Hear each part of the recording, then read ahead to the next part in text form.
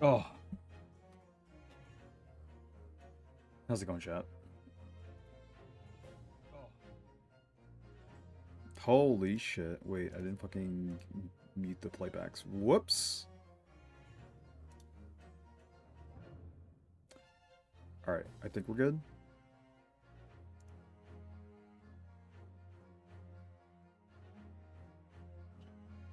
Ah, alright, we're good. Alright, well, I guess let's jump right into it.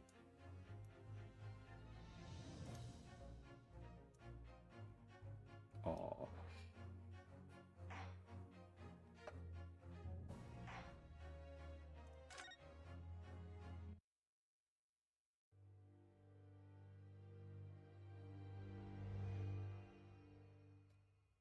Up the clouded Kokoro.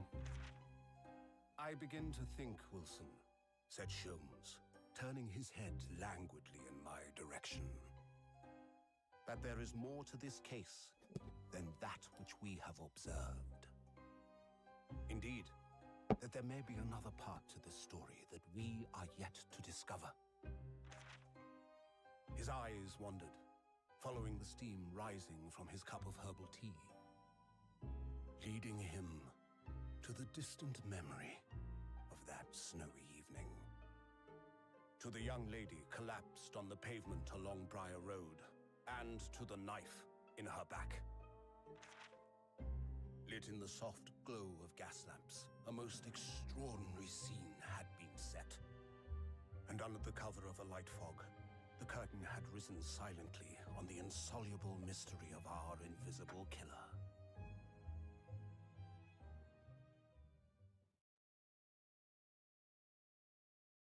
Oh, we're back here. The Lord Chief Justice's office. Is this an actual title? I was wondering yesterday, and it's it sounds just pretentious enough to be an actual title in the UK. Lord Chief Justice. Oh my god, it actually is. Oh god, they have an emblem. Oh, it's Lady Chief Justice. Huh. Well, good for her.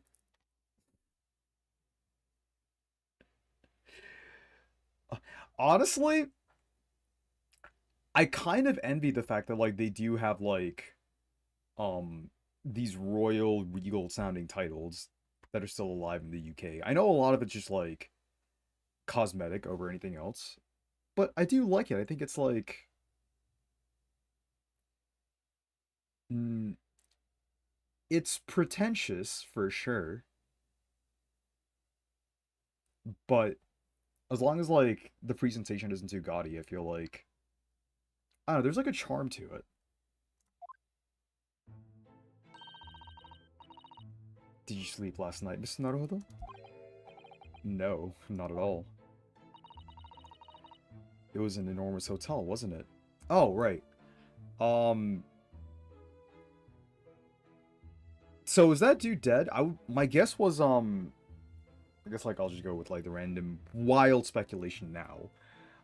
I thought like that dude was escaped, but he was working for someone, and like McGilded was the person that was stuck inside the carriage that was caught on fire.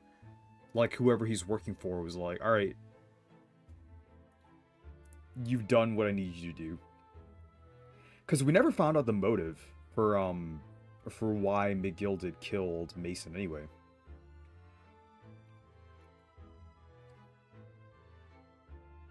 So that's pretty interesting. It was an enormous hotel, wasn't it? The rooms were so luxurious, I felt like we were staying in a palace. And with all the gaslights twinkling, it was brighter than the day even in the middle of the night. What about the enormous beds? After my time on the SS Beria, I wasn't going to waste a single inch of that space. I spent the entire night rolling from one side of the mattress to the other. Oh my god, he's actually adorable. Oh yes, it was the sort of night you can only dream of normally. Except, when I learned that we owed £3 for the rooms, the dream quickly turned into a nightmare. Whoops. Sorry about that. The building was so impressive and the entrance so inviting, I just wandered in without thinking. In a lodging house in Japan, the sum of money would put a roof over your head for a whole year.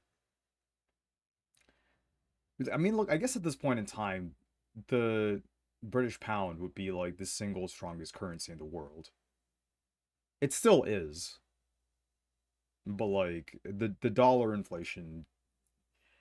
You know what? I don't want to date this VOD. It's fine. Yeah, that's a lot of money. I did try, but I'm afraid I couldn't help my tears when we were presented with the bill. Relatable! Oh, I really am sorry. Well, never mind. We must find some more affordable lodging straight away, though. If we're not careful, our entire stipend will be used up in 10 days or less. Ugh, London is a scary place. Still is. Ah, good morning. Good morning to you at this early hour. Oh, right. Oh, yes, well, are you behind all of it? Good morning to you, Lord Chief Justice.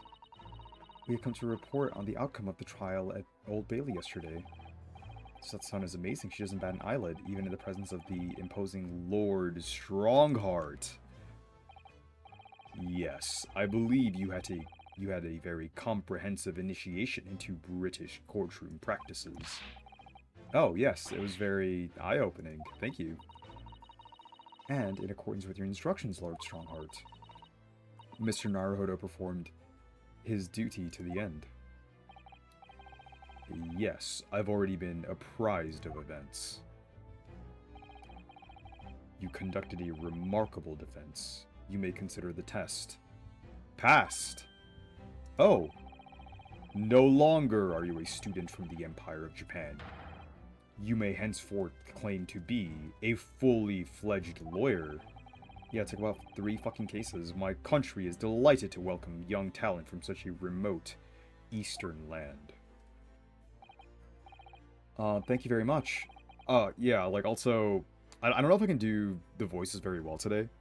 I was also failing yesterday, but I think, like, I'm a little sick. It started yesterday, which is why I was, like, really shitty and seemed really tired yesterday, because I was. But it's definitely, like, a little worse today, so hopefully by tomorrow it'll pass. It's usually, like, a 3-day thing, so I'm sure I'll be fine. Or I'll be dead. Thank you very much. So, I'm a lawyer now. Now, in the view of your new appointment, I have a fresh case in mind for you. I'd like you to take it on at once. I trust that won't be a problem. Oh boy. Alright, wait, hang on. Public. Alright, that's better. Whew. Another case already? Nothing trains a lawyer better than practical experience. I'm sure I don't sense dissatisfaction, do I? It's just that yesterday's trial ended unusually. I haven't quite come to terms with it. What's to come to terms with it? That the man was cleared. What more were you hoping for?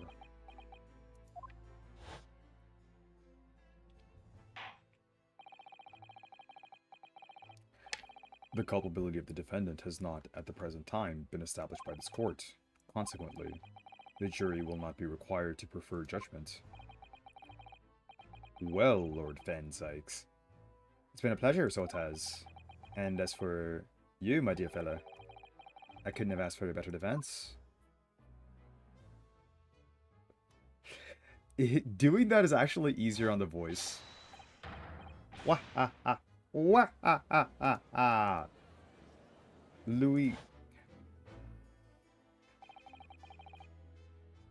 I just can't help wondering if Mr. McGilded really was innocent. Mr. Naruhodo. It's just that I never imagined to ascertain the truth, and then the trial ended. Well, you needn't let it trouble you for a second longer. Sorry? What do you mean? Lord Strongheart. He's now well done.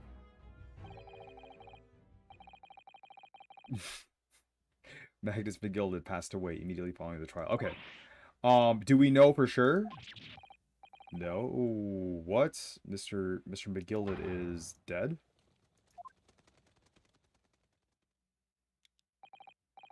I have 19 minutes and 41 seconds until my next engagement. Time enough to talk.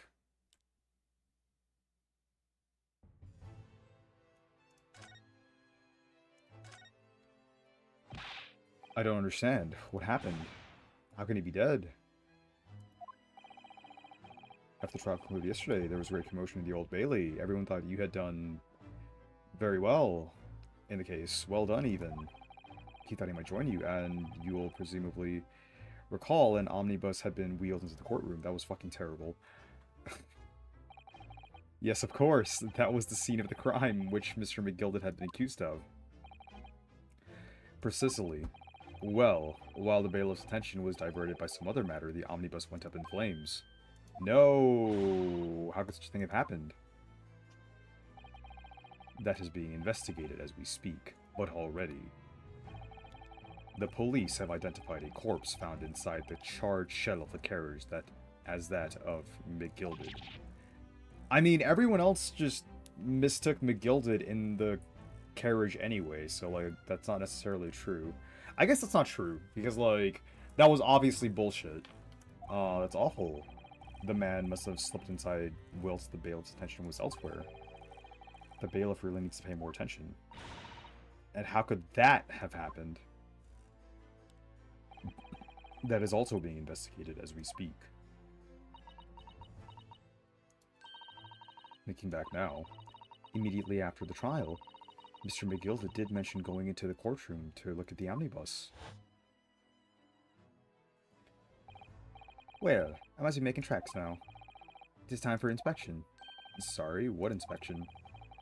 They're going to examine the omnibus again, so I'm told. That sounded a bit like Cartman. Oh, God. I asked if I could be present for myself. An inspection of the omnibus. Not to my knowledge. I don't believe Scotland Yard had any intention of re-examining the carriage. But then who was Mr. McGilded talking about? Never mind that now. So it was you. The Yard is making a thorough investigation. This matter is no longer any concern of yours. Leave it to the police.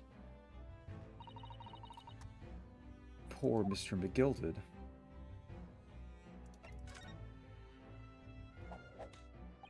So, how did you find your first taste of our country's Supreme Court? Oh, well, I don't know. I mean, it was wow. Yeah, pretty much. Mr. Naruto means that the whole experience was steeped in the solemnity of Great Britain's long history. It's really a world apart from our own judicial system in Japan, which is only a few short decades old. Wow, Suzato-san has such a way with words. And you seem to he seems to have a way of failing to find the right ones.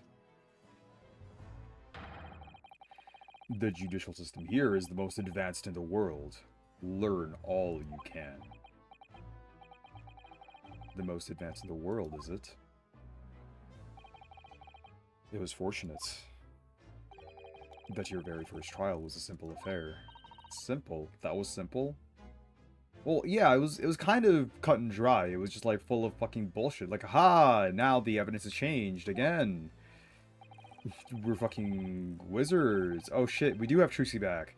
As I believe I mentioned yesterday morning, it was a trial you couldn't lose. It's magic. We're just never gonna leave Danganronpa 3. I don't mean to be contrary, Lord Strongheart, but the case was anything but simple.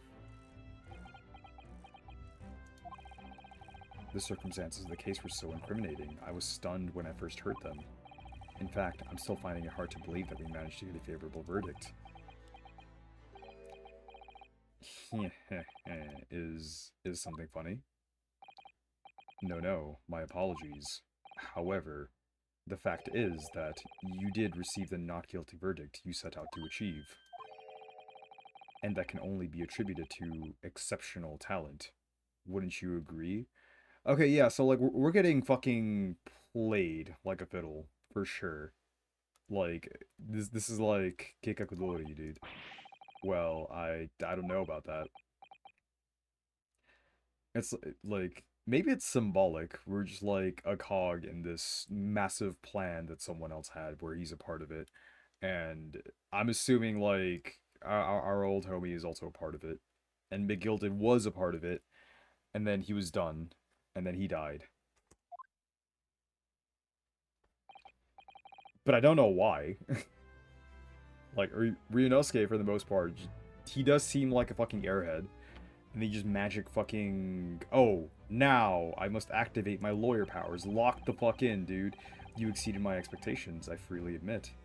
That much, at least, is an undeniable truth. Which is precisely why I have prepared the new case for you that I have mentioned before. What's going on? What was he going to say before? He does seem fairly observant, for sure. Like, when there's, like, small gaps, or when people are, like, a little strange, like, the game obviously doesn't show us because there's limitations to the game, where, like, we're looking at a sprite. Sometimes they're, like, very obvious about it, but, like, he noticed, like, the small gaps or, like, little pauses. And I think, like, very often when we were playing as Phoenix or, Apollo or even Athena, sometimes they noticed it, but sometimes they didn't. Like, I think Phoenix noticed it more than the other people, which is kind of interesting to think about. And Apollo's whole thing was the observation with his bracelet.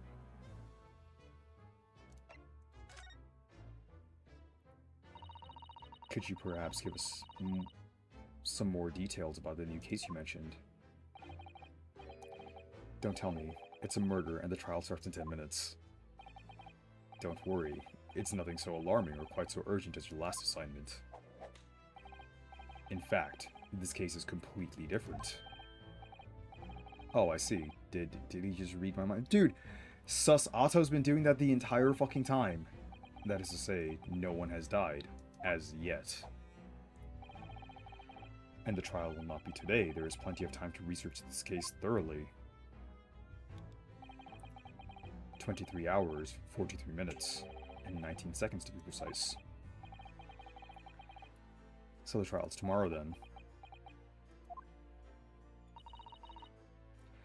Is everything alright? Oh, yes. I'm just a little confused, that's all. Yesterday's trial was... well, it's left me wondering if I'm really cut out for being a lawyer. Oh, Mr. Naruhodo.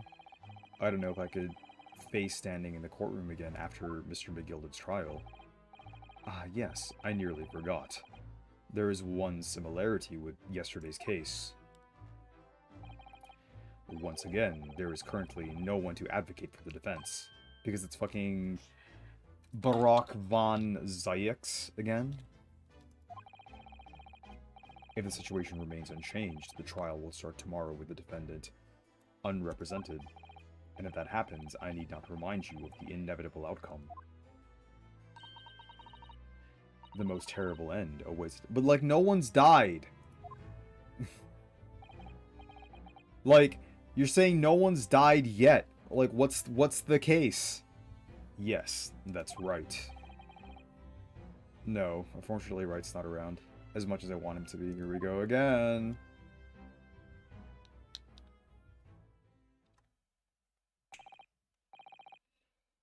Your time is up. You will have to excuse me. I would advise you to begin making preparations for tomorrow's trial.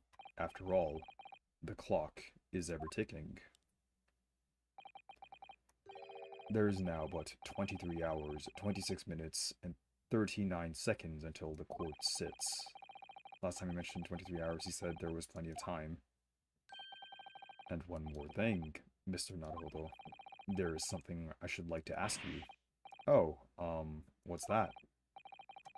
Yesterday, you remarked upon something. That you intend to see through the will of your late compatriot, Mr. Asogi. I would be interested to hear what exactly you mean by that. Inside 34 seconds. Oh, well, Kazumalas used to say, you see, that he wanted to learn how the greatest justice system in the world worked so he could change ours in Japan. Now that he's gone, I'd like to work towards that myself. And there's another thing. Oh. Another thing. Continue. On the way here, on the steamship, he said something to me. There's something very important that I have to do. Something very important. And what exactly would that be? He never had a chance to tell me. I suppose he would have done if he'd ever made it to Great Britain. You're out of time. Well, thank you for an enlightening discussion. Mr. Naruto, what's all this about? Mr. Asogi never once mentioned anything of the sort to me. Well, yeah.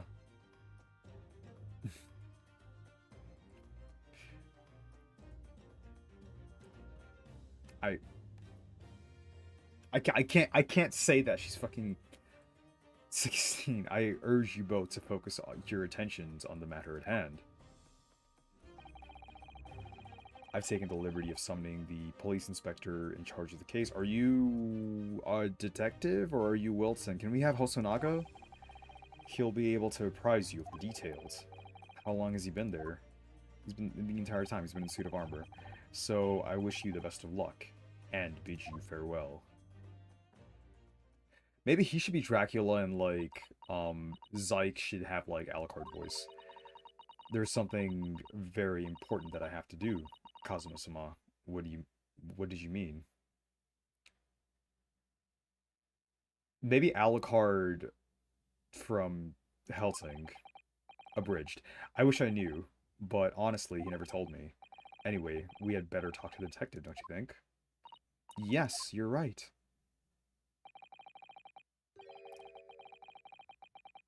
I hope I'm just imagining it, but I wouldn't say he looks pleased to see us at all. Are those fries?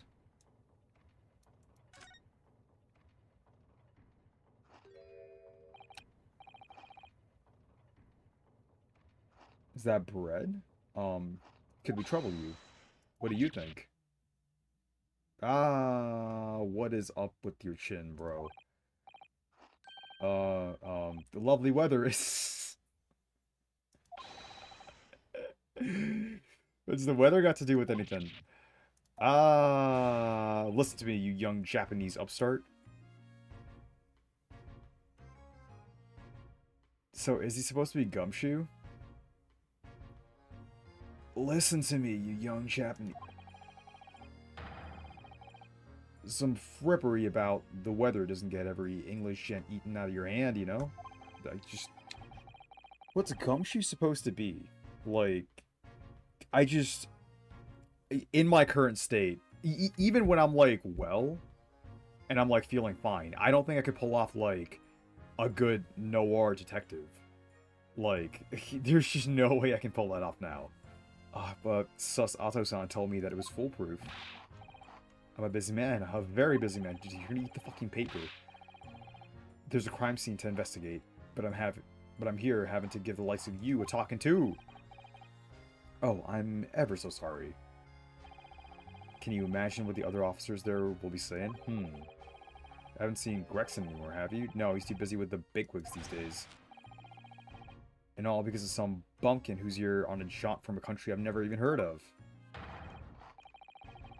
Hear that ripping sound? That's my reputation at the yard, going to tatters. Maybe it's like part Gumshoe, part Emma, and these are like the snackoos. There's no need to rip us apart as well. I don't believe we've been introduced. This is Mr. Ryunosuke Naruhodo, a defense lawyer. Huh? It's a pleasure to make your acquaintance. I'm Mr. Naruhodo's judicial assistant, so... It's lovely weather we're having today, isn't it?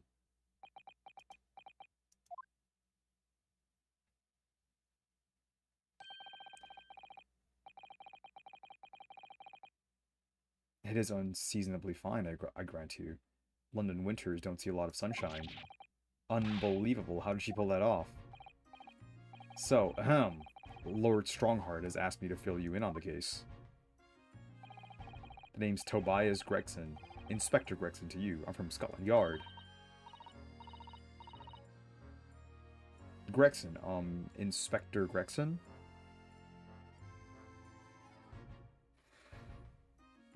Maybe you get to be Halligan. What's the matter with Sato-san? Does the detective name mean something to her?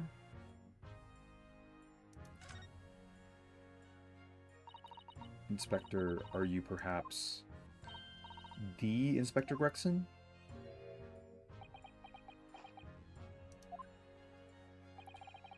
You're acting like you know this man, Mrs. Sato, but he's a London detective. Oh, I do know him. Very well, in fact. Very well? Yes, he features prominently in the adventures of Sherlock Holmes. Oh, in that publication. What's it called again? Ranced Magazine? That's right, Inspector Gregson and Mr. Sholmes enjoy a wonderful friendly rivalry. Really? You rival the great Mr. Sholmes? That's incredible. Oh, well, I don't know about that. Mr. Sholmes isn't a professional like myself, of course, but he does come up with the goods from time to time.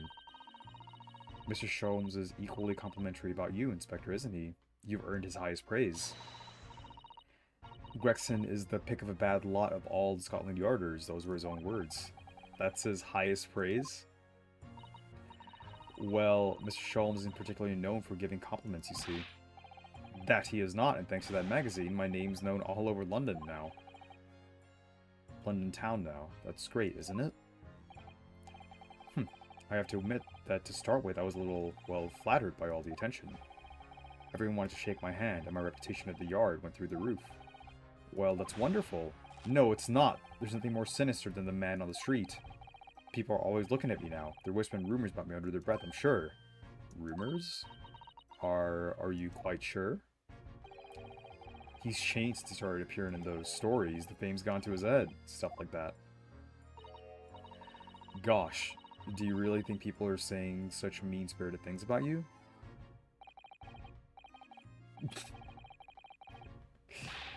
Did you use your fame to rack up a potato tap that you're not paying?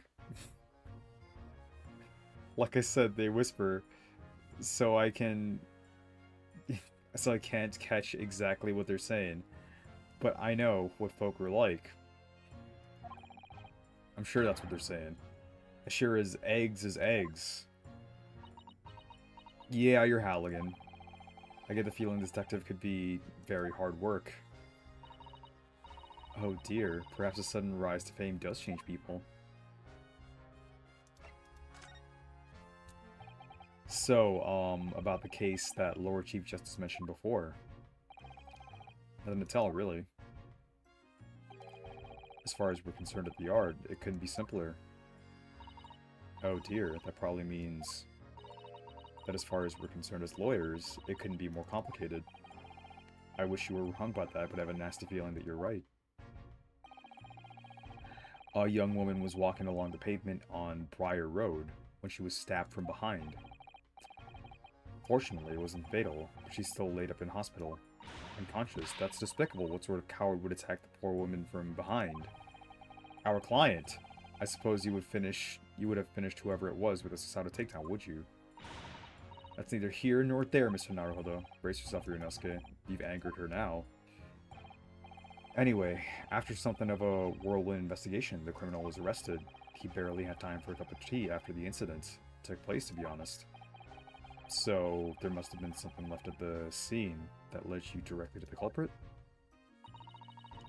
Or perhaps a reliable witness who recognized the person in question. Let me stop you right there. You're wasting your time on this one. Sorry? There's nothing you can do. There's no way to help the bloke now. Why ever not? Simple.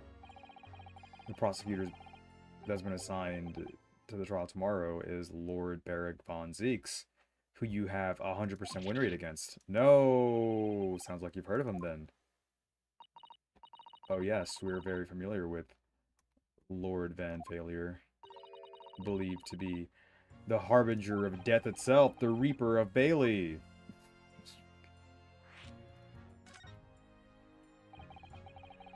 Lord Barrick von Zeeks, who we faced in court only yesterday. Mr. McGilded told us about him before the trial, didn't he? When Van Zeeks stands for prosecution, they call the accused as sacrificial lambs. And in every single trial in which he's been prosecuted, the accused has been damned.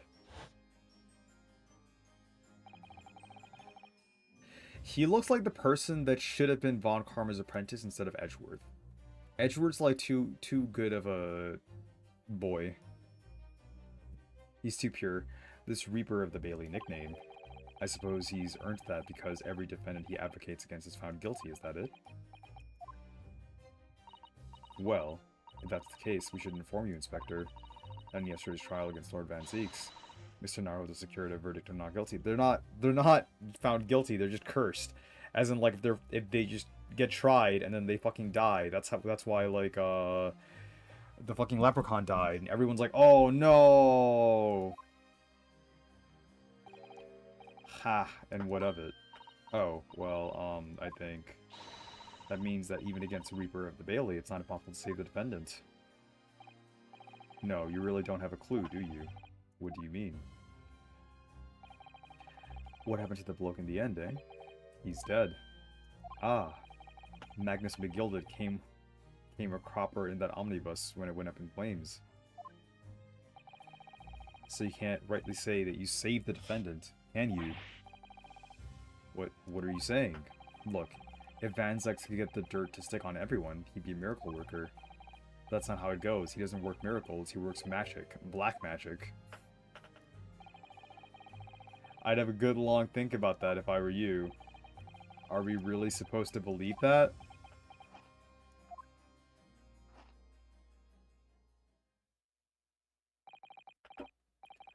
Right, well, I filled you in as requested, and I'm very nearly out of chips. I mean, like... So the witch is burning people in London? In Britain? In the olden times? The witch is burning people.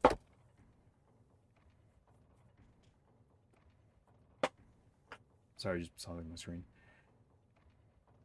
The witch is burning people in England. I think you're jumbling the words in your sentence. Right, well, I filled you in as requested, and I'm very nearly out of chips. So I'll be heading back to the crime scene now. We're still carrying out a few investigations there. It was Briar Road, you said, didn't you? Where the incident took place. That's correct, ma'am.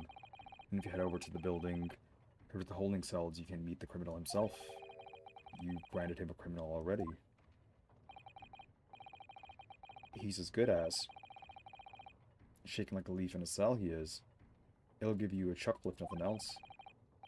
He's inmate 53. Speak to the jailer and he'll show you the way. Inmate 53. Thank you.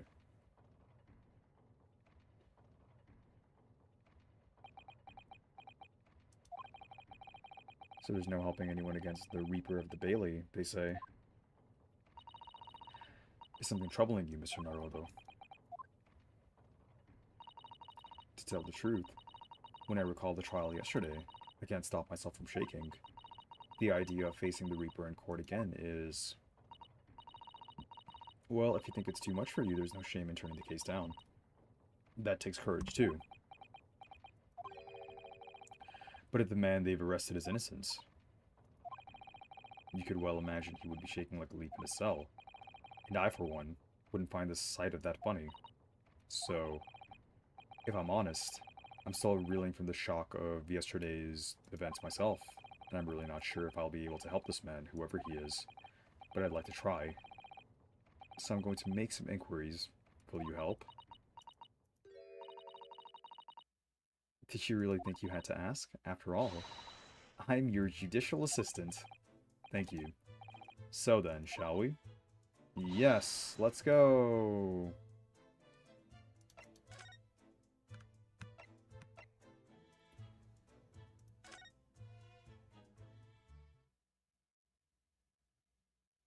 Ooh, this is different.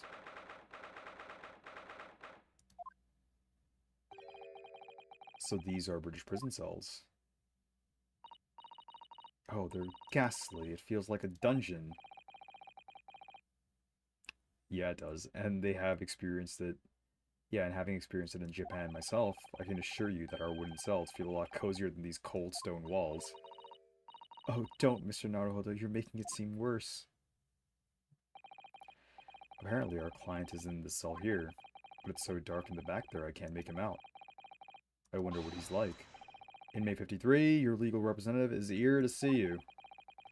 Stop hiding in the back of the cell and show your face at once. Am I a cat, as yet with no name? Calling me by a number. It's utterly, unbelievably, unjustly, unreasonable. I refuse to answer. Oh boy. Mr. Naruhodo, what do you think is going on here? I have no idea, but I wasn't just hearing things, was I? That tirade of complaints was in Japanese.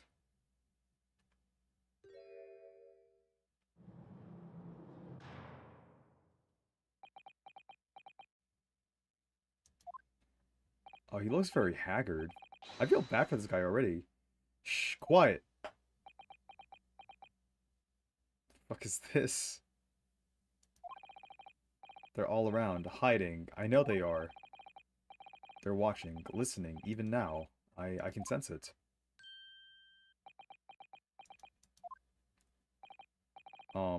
Right, so could I ask you who exactly... There you are. You come to curse me, haven't you? Don't try to hide it. You're a ghost. A ghost!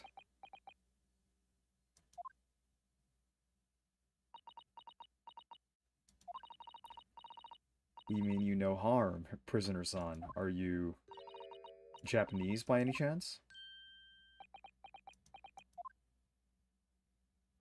No, he's possessed by Japanese spirit. This is beyond my wildest dreams! Oh god, the fucking teeth. Holy shit.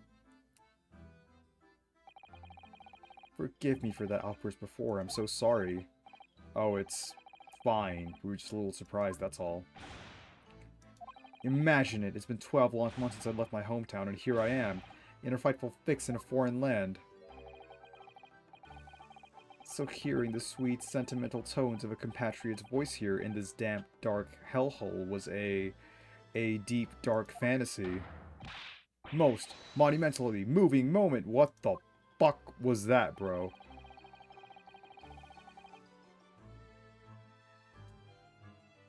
You know what? This is a good point in the music. I'm gonna go get a drink.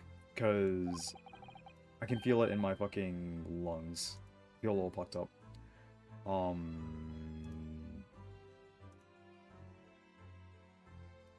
BRB?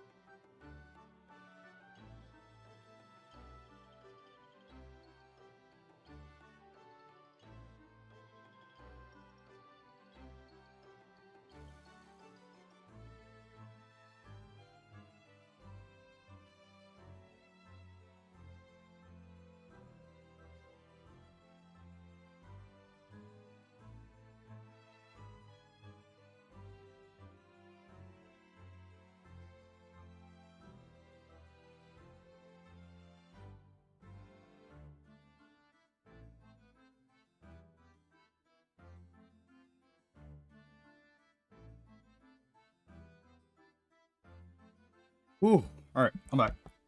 I got some tea. And some granola. I don't know, dude. I don't know what to do. I do feel fucking ill.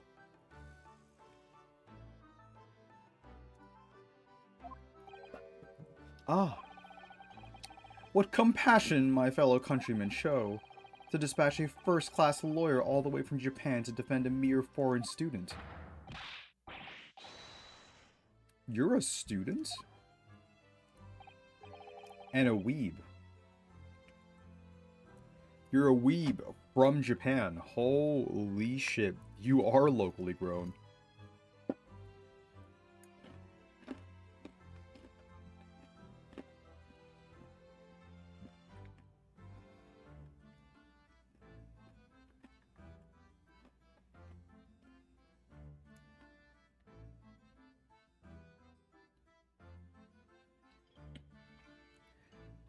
A first-class lawyer? Oh dear, I think there's been something of a misunderstanding here. I wonder, would you be so kind as to tell us what's happened? Why you've been detained as a suspect, for example? Yes, yes, I can. I will. Shan't stay sullen and silent.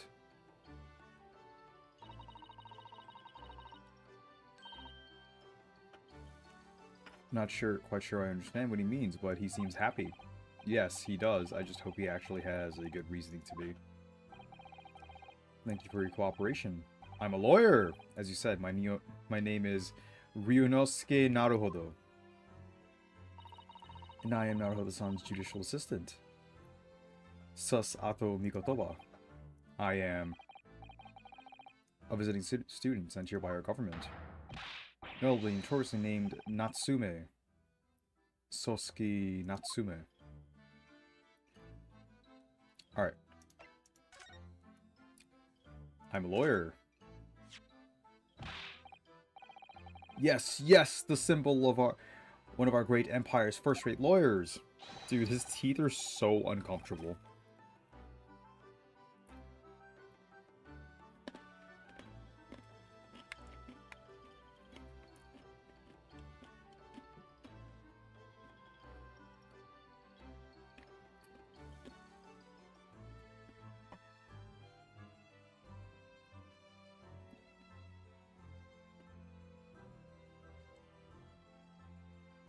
Which means, of course, you'll stand by my side. You'll defend me. Oh, no, sorry. That wasn't why I was showing it to you. Then why else would you show me that? Oops, in hindsight, that probably wasn't the best idea. It's always the best idea. Always. Okay. Please stop doing that.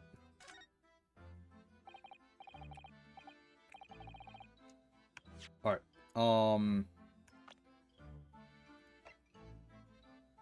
A scholar sent to Britain by the Japanese government to further the study of English. He's the defendant accused of attempted murder.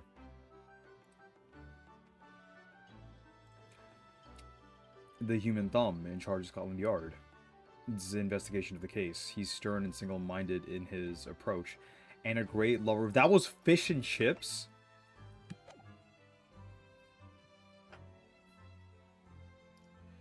Sosuke Natsume-san? What an unusual name. Call me Soseki, please. I'm a poet, you see, a writer of haiku. It's something of a nom de plume. A nom de plume? You mean an alias?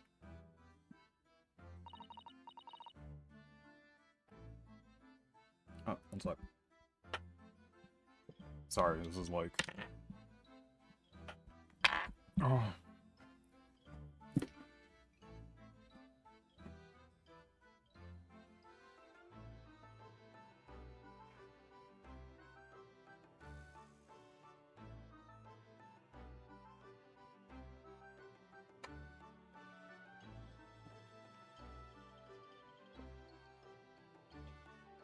Alright, I got some napkins.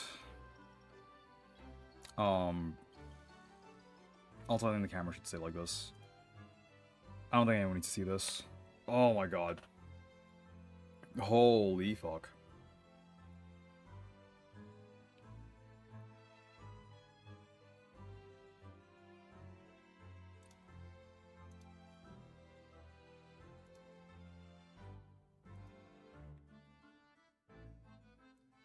That's right, Naruto-san. No, no, no! Don't be so prosaic. It's much more refined than that. And haiku. That reminds me of home. That really reminds me of home.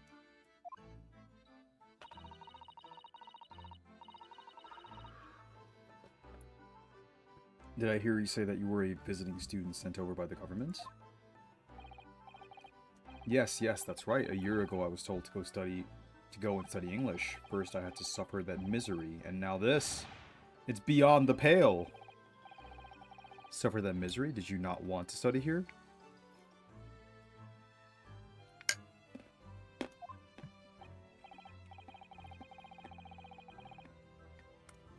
No.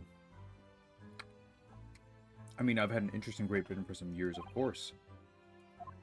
Oh, but just because the government tells you to do something, does it mean you can do it? No. What do you mean? If they told me to study English literature, that I could have understood. That's my field. But no, they told me to study the English language. Utterly, unbelievably, unjustly, unreasonable.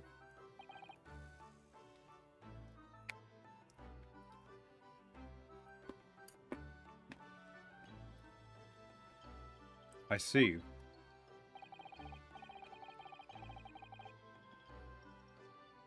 Only the other day I was told to send a report back about my first year here. I tendered a blank piece of paper. Wise words on white washi. Words on white washi. Those aren't even haikus. You must be a man of great standing.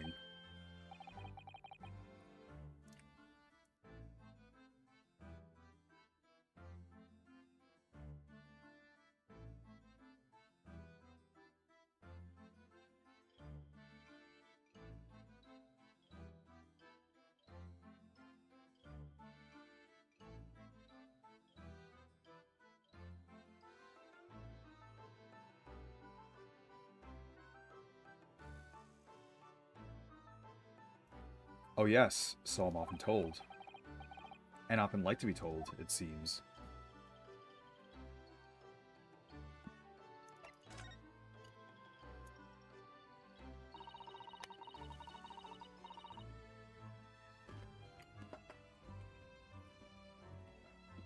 Could you perhaps tell us exactly why you've been arrested, Soseki-san? I didn't do it. I didn't commit that atrocious murder. Was me. Murder? Oh, no, no, it's alright. The woman actually didn't die, did she? But she was stabbed with her knife. Right before my eyes! Before your eyes? You mean you saw the attacker? I didn't see anyone. What? If I'd seen the person who did it, do you think I'd be locked up in here? Oh dear, it seems this case is becoming rather complicated. Why me? Why me? Why did that silly woman have to be stabbed in front of me? It's the curse of London. It's incredibly, inexcusably, irritatingly... Okay, this is getting really annoying. So Soseki-san was there at the scene, but didn't see the attacker. It's vital that we find out more about the case. So what did you see?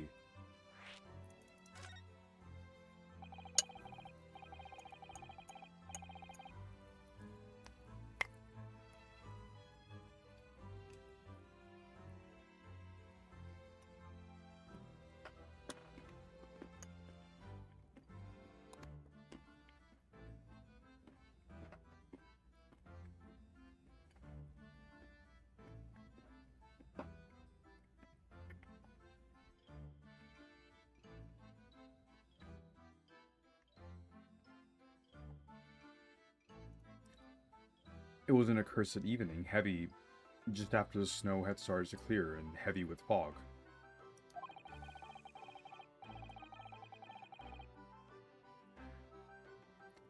I'd been to the bookshop to buy some books, and I was on my way back to my accursed lodgings.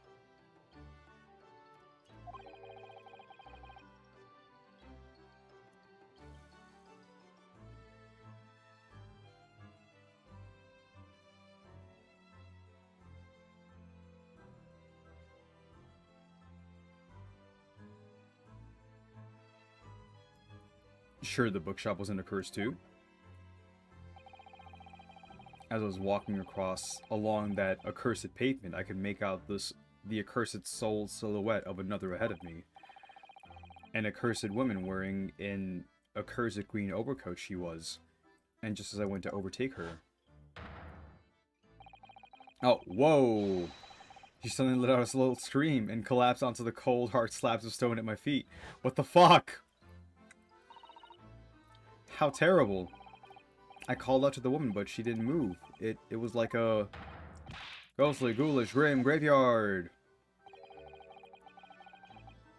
Oh my fucking god.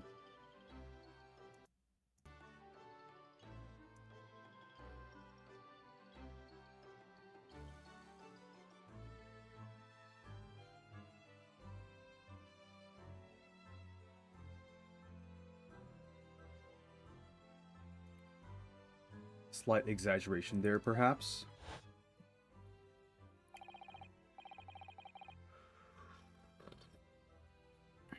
I was terrified. I had to get away from there. So I ran. I ran as fast as my legs would carry me back to my accursed lodgings. That's not good. They'll say it was shameful, you know, to run away like that. Tell me, Sosuke-san. Was the victim an acquaintance of yours? Don't be ridiculous. Do you think I know any of these fair-haired English? And a young woman at that. I'm diffident, shy, timid, unsure. I can't talk to people. I see. A young woman, unknown to Sosuke-san. And at the time it happened, who else did you see nearby? Did anybody pass you? Regrettably, apart from myself and the woman, I didn't see a soul. Did she do it herself? No one? Oh, great.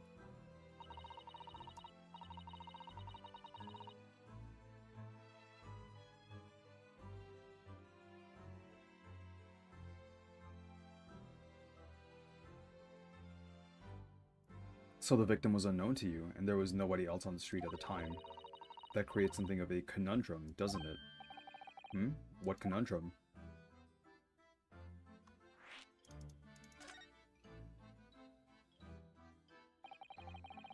What do you mean, Susato-san? What's the conundrum? Well, if what Tosuke-san told us is true, there's something I can't explain. He says he didn't know the victim, and that there was no one else at the scene. Then he apparently fled without having been seen. I did. But if that's the case, who the fuck reported it to the cops? Surely this man has to be the culprit. Are you... What did you just say? Nothing, I didn't say anything.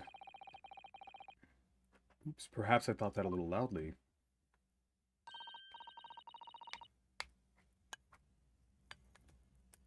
Is this our superpower? We can't keep anything to ourselves?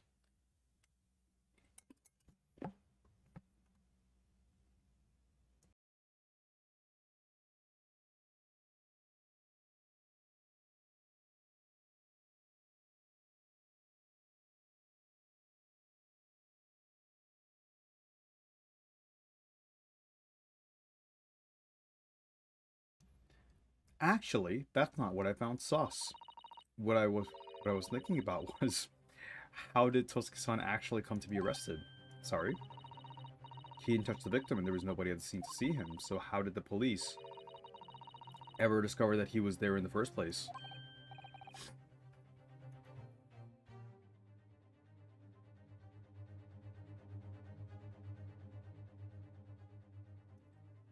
Oh yes, she's right.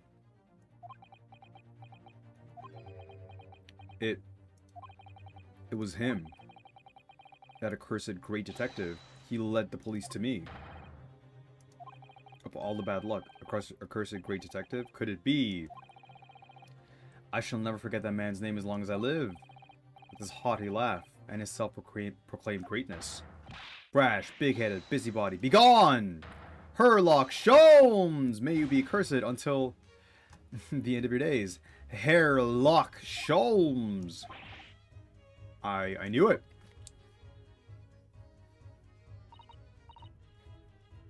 Mr. Sholmes.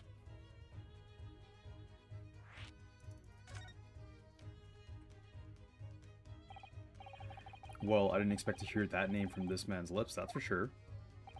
Didn't you? I mean, we both work in the field of law, so... Alright, whatever.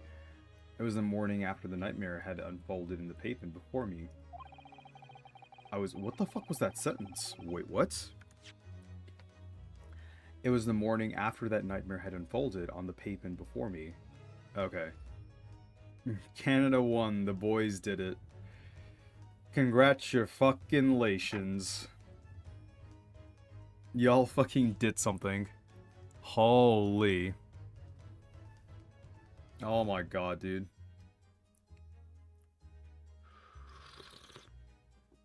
Oh. That's good. Well, it's nice to know you're in high spirits. Dude, I am, like, not well today.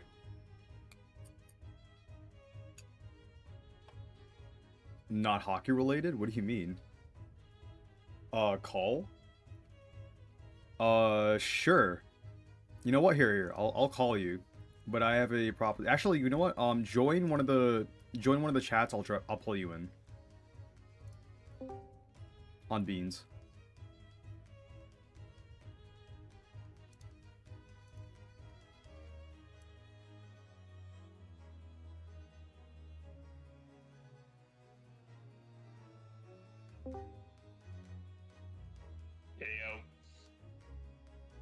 Oh man, I can't believe it.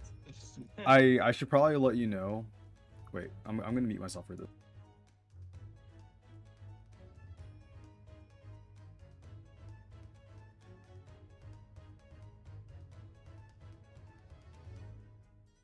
Are you like really sick? Oh shit. Sorry to hear, bro. I got. Okay, yeah, you're asking the wrong guy, but. Ooh. I'll let you prep yourself a little bit, because, yeah, like, so, what's up with Canada?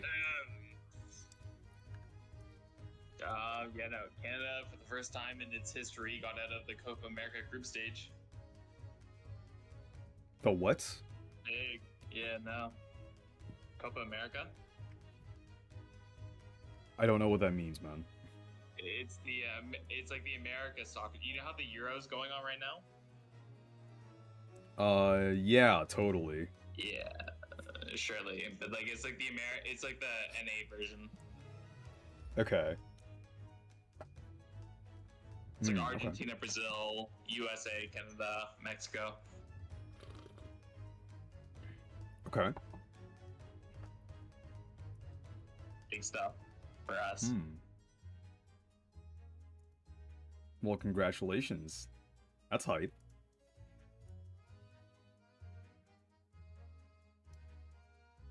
I mean, our country's only ever known for hockey, so I'm down. I kind of like it. Yeah, I'm sure, like, your dad's happy, right? Because, like, isn't he the man, the patriot himself? My dad? No, yeah, I mean, like he loves all the shit with the Canadian sports, right?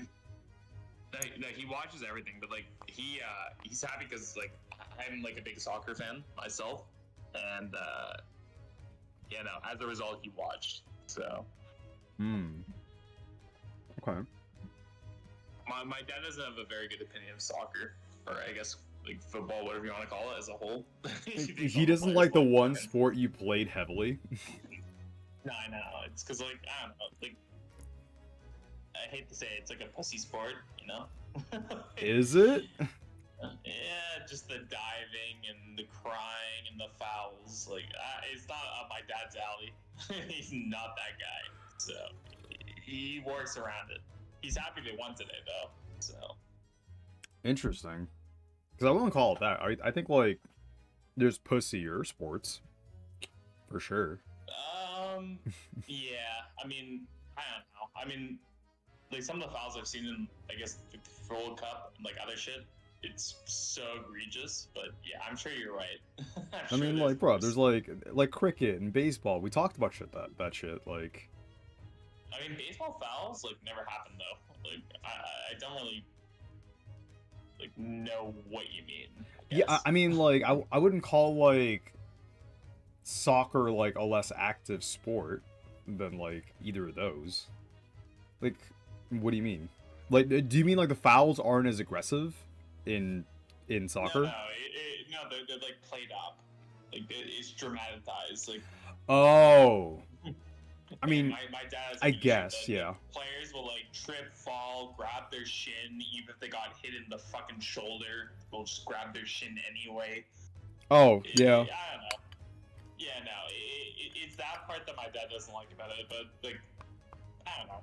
I mean, I feel like that didn't happen very often. Like, it was only like a few players sometimes did it. No. It's all the time. Really? Even in like today's game, like Canada versus Chile, like multiple players were like taking dives, just like grabbing their fucking shin. It's just like, bro, really? Like, come on. Fuck. All right, well that's pretty whack. Yeah. I mean, like it's part of the sport though. You try to sell like a foul to the ref, I guess, but it's just so egregious in soccer / football. It's so annoying to me.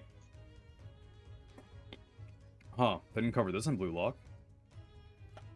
No, I know. They never cover the dive taking ability. It's just like raw talent. I wish it was like that.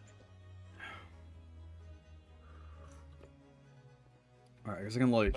I feel a little better, or at least a little good enough to uncover the camera, so... Oh, holy shit, dude.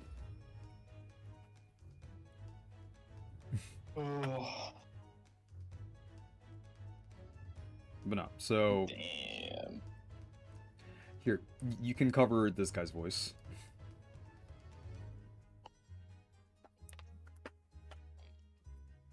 I was gnawing on my silver of hard cheese when some men suddenly burst in through the door. Okay.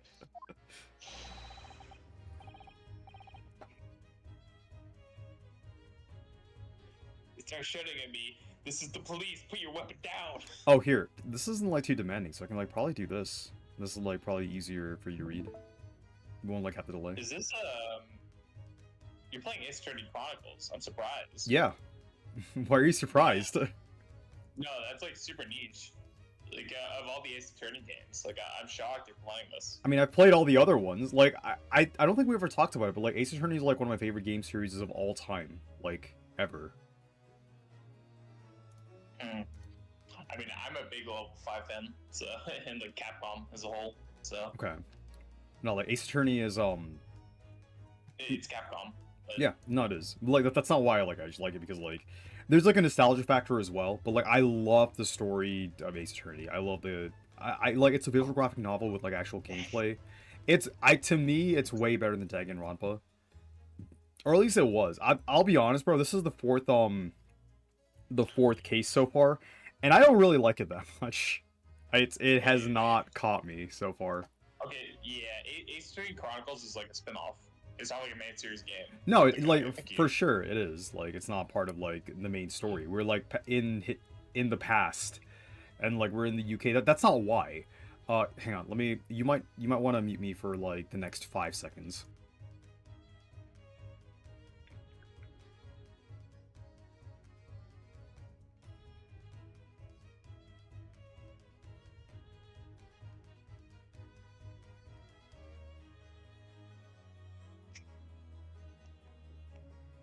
Are you allowed to play trailers on your stream out of curiosity, or no?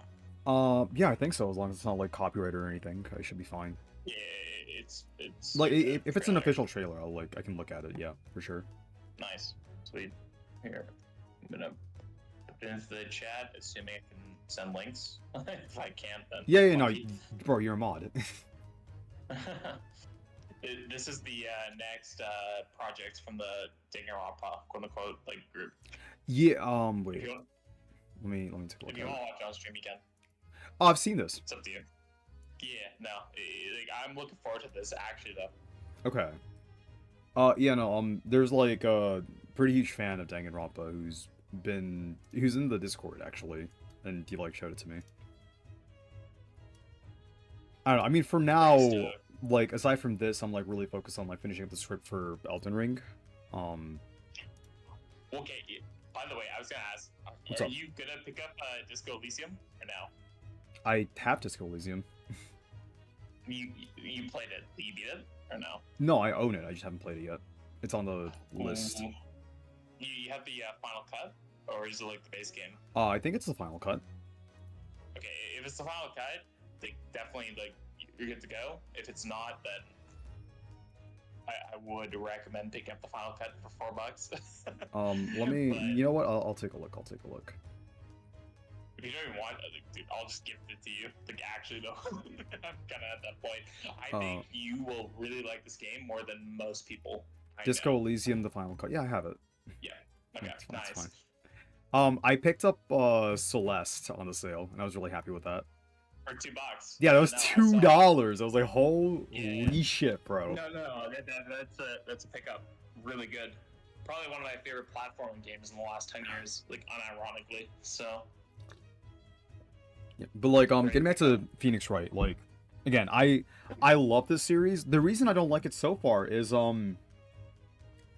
there isn't like the story feels kind of whatever so far. Like it hasn't like the story hasn't been interesting overall. First off, and so far it's like mostly felt set up, but like we're still setting up into the third case, and the structure is more like it's trial and then investigation and then trial. The investigation doesn't have a lot in it. Like we had two of the Sherlock Holmes investigation things, and like the rest of it was just like dialogue. There's even less gameplay in this game that there generally is in the Phoenix Wright games. Like it's like a spin-off for fans that were like kind of thirsty, I guess, like in between launches. But yeah, no, it's not like a fantastic game. Is what I'll say. It's okay. it's great. funny because like so my cousin who I grew up with and we sort of like played Phoenix Wright at the same time. He had like really high praise for this. And like he's like, oh yeah, it's gonna like love. I was gonna love Sasato, and I was gonna love like the character, and like, dude. So I think Sasato so far is like my least favorite assistant. I would rather have Maya here. So in my opinion, this is like one of the weakest like Ace Attorney games of all time. I mean, I'm gonna reserve judgment until like I'm done with the entire like, because I have the Chronicles here, right? So it's like 2 games apparently together. I'll play through all of it because like I still like Phoenix Wright, but so far it's just very little actual gameplay. Like this is case 4 and there's 5 cases and we've gotten nowhere. I mean, like you're Mr. Streamer and everything, so it's like up to you. But is there any shot you could give another game like 20 minutes tonight or no? Is that like, possible? I'll be down. Yeah, no, I would like, dude. If you play through Disco Elysium, I will watch every second of it. Like, I'm not kidding. It is probably my favorite indie game of all time, and I think you will like it more than most people. Okay. I think if I do Disco Elysium, because like it's on the list, and whenever like a game is on the list and I start playing it, I want to play it in its entirety. So I'm not. Would you be willing to start tonight though? No. Like at some point. Not tonight. No. I can. So the idea right now is I'll play this, and the next game is Hollow Knight. But like I could play either Hollow Knight or a Disco Elysium. It's like an either or kind of thing. It depends on like what you're in the mood for, I guess. Mm-hmm. I'm not gonna like force Disco Elysium down your throat, obviously. No. Like you don't have to. I'm already gonna play Disco Elysium. It's just a matter of when. The thing is, like, I'm not gonna like a game that I'm going to play in its entirety and is like already on the list. I'm not gonna like play like a bit of it and then like enter like cut them with like another game. I don't really want to do I that. guess my question is, like, are you wanting to like complete this game or no? Yes, I'm going to complete this game. Okay. Like, again, this is just like my judgment so far. My judgment so far is I'm not really enjoying this game as much. Like, maybe I'm expecting too much out of the game, because like I'm such a huge fan of like Phoenix Wright. Yeah, I'm like I'm a fucking, like, for all intents and purposes, I am a Phoenix Wright super fan. But so far this game has like not impressed me. Like, I'm not very invested in the game. It's good. But like I said, would you be willing to put 20 minutes into Disco Elysium? Like, it could be later too, like whatever you want. No, I don't want to do that because like Disco Elysium is very narrative heavy. I don't want to play it for 20 minutes and then like play this game for like the next week ish and then start playing Disco Elysium. Like, Man. yeah. Such a quality difference in the game itself. But okay, yeah, no worries. I'm sure. Like, I again, I don't want to judge like Disco Elysium and what it is because like it's obviously like already considered to be like one of the goated games. Yeah.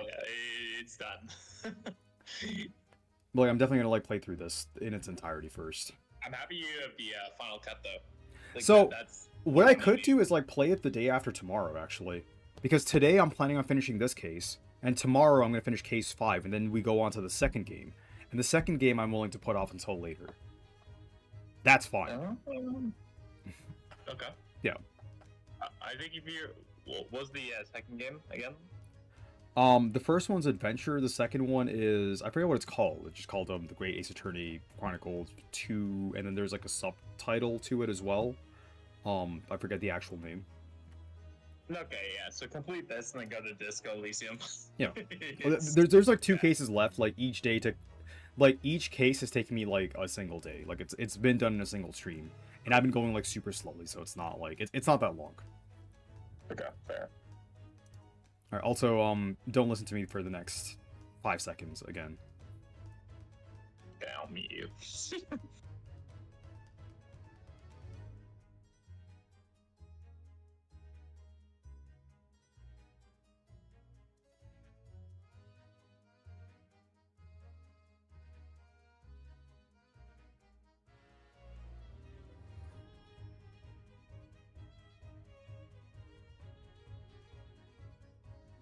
Oh, baby.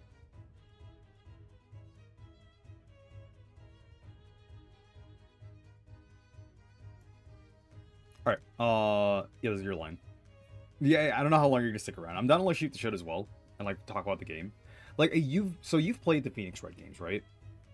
Yeah. No, I played this game. Okay. So what did you think of it? Like, yeah. I think it's like an inferior Phoenix Wright game. I don't think it's like worthy of being called a mainline title, but it's like a good fan game, I guess. Like, if you're looking for more Phoenix Wright after you've beaten all of them, you play this game. Okay.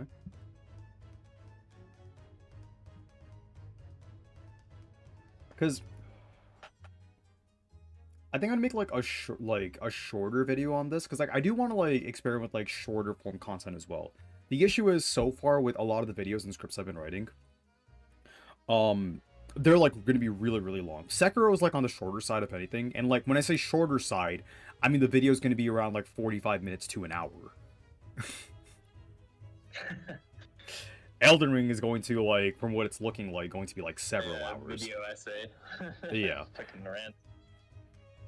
Because like there's just so much to talk about and cover in Elden Ring. Like, it's just an insanely large game, and like the scale is a massive part of it.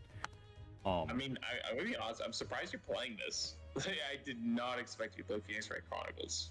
Good God. Like I again, like I don't think we've ever like really talked about Phoenix Wright, but I like never shut up about Phoenix Wright. I like gush over it constantly. I just didn't know if you play Phoenix Wright. But no, Phoenix Wright is one of my favorite game series ever. Like, ever. It's great. I mean, like, to be honest, it wasn't my first quote unquote like game. I started with Professor Layton, and then I moved on to Phoenix Wright, and it's better, like, in every regard. But yeah, I mean, I enjoy Professor Layton. I played like some of them. I don't think I played all of them. But Professor Layton was Um, fun, but I definitely like lean on the Phoenix Wright side of the camp of like no, which game I Phoenix prefer Wright's like personally. always better. No, it is. I agree. I think Professor Layton has two great games that are matching the Phoenix Wright series, but the rest are kind of whatever. I also didn't like the crossover game. I'll be honest, bro. I thought the crossover game was really fucking dumb. Yeah, it was bad. You're talking, yeah, the 3DS game. I owned it. Yeah, dude, that shit. Oh my god, the fucking story just was like, oh my god. Well, it was terrible, but it's funny because they put like a lot of money into the cutscenes. Like there were so many good clips in that game. Oh no, Like for sure, IRL. 100%. I completely agree with you.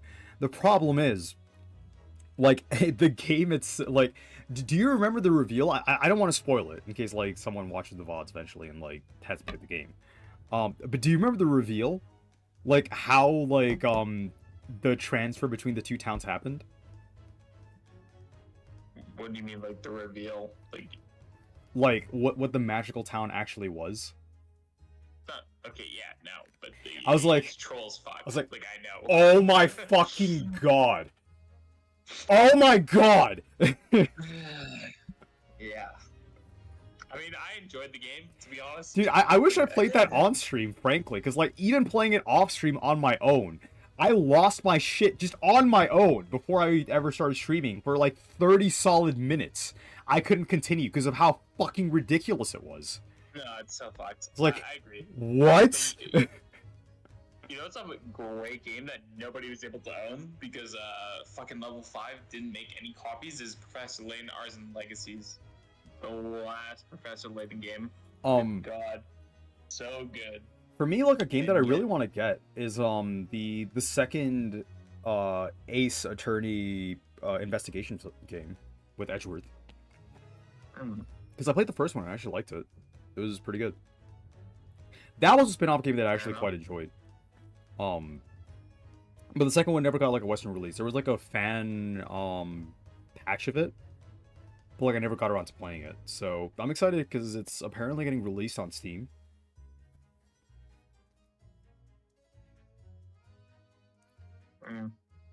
And also, mute me again for the next.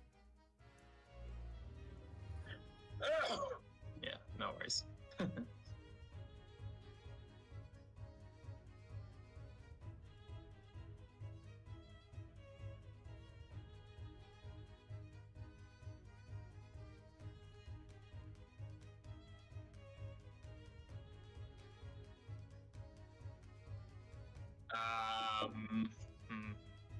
What was I gonna say? Buddy, I am not gonna talk for this guy the entire time. What back from Texas? Woodside tomorrow.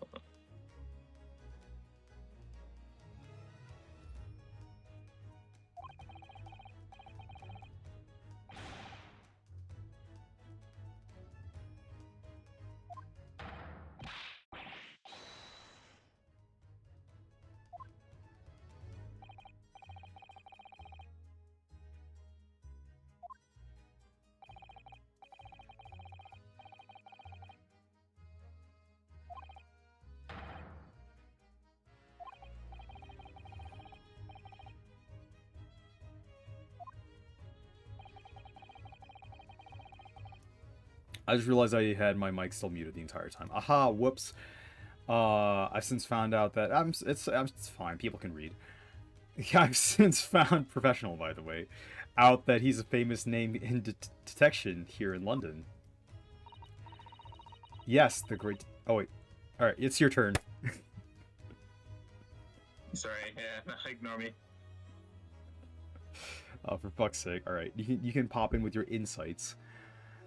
Yes, the great detective is really very well known. And his overly sharp mind managed to deduce my whereabouts, apparently. He thinks I'm the knife-wielding madman. Me?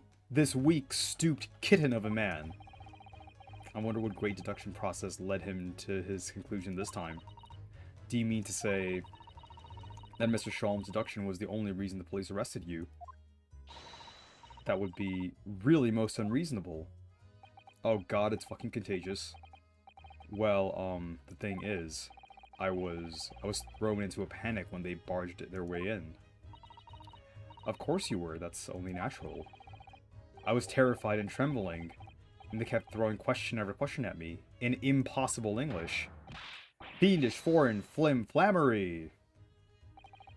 Well, we are in England, you can't really blame them for questioning you in English. Isn't that what you're fucking here to study? Good point, good point. But my mind went blank. I knew I had to answer, but I didn't know what to say. So I just kept repeating things like, yes, I do, and I'm fine.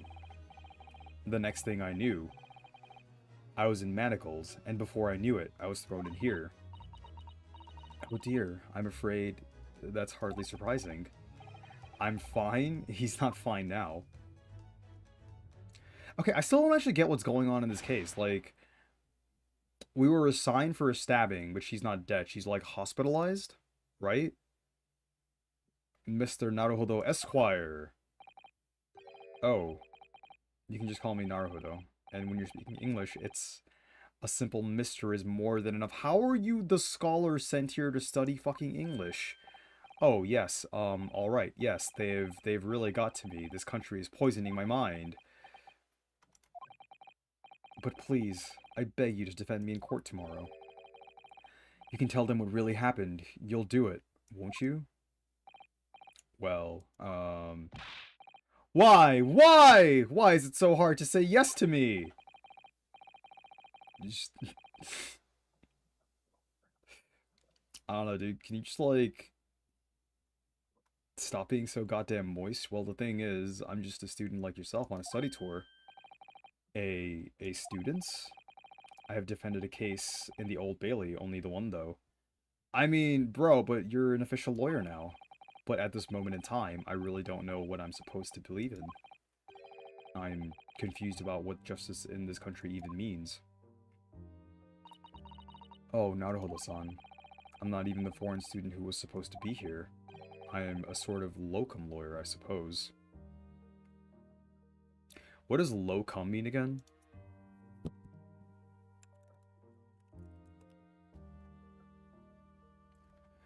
Is a person who temporarily fulfills the duty of another. Oh, you're filling in for them because they're low on comm. Okay. But that armband, that's the mark of a defense lawyer from our great empire. It's a keepsake from the man who should have been here. He was my best friend. A keepsake.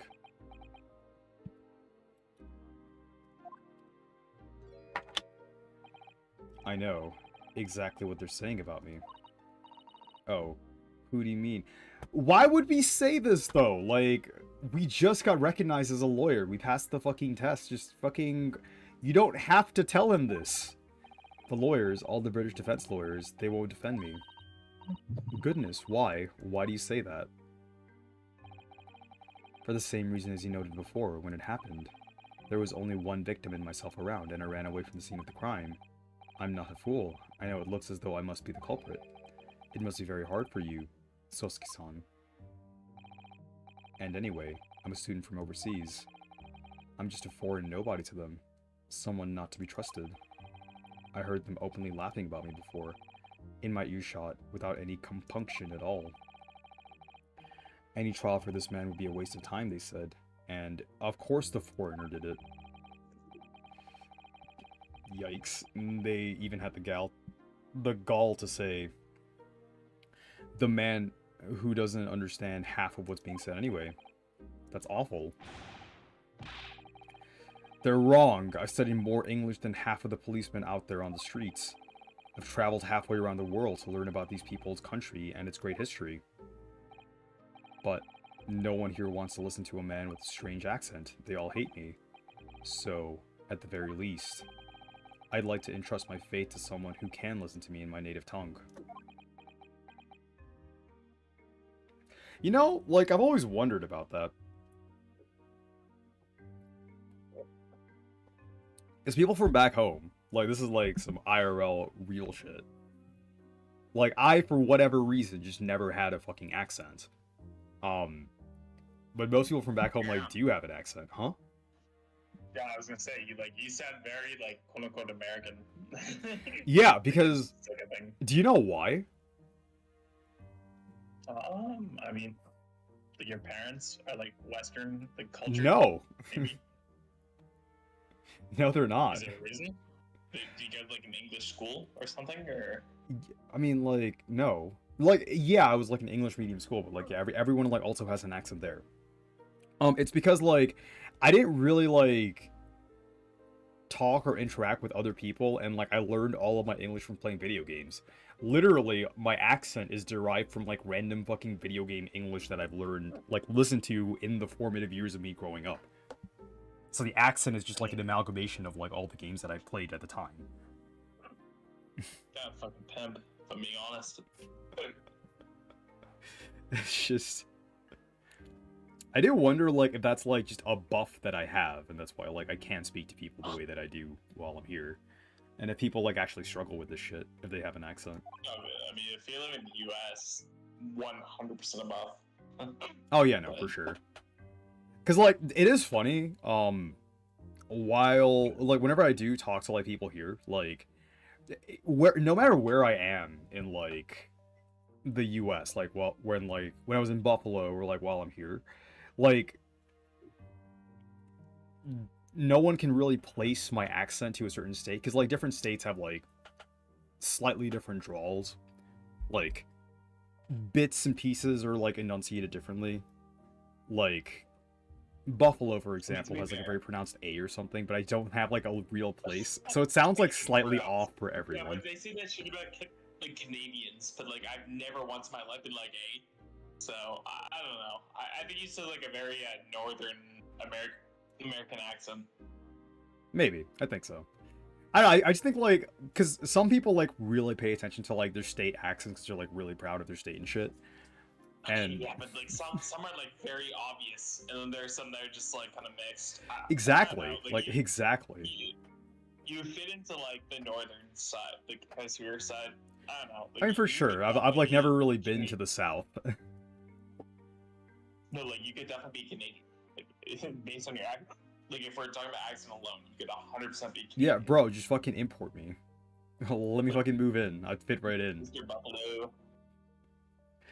Buddy, I'm moving to the U.S. next year, so we'll see what happens there. Yeah, we'll fucking swap places. We moved to Toronto, and I get to move to Big Bad Rowdy. So I can't wait. I don't know. You can like stay in my place. I could stay in yours. Tradesies? I mean, my place with my fucking parents. So, yeah, big tradesies. I think your parents would love me. You could do it, couldn't you? I just have to explain to them, this guy's like my lost, like long for brother. You better get used to him, otherwise, yeah. I mean, otherwise. Or else. Otherwise, Monka he's W. associated from the fam. Tough. When I look into your eyes, I can see it. I can see what you've been through. Sosuke-san, it's just that. I went through so much in my life. Ooh. I'm happy you're playing into my victimhood. My trust fund years. Give me a little time, please. I mean, bro, just like, you can go back home and like take my place. Tend to the farm. I got goats, I got cows, I got a dog, I got a few dogs. Yeah, I think your parents would fucking hate me, if I'm being honest. I think you'd actually love my parents. I mean, like, that's like, great, but I think they'd fucking hate me. So yeah, no, it's kind of a wrap. You know what I mean? Nah, my parents love all of my friends. I have the only child buff. I promise you they wouldn't like me. I promise you. I'll do what I can for the time being. What do you mean? I'm not liked by many the parents of friends. We shall investigate the girlfriends, case whatever. as thoroughly as possible. I mean, like, most of my friends do not like you. This is true. What you mean, like you have big friends? Like, yeah, I don't like them either. So Not, care. no, now I like, I mean, like, you know what, it's fine. Wait, who are you like honestly friends with? Who you introduced me to? Like out of curiosity. Like I'm sorry. Like it just does not add up to me. What do you mean? Most of your friends hate me. Uh, I think you were plastered when I like pulled him in call, so you might not remember. Which friend though? Uh, you know what? We can talk about it off stream. I don't know. Like I mean maybe, but I mean I wouldn't put it past you. Don't really care if I'm being honest. We shall investigate the case as thoroughly as possible. If you can find some clues, it will give us a much better chance, I'm sure. You know what I say? If I had 20 haters, never mind. I want 40 haters. Oh yes, yes, thank you. It's alright. I just want the hate game to go up. It's alright, Mr. Baggyvold. I'll still love you. I'll be here, all alone, waiting for you, locum student Mr. Naruhodo Esquire. Oh god, dude, the fucking teeth. We should be going then, Naruhodo-san. We have a case to prepare for. Yeah, I think we went through the entire dialogue, right? Yeah, we did. Okay. Yep. Briar Road.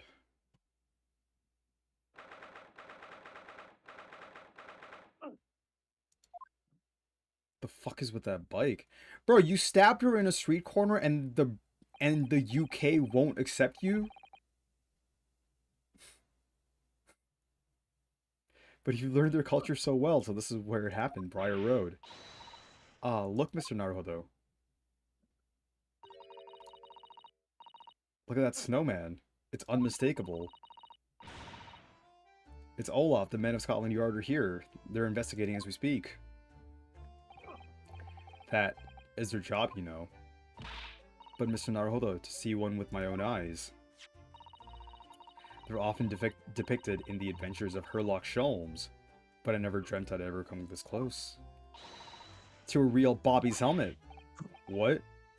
The helmet? You're 16. Hee, of course. I have to try one on one day. Well, I hope your Hattie dream comes true. Gotcha. Oh god, hello, Thumb. What's the Japanese delegation doing here? Oh, Inspector Gregson. Ooh, I like the rendition of, like, the music. This isn't on the tourist trail, I'm fairly sure you're well aware. Yes, of course, we're here to investigate. So you've been to the holding cells, then? What do you make of the criminal?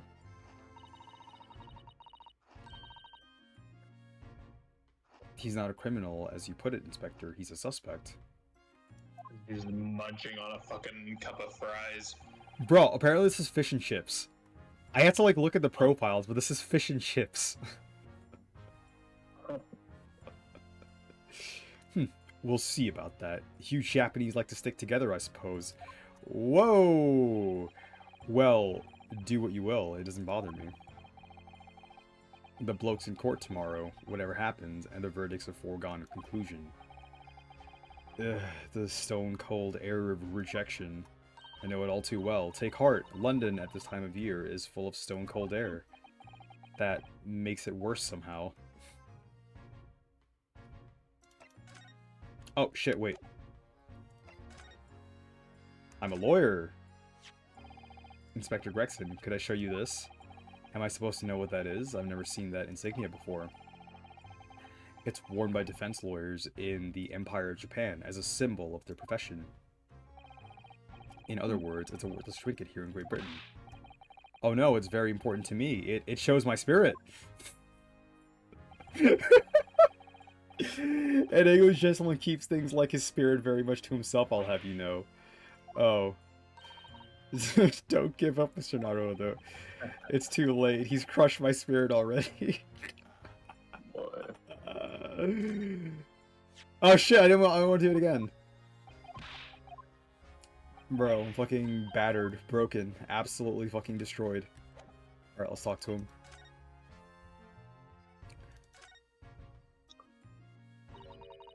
Something about Scotland Yard Halligan.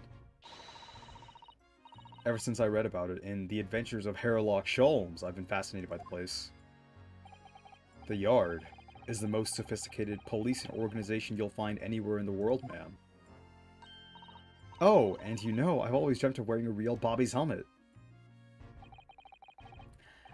It does make them look the part, seeing that policeman there with his helmet on. Bro, I cannot believe this was part of, like, the actual uniform. I'm sorry, that shit with a chin strap has always looked goofy as fuck. My apologies to every single British person that I know I just offended.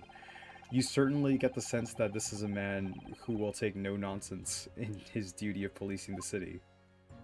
So culturally insensitive. Holy fuck. Well, fucking rough, bro. They railed my country for like several hundred years. Yeah, no, these batons, by the way, as well. Oh, yes, they do. Doesn't he look wonderful? Yikes. Jeez, no wonder they lost to the U.S. Being a London Bobby is hard going, I can tell you. Oh, really? First thing in the morning, you know what he does? Goes around and rouses all the laborers on his beat so they can get off to work. What? He wakes people up? Yep. Raps on their windows munching on his fries. Holy shit. The infinite ammo glitch. Fish and chips. Yeah, no, I love it. I wish I had that glitch. Right? Raps on their windows with a long pole. I don't think you can do that in public. Did it myself, going back a bit. I don't think you can do that in public. I had no idea. The Bobby works for the people of the town. It's just another one of his duties. After that, he starts tirelessly patrolling the streets all day long. He has to cover 20 miles a day. That's the regulation distance. What the fuck, really? I can't really imagine how far that is, but it sounds like a long way. 20 miles? On foot? Bro, not when you're eating fish and chips all day. They're... Light work. Surely it's light work. Yeah, okay, dude. Let me see. No, yeah, it's fucked. That's like insane. But Yeah, I know what 20 miles is, Mikey. That's approximately the distance of Tokyo to Yokohama. On foot, that's definitely taking things a step too far. Aha, I see what you did there. What were you gonna say? I'm joking around. What do you mean? This is serious business. We're talking about the police. The greatest police force in the world. Oh my god. Fucking captain, fat ass.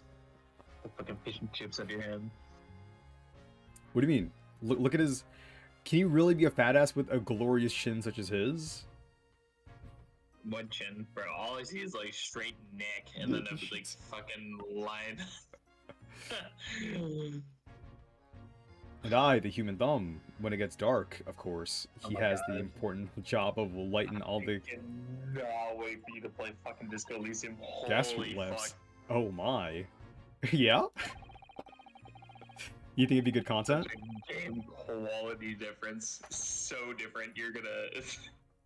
Oh, It's I embarrassing. know This I'll is- enjoy it, but I'm also afraid of, like, the existential crisis that it will inevitably give me. No, But will I like, enjoy it? It's all about cognitive, like, thoughts. It's so good. Please, please. No, Play I it as soon as will. possible. Bro, you don't have to convince me. I will play it. For sure. I might play that, like, right after Hollow Knight, because that was, So, once I'm halfway through Hollow Knight, I'll have, like, a poll up again on my Discord. And you can vote. I'm probably gonna, like, play Disco Elysium, because I've been putting it off for, like, a long time.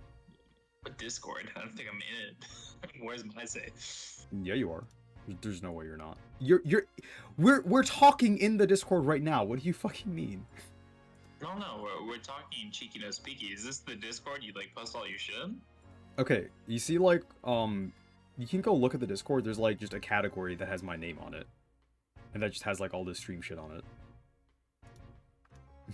Stream rules. Stream clips, stream post.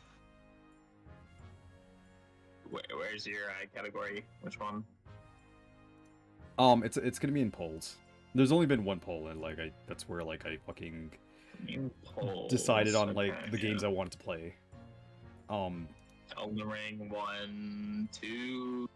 Okay, yeah, that was the first one, and then you did timing. Fair enough. Are a bunch of these like Fox EU or no? Huh? Like in a server, at least? Like it's all EU kids or no?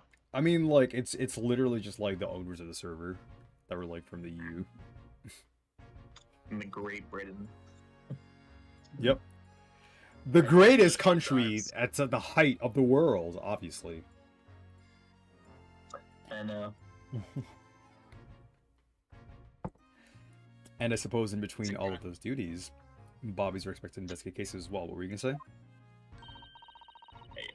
I refrain my comment. Continue. And chase after criminals trying to evade the law. I'm not sure. Oh, look! You can see his chin. That's nice. I'm not sure Oh, you could call man. it in between exactly. More It's alongside. pronounced like single chin. There's no like. Technically, there's no double.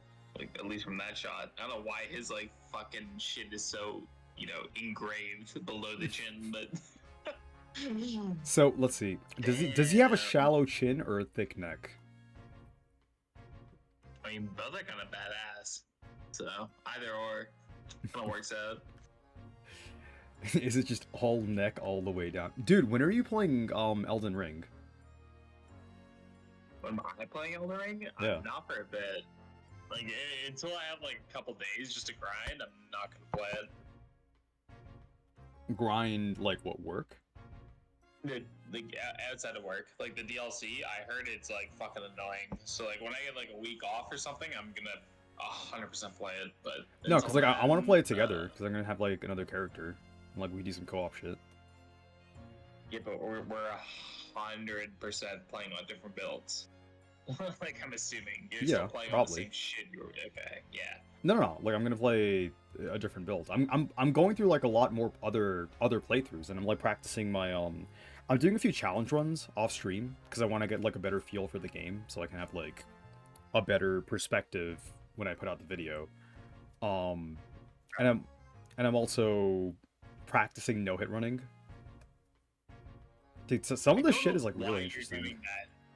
Like to be honest, I feel like you're very new to this, to doing no hit runs. Like that's like fucking hard. That's Yeah, okay. but like I also like I wanted to see that if I could do it, and then I like no hit the fucking tree sentinel and mark it as wretched level 1. So Yeah, I no. If you beat Millennia no hit and like no hit the rest of the fucking game, I will give you. What will I give you? I'll give you something.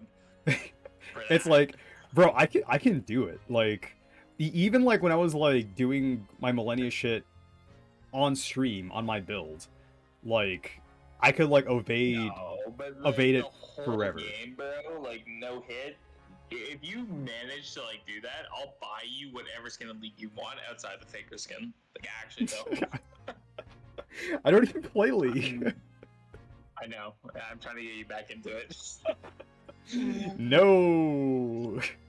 Oh baby. Bro, the only skin I wanted in League I already It's own. fucking Disco Elysium. Holy fuck! This game sucks. Move on. I'm not This game's sure. trash. You could call it in between exactly, more alongside, but yes. This game is so bad compared to Disco Elysium. I promise Oh my god. you are missing out. You like cognitive shit. You like philosophy. I know you do. Like, just move on. I don't know if I Get out of like this video philosophy, I just experience. like yapping. Yeah, I know. And Disco Elysium provides the most yapping content you can even imagine. Like, the characters are so fucking obnoxious. Just get rid of this. Start it. They're expected to handle those shops as well. We do have men keeling over from time to time, I admit. Dude, look, Come there's on. this case and there's one more case, and then I'll fucking play Disco Elysium. It'll be fun. No, 20 minutes tonight. 20 minutes. Just 20. You can play it after. I just want to see you play for a bit, just to like see your reaction, I guess. Just Bro, so but like you'll see all of it. Like I will play way more than 20 minutes. I'll play for like 8 straight hours every day. I'm busy. I'm like busy for the next like week. Essentially, like, I'm not even in the country. You Like, can starting you can Tuesday, catch the so- VODs. Just go sub to my VOD channel. I want to watch it live. Oh my fucking god. Okay, I'm a look, spoiled brat, bro. You dude, know, I'll 20 wait until 20 you get back on. I will. You can be on call while I play Disco Elysium. So 20 tonight. No, I 20 can't, dude. tonight. No, You can. dude, You I'm can, I'm not 100%. splitting the I know you games. can. I'd always dreamt of wearing one of those helmets, as I said, You built this. You wear helmet all the time. Who cares? but it's with a heavy heart that I shall have to relinquish that dream to you, Mr. Naruhodo. Your heavy heart will be my You're heavy head if you relinquishing do. it towards the fucking no, it's Disco Elysium. She's passing off the duty. This dude's still eating fish and chips. Fuck this guy. Yeah, dude. Like a true honorary British gentleman. It happened at I can't even around. believe like all your friends hate me. Like how is that possible? I I wonder haven't why. eaten 2 days ago. I really wonder why. They're often just there on that open bit of pavement. Oh my god. The victim, Thanks, a young Captain woman, Obvious. Holy fuck. was stabbed with a blade from behind. Dude, this dude got to like stop reloading that fucking fish and chips. I'm sorry, would you not? I mean, my perma fucking food stored in like a cup, sure. But like, what the fuck is this? Bro, like, what if you could, like, infinitely reload your poutine? Would you not do it? Buddy, I would be dead next week. Like, it's as simple as that. No, you'll be fine. Just walk 20 miles. Just walk 20 miles every morning. Organ failure with 20 miles every morning? Yeah, no, easy, free, true. Is it? Just walk to Manitoba. It's fine. Is it We're right? playing Disco. We are playing Disco Elysium tonight. That's what I'm gonna say. Is it right that the lady is still unconscious now? You mentioned that she's being treated in the hospital. I never said that she was a lady. Truth is, unless she comes around pretty smartish, we won't be able to find out much about her at all. What do you mean she's not a lady? I suppose that means they haven't been able to take a statement from her, of course. Did you just shove the fish and chips in your pocket? Here's a map of the local area I happen to have on me. He did. You can take it if you want. Really? Are you sure? Do you just store them in your pocket? It's a yard policy to give lawyers, defendants, Later, bro. suspects the odd bit of... Yeah, it's my fucking Oh, pocket sorry. fish and chips. Dude, he's no tartar sauce. That's fucked. Every inspector has an infinite supply of fish and chips in their coat pockets.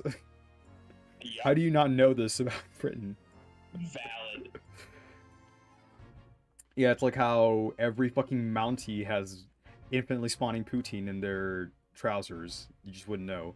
It's yard policy to give lawyers, defendants, suspects the odd bit of information to go on. I haven't actually accepted the shop should yet. be right, but actually. still. Every Mappy should have a fucking pocket poutine ready to go at all times.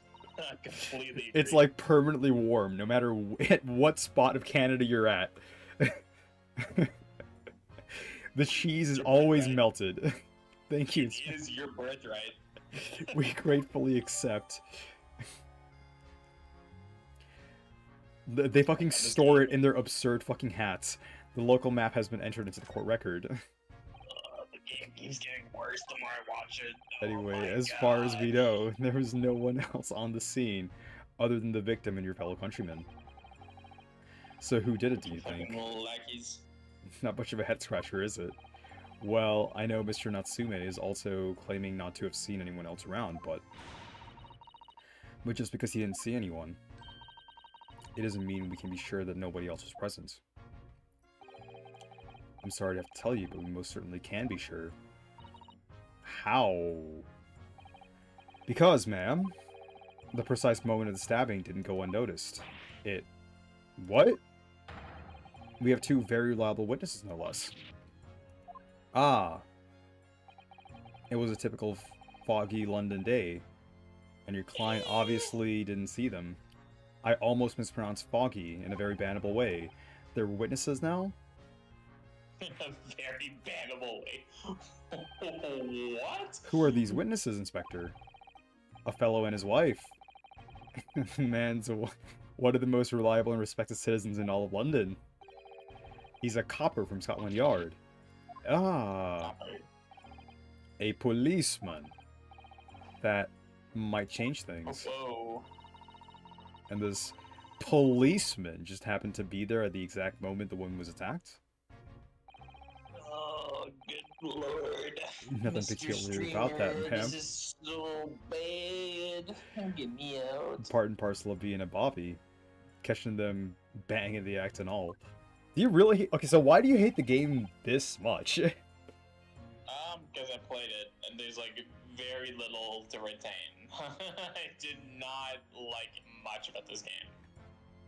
I guess the game I'm comparing it to, the one I'm trying to encourage you to play, is just so life-changing. Yeah, but I'm not comparing it to Disco Elysium. I'm comparing it to the other Phoenix Wright games. So, like, it's nice to talk about it to someone that has played it. Like, I want to know... It's underwhelming compared to, like, every single Phoenix, like, Wright game. Like, in my opinion. Okay, but, like, how... All the cases are pretty... No, the cases are weak.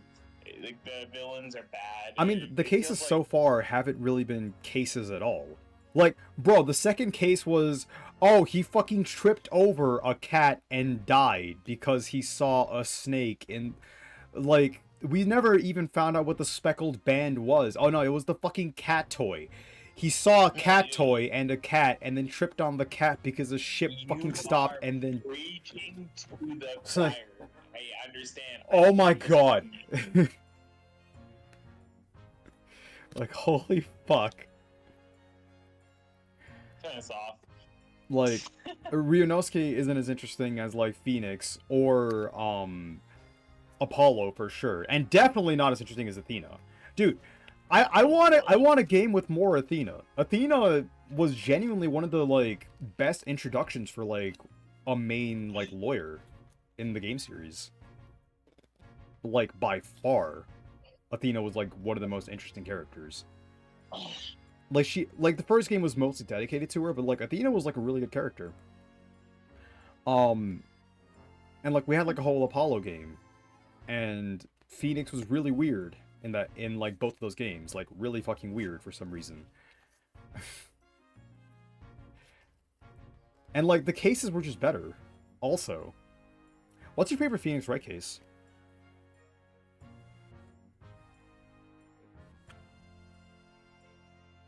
It was from Phoenix Wright 2 on the DS. Ooh, same.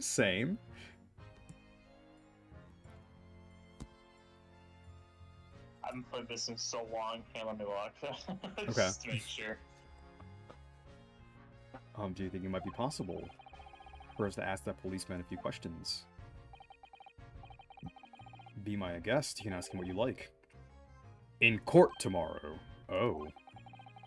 I've no doubt he'll be summoned as a witness. So that'll give you something to look forward to. That's that then. He's got no intention of letting us meet the man beforehand, it seems. A policeman witnessed the incident.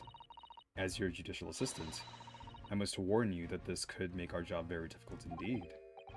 Yes, as a non-judicial assistant, I could have warned you of that too. Oh yes, one more thing, Inspector. What? The person who led you to the suspect. I hear that was Mr. Hairlock Sholmes. What are you bringing him up for? Was it something I said? The color has drained from his cheeks. I don't know, for me it was case 4, by the way, and 2. Yes! It's a good... Same. Like, honestly, fucking based, bro. Not only that, I think, like, the third case is in, like, all three games. All of the games are usually, like, unrelated to the overarching case going on, like, in most of the games in the series. But, like, that was also my third favorite case. I love Turnabout Big Top. It's Like, so fucking... It's like a 2-parter, too. Like, it's so good. it was just, like, it was such a ridiculous fucking case, bro. It's like, oh, he fucking dropped it, and then, like, Max went flying, and they just pull out the bus because, like, randomly saying, like, it's so absurd. god, bro, that was such a good game. You're never gonna find that here. I promise you that. That twitchy Japanese bloke goes on trial tomorrow. Are you going to defend him or not? Well, makes no difference to me, but I will just say this. No London lawyer with assault would touch that case with a barge pole. Because the prosecution is being handled by the Grim Reaper of Bailey, you mean? The one that has a 0% win rate against us. There's no way to save the man now. It's a waste of time trying.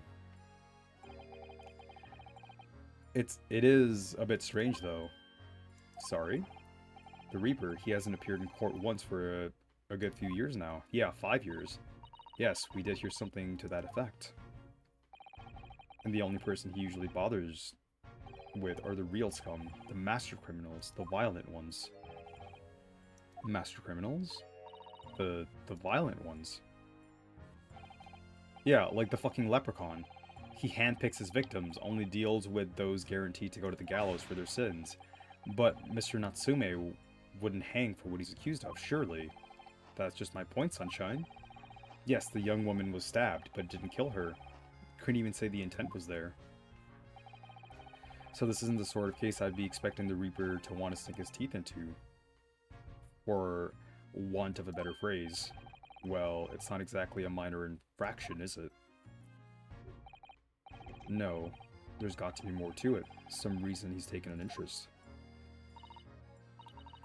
Really? What sort of reason, Inspector? You think I can tell what's going on inside the head of that Lord of Darkness? I don't know, I mean, Dracula's pretty loud and proud of what he wants. You'll have to ask him yourself at tomorrow's trial. I really want to have to face the Reaper again. The Lord of Darkness, as he puts it. Mr. Chalmers. Who did you hear that name from? Oh, well, it was Mr. Natsume who mentioned it. He said that Mr. Sholmes was with the police when they entered his lodgings. I'm sure it was a result of one of Mr. Sholmes' inspirational great deductions. Mute me for the next 5 seconds.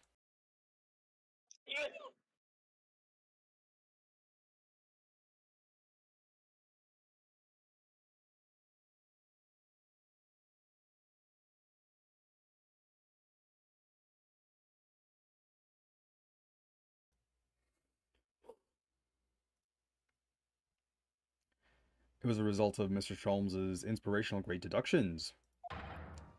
Fiddle paddle! The fuck? Ah! The man's an amateur, and I'm getting sick and tired of him showing his mug everywhere. Oh. I don't know where he gets his information from, but he turns up at the scene of the crime. Oh shit. Fucking clicked on it. Wanders around spouting incomprehensible rubbish, and before you know it, he claims to have solved the case. Yes, he's quite astounding, isn't he? He is a great help to Scotland Yard, though, isn't he? Gibble gabble! Ah! Ever seen this before? Oh, yes, that's Ranced Magazine. The wonderful publication in which the adventures of Herlock Sholm appears. Yes, well, that wonderful publication, as you put it, sees fit to include several of the Yard's detectives in its stories. And the so-called Great Detective makes a mockery of all of us. If you ask anyone at the Yard, it's a misadventure to be included in any of Herlock Sholmes' tale at all. Well, I suppose there is an element of that. We work our socks off, every one of us, only to be trumped by the public thanks to that obnoxious detective. The man's as dangerous to us at Scotland Yard as he is to all our criminals. That can't really be true, can it, Inspector? Clearly, the great detective and the police have a complex relationship. Damn, they really don't like Robert Downey Jr. Well, I don't really think we're going to get any more useful information out of the detective. I mean, we didn't really at all. Anyway, Mr. Naruhodo, can I make a suggestion? Oh, yes, what is it? Well, the cops are gone. Well, it seems to me that we must speak with them about this. Dracula or the police officer? By him, do you mean Mr. Oh, I Sholmes? hate this game. Oh, I was wrong. The game hasn't even done anything yet. We're just investigating. That's just like so cringe at all times. Yes, Mr. Herlock Sholmes, exactly. Look at those shining eyes. There is, okay, I will say, there is a lot of, like, garbage dialogue in this game compared to, like, the other games. Like, it's just a lot of, like, random fucking bullshit. Like, not even from, like, examining unrelated things. Like, just even in the regular dialogue that it's mandatory to go through, even if you're, like, on the critical path. There's, like, a lot of, like, waffling and, like, a lot of, like, flavor text dialogue that's not very funny. It's just fucking there. Like, the older games had it as well, but I think it was, like, to a significantly lesser degree. The game that had a lot of this was, like, the third Danganronpa game. The third Danganronpa game was a lot worse than this. But this is still pretty bad. Look at those shining eyes. You can't wait, can you? Well, Mr. Natsume did blame Mr. Sholmes for all this, didn't he? Yes, he did. He really did. Which makes him an involved party in the case. Are you just going to ignore that? I hope not. I assure you, it's not simply my selfish desire to meet with Mr. Sholmes again.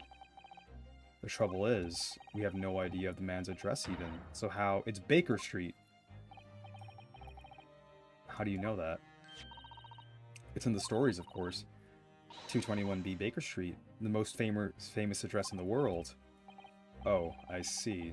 Well, there's nothing stopping us from going, I suppose. We'd better try to find our way there before Susato-san gets any more excited and unpredictable. Hurrah! I'll summon a carriage! You mean an omnibus? So, we're to have a reunion already with the great detective, Mr. Herlock Sholmes. Alright, goodbye, Human Thumb. Goodbye, Olaf.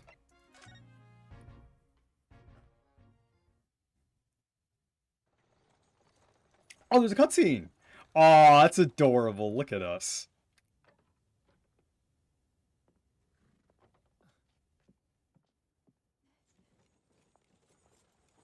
Thank you very much. It's just up there overlooking the street. What a gentleman. Holy. Thanks again. He's just like walking around with the fucking sword. This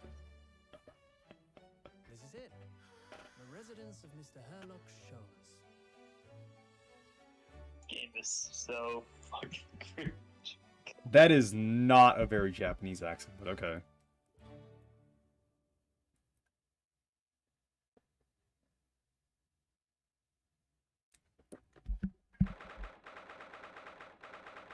February 19th, 12:53 p.m.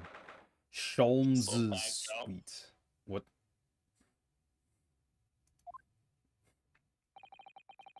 What's with the fucking Aladdin-ass shoe?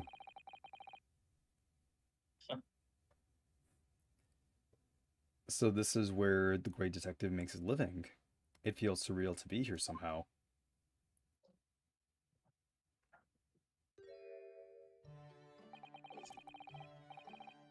Is it as described in the stories, Mrs. Sato? No, there's no cocaine anywhere.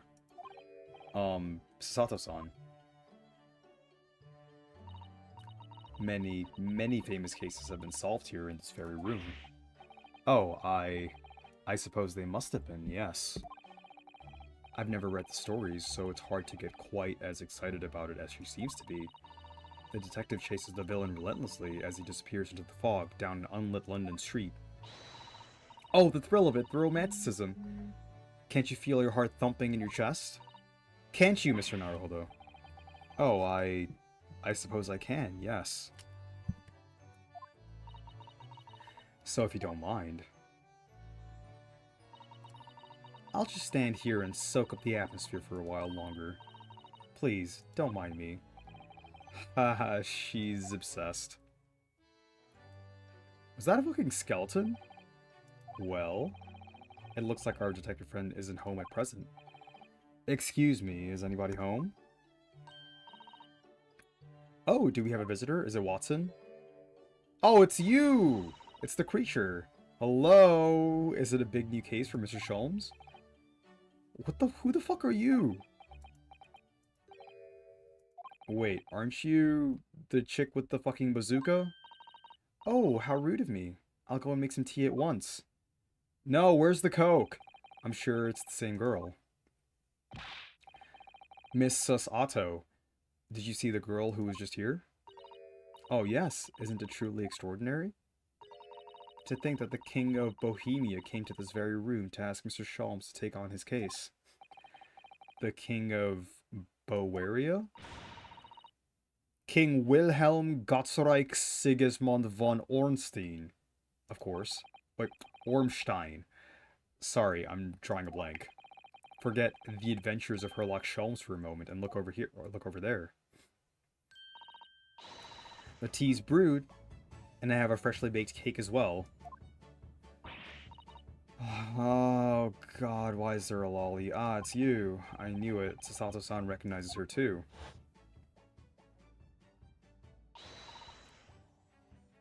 Ah, there you are. And taking that with you as well. I was looking forward to the trial. Like, her face does not match how fucking tiny she is. It feels like she has like a regular sized face. Like these two people have like the same head.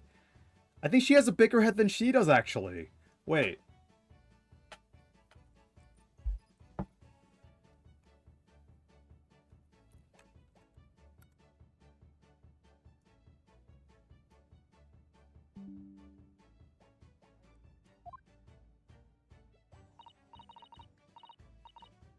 Yeah, she fucking does!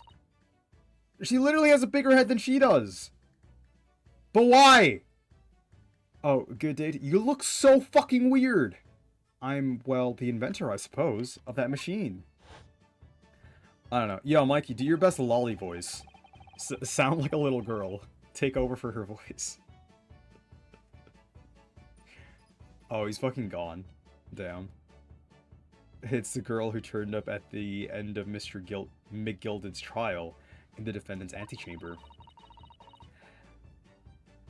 I've never met a lawyer from the Far East before. Poor you, having to get straight to work when you've only just arrived in London. Oh, yes, it was challenging. Well, try this tea. It's my special blend, you know. Oh, thank you. Is tea supposed to look that color? Is it pink? Oh my, what a fragrant yet mellow flavor. Hooray, it's a winner! I tried blending different leaves, designed to alleviate fatigue, you see. Oh, I need some of that, actually. You must be exhausted after your long voyage here. And you have yet another ticklish trial tomorrow. Oh, you're to defend a Japanese man. I do wish you lots and lots of luck. Did Mr. Sholmes tell you about us by chance? Oh, you know Hurley, do you? Hurley? Herlock? Ah, that works. Okay. Hurley? Mr. Sholmes to you? Surely. Mr. Sholmes was a fellow passenger on the boat that brought us to Great Britain, you see. Was he really? Well, I had no idea. I'm afraid Hurley's out on an errand again today, even though he's just returned from overseas. Wait a minute. We met this girl for the first time ever yesterday after the trial, and only briefly at that. How on earth does she know so much about us? Did she deduce all those things, do you think? And perhaps more to the point, why is she here in Mr. Sholmes' suite? Are you Watson? No. No. No. No. No, no, no, no, no, no, no, no, no, no. Oh, silly me, I've introduced myself, have I? Game, don't you fucking dare.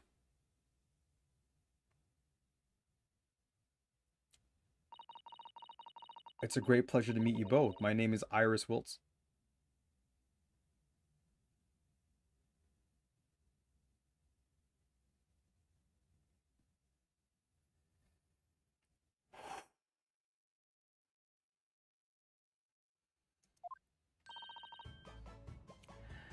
I live here together with Hurley. Ah, Iris, is it? What a lovely name. What? What's the matter? No, wait, this can't be. Did you say that your name is Wilson? What's the matter with Sasato-san? Why is she so flustered all of a sudden? Yes, that's right. And what are your names? Oh, I'm Ryunosuke Naruhodo, a lawyer from Japan. Oh, sorry.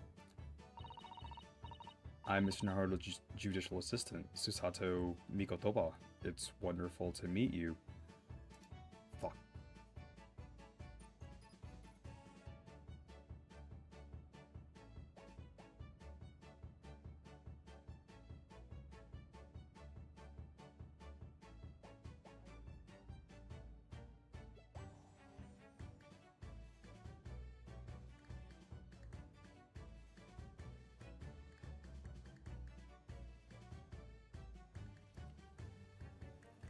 It's wonderful to meet you. Lovely. Susie and Runo. Got it. I actually... Okay. I like those names. Lovely. Sussy and Runo. Got it. Sussy and Runo. There's more to this girl than meets the eye. I have so many questions for her. I don't know where to start. Yes, and so do I.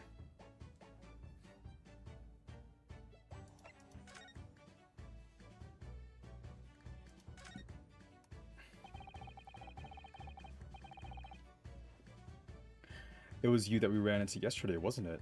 At the Old Bailey. Yes, that's right. You were ever so helpful. Thank you so much. Oh no, not at all. I'm so sorry we couldn't have been more welcoming. Though at the time, we did have a rather large gun pointed at us.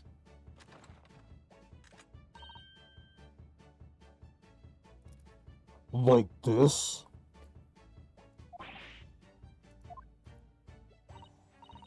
Ah, thinking back now, you left with Miss Lestrade in tow, didn't you? Oh yes, that awkward witness, Gina Lestrade. Oh, Ginny, yes, she's a professional pickpocket. So we found out. It was very naughty of her to pinch my invention like that. Are you referring to that trial-disrupting gun-like contraption? Exactly, so I followed her, you see, to get it back. So she specifically stole your gun, and disrupted the trial, and tampered with the evidence, so are you in on it? Why did she do it? Is there a reason you did it? Are you the mastermind? Like... perhaps I should think about fitting a self-destruct mechanism in my inventions. This girl is dangerous. Yes, we should leave. Anyway, I brought Ginny back here after that. So she could apologize to my trusty technician.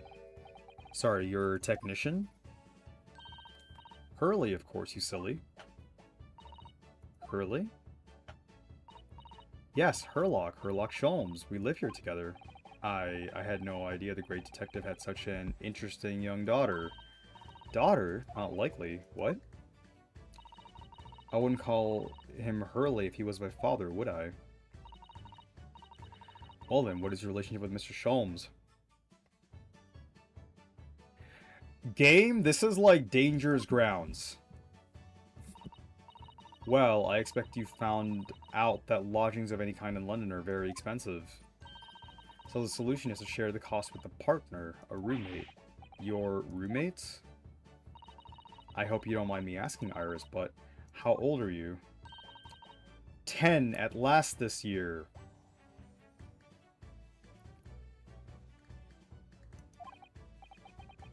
Game, what are we doing? Well, what if your mother and father? Oh no, they're not around. Oh, I see. I wonder what the story is there. Wilson. Oh yes, there's something I must ask you. Of course, of course. Go ahead, Susie. Oh, I'm sorry. Sussy. I'm a very great fan of the adventures of Herlock Sholmes, and... Oh, you have a copy of Rance magazine. Yes, I read every issue. It's delivered all the way to Japan on a ship. Oh, this is so exciting. My stories are being read on the other side of the world. My stories? That's right. Hurley is always solving such amazing cases, you see, and he tells me all about them. They really are quite fascinating.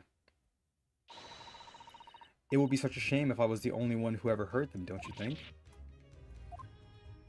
Goodness, last night he was telling me all about a new case he just solved on a steamship traveling from faraway land.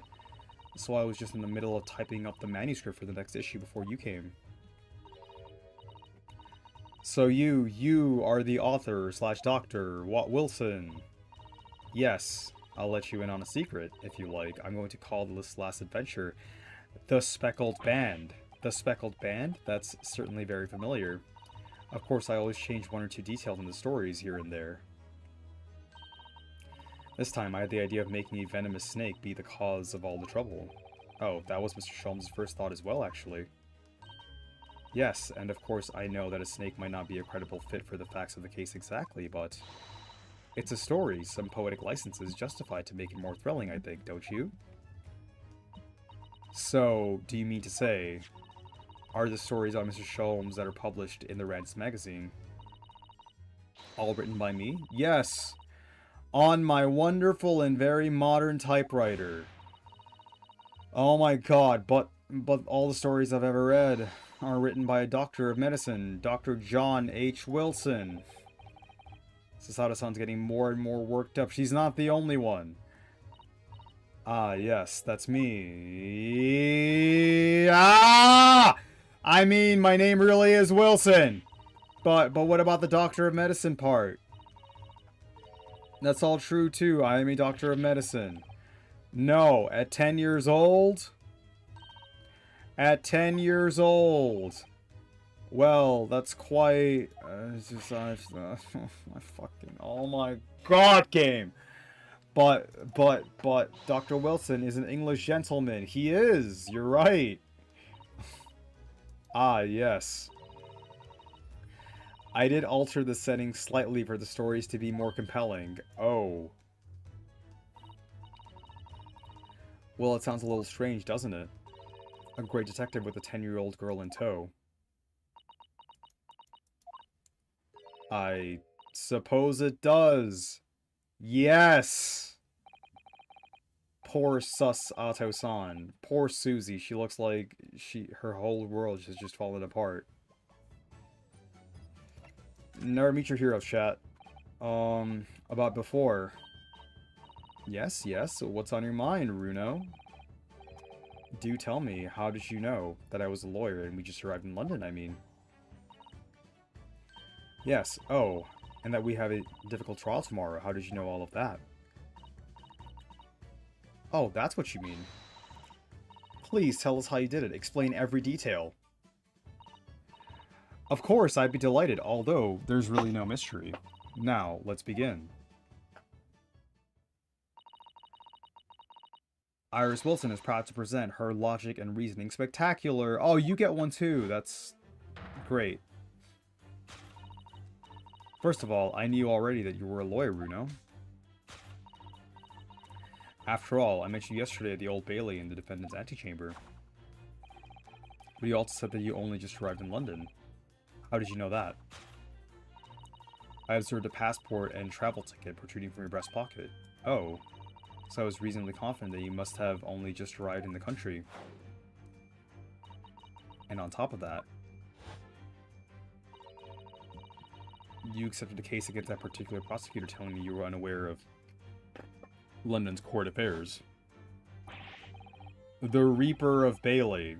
I walked right into that one, didn't I? Then I noticed a red ink stamp on the back of Sussie's hand. You were given that when you visited the local prison to meet with the suspect, weren't you, earlier today? Ah. They use those stamps to keep a close eye on comings and goings, you see. I didn't realize. And a red stamp is only used for people visiting foreign inmates. So that told me that even though you had only yesterday concluded the trial of Magnus McGilted, the two of you had already had cause to visit a foreign inmate in a local prison. However, neither of you was wearing a particularly sad expression on your face, so I concluded that the prisoner was unlikely to be a friend or a relative. That led me to believe that you must have accepted a new case. I see. But how could you have known that the trial is tomorrow? Well, having barely been home a few hours yesterday, Hurley solved yet another case. It obviously amused him. He told me that he'd caught a Japanese man who was bawling and trembling. A Japanese man. Well, clearly he must have been... That must have been Mr. Natsume. Now, Runo has that fancy Japanese sword. And I think your outfit is called a kimono, isn't it, Sussy? Well, anyway, it was clear to me that you both came from Japan yourselves. So I put the two into together and decided you must be defending the Japanese man Hurley caught. And there was only one conclusion those facts could lead me to. You both came here to ask Hurley about the case. You're actually way fucking better than him. Artistic liberties, I guess. There's a note on the mantelpiece that says the man's trial will be tomorrow. I had nothing to correct there. That was fucking perfect. Hurley is always stabbing his notes with a knife, you know? He's silly. And that's all there was to it, really. Thank you for listening. I'm Iris Wilson, and that was one of my great deductions.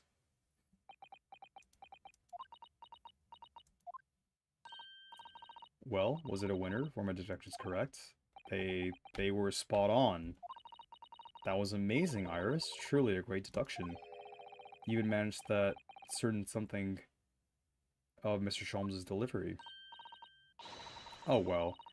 I was just copying Hurley's style for that. This is really very good news. You could tell us all about the case involving the Japanese man. You will, won't you, Iris? Please?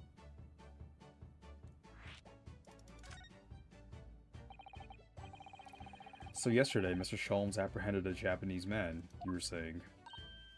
Yes. Hurley had just arrived back in London after his sea voyage, but the police were waiting for him at the railway station to take him directly to the crime scene. You know what? I don't hate her. She's like portrayed very well. Ah, the great detective is a popular man, it seems. Apparently the woman was stabbed on a quiet street somewhere in town.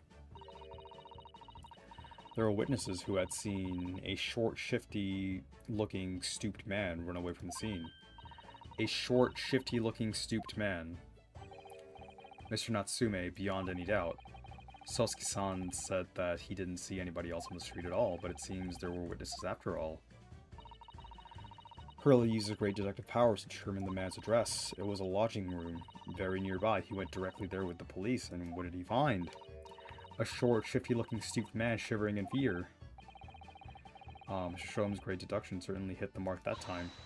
Of course it did. He is a great detective. Still, that means the incident occurred only 2 days ago. Surely tomorrow is too soon for the trial, isn't it? Definitely, we have no time to investigate properly. Hurley says that London is rife with crime. Oh, Scotland Yard is doing its best, but they can't stay on top of it, apparently. Oh dear, I hadn't realized the situation was so dire. That's why they can't afford to spend too much time investigating cases and trying the criminals in court. Staff and money are both short. Crimes are usually pinned on the first suspected person. That's terrible. I suppose it's the harsh reality of the workings of the world's greatest justice system. I suppose it is, but in that case, I don't hold out much hope for Sosuke-san.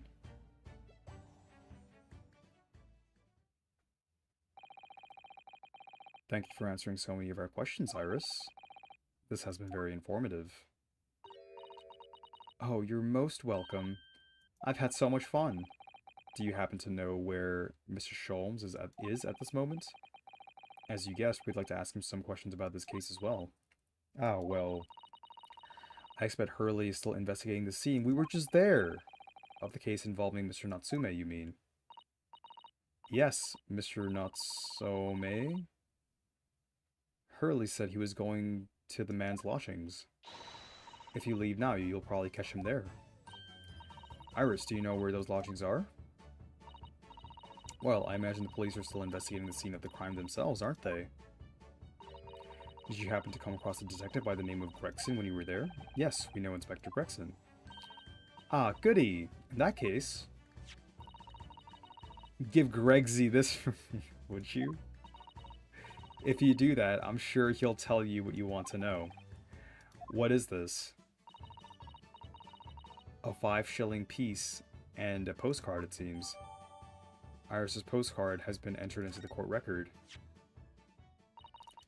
It reads, "Tell the gentleman in black whatever he wants to know. I trust that won't be a problem." Gosh, this will make the inspector help us, will it? Well, thank you, Iris. We'll give it a try.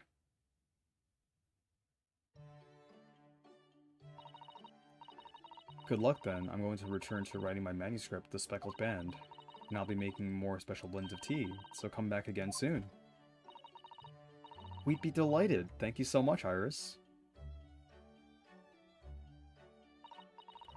Well, Mr. Naruhodo, it's back to the scene of the crime. So, somewhat dubious that they would exert any influence over the man of the Scotland Yard at all, we headed back to the scene with Iris's curious note and one of the world's heaviest silver coins in hand. Can we examine it? Oh, she signs with a little heart. Iris' little handwriting is adorable, isn't it? Tell the gentleman in black whatever he wants to know. I trust that won't be a problem. Yes, the handwriting might be adorable, but the message is ominous. There's no sentiment there. I'm sure it's simply the way you're interpreting it, Mr. Naruhodo. Anyway, this just looks like a bribe. I do hope the inspector will tell us what we need to know when he reads it. You don't think we'll just make him munch piping hot chips until steam comes out of his ears, do you? Well, that wouldn't be an entirely terrible outcome. The address. This is a 5-shilling piece, isn't it? I believe it's called a crown. Yes, and you can train a Scotland Yard detective to do whatever you want with just a single one. Iris must be the most powerful 10-year-old in the world. How much is 5 shillings, by the way? What's it really worth? Well, it's probably enough to buy all the chips the inspector could possibly eat in a whole month. That's greasy. Okay. I actually don't know how much 5 shillings is. We headed back to the scene with Iris' curious note and one of the world's heaviest silver coins in hand.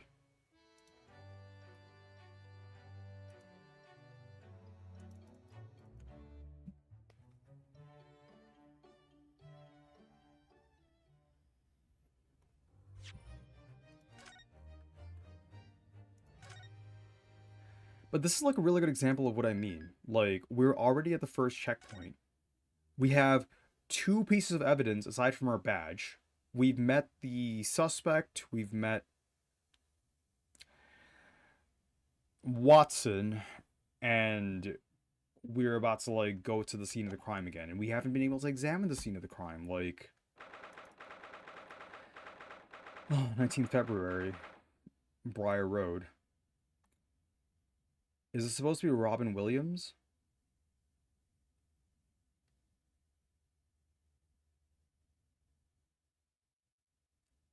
Kennerson Brewley. Willie's Wakeys. Is that what it says? Or am I blind? Daily News, the Metropolitan. Interesting. It looks as though the police are still here, carrying on with their investigation. Perfect, so let's find Inspector Gregson as quickly as possible. Yes, and let's see if he'll take a break from his chips to look at the silver tip Iris gave us for him. Can we examine things? Can we go talk to him?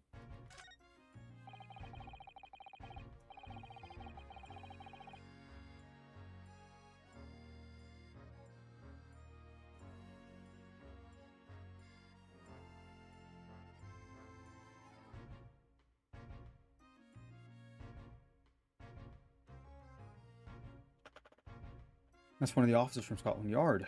The police are making sure the crime scene is undisturbed. I have a feeling that if we wander too close, we'll be clapped in irons. I think perhaps you're being a little too overcautious. We've done nothing wrong, so we have no cause for concern. Oh no, I'm not getting caught out again. Twice is enough. Twice I find myself in handcuffs despite not knowing a thing about what's going on. Yes, you've had some dreadful experiences. I'm sure it's that wide-eyed look of panic you're so prone to. It does you no favors at all.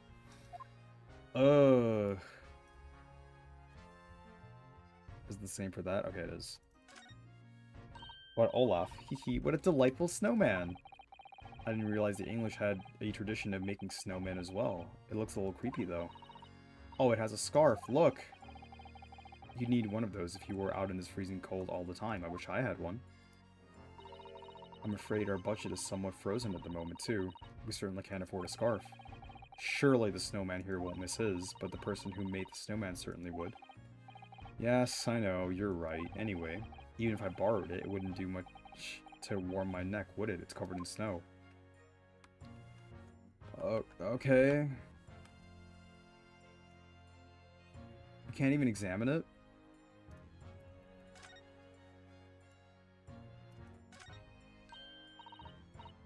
Oh, a British bicycle, look. Although, the wheel is so misshapen, I'm sure it couldn't possibly be ridden anymore. Someone must have been doing some breakneck cycling. It seems bicycles have become extremely popular in London recently. There's even a movement to change women's dress to allow them to ride as well. The bicycle fad won't last. I don't see why anyone would want to ride something like that. Goodness, do you dislike bicycles? No, not at all. I mean, it's not that I dislike them exactly. It's just that any occupation that involves taking both your feet off firm ground seems reckless. If you'd ever tried walking on stilts and fall into a river, I know you'd agree with me. Did that happen to you? That sounded really specific, Ryu. Runo, we'll have to hire a bicycle sometime. You can sit behind me while I ride you around. Oh, that sounds cute. Oh, look at the windows of that building there. What windows? Are you sure they're windows? Yes. But they're all filled in with bricks. Oh, you're right. I wonder why. Perhaps it's an empty property where nobody lives at the moment. Then why would you fill them with bricks? There's smoke coming from the chimneys, though. Oh, is that from this house? Okay. Oh dear, everything still feels very foreign. There's so much we have to learn about this place. No, I'm pretty sure that's an outlier.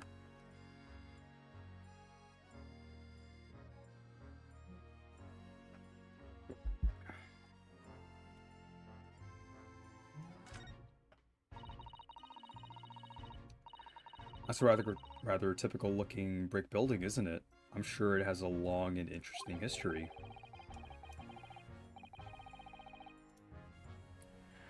Well, time certainly seems to have taken its toll on the place. It's crooked and sagging all over. Yeah, time does that. In fact, it looks like it's decidedly worse shape than the other houses around here. It's got some fucked up teeth. We must find some cheap lodgings ourselves as soon as possible. Yes, you're right, cheap, but ideally with reasonably level floors.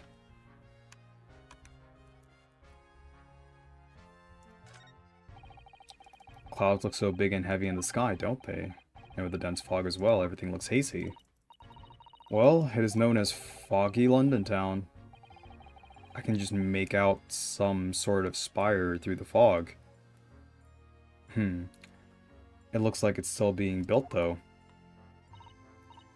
Aha, yes, that must be the Crystal Tower being built for the Great Exhibition that's to open in 6 months' time. Okay, so that's the main thing of the game. Apparently, it's going to be very striking, glazed on all sides, and the symbolic centerpiece of the exhibition. It's to be the largest exposition in the country, in history, is it? I can't even begin to imagine it.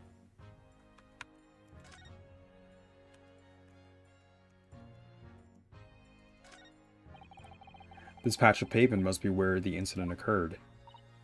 Yes, it's a very wide open space, isn't it? That's true. I can't see anywhere an attacker could have been hiding. Oi! What are you foreigners doing here? We're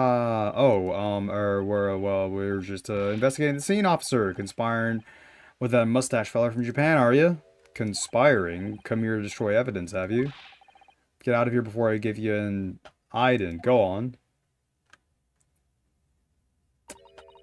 He shooed us away like rats.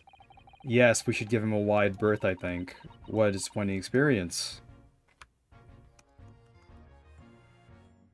I guess there's like one more thing. Examining didn't really do much. Oh, that's the Scotland Yard carriage. They use vehicles like that to rush to the crime scenes and Cartaway criminals. You're very well informed, aren't you? It's long been a dream of mine to ride one of those through the streets of London. Well, just pick up a stone and throw it through one of the windows then. That would mean being arrested in order to ride it. Wouldn't it? Still, if it's the only way. Help me find a good stone! No, no, no, I wasn't serious. You weren't? Alright. Here. Take this money. Inspector Gregson, do you have a moment? I'm sorry to say I don't. I'm a very busy man. Much too busy to talk to a pair of foreign gadabouts, that's for sure. We have these for you. A present from Miss Iris Wilson. What? For me? From her ladyship? Her ladyship? Give that here, at once. Come here. Come on, hand it over. That's for me. Don't wait for me to give it to you, will you?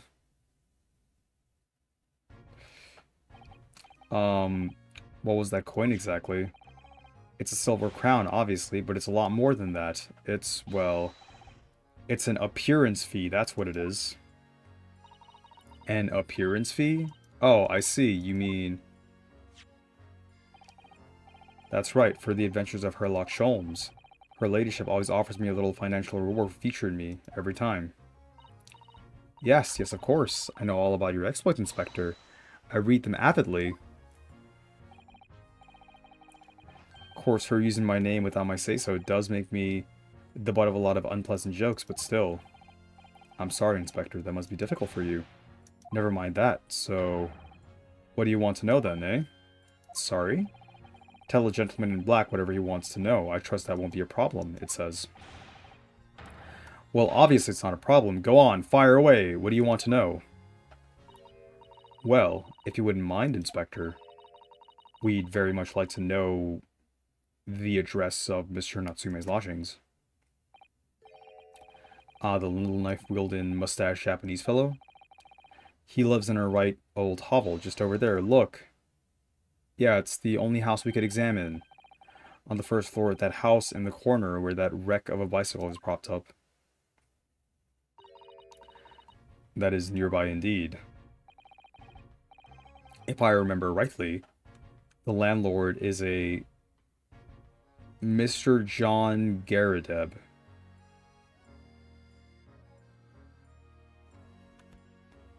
John Garadeb.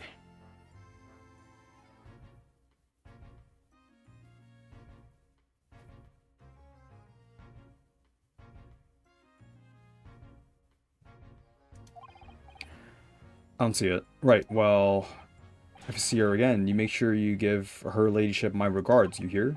I mean it, you tell her that Gregson sends his very best wishes. Okay, now you're just like really fucking weird, bro. Don't worry, Inspector, we will. Goodbye for now, then. And long live her ladyship. Okay, well, at least he told us what we wanted to know before he left. Yes, so then, shall we go and see what we can find in Mr. Natsume's lodgings? Definitely.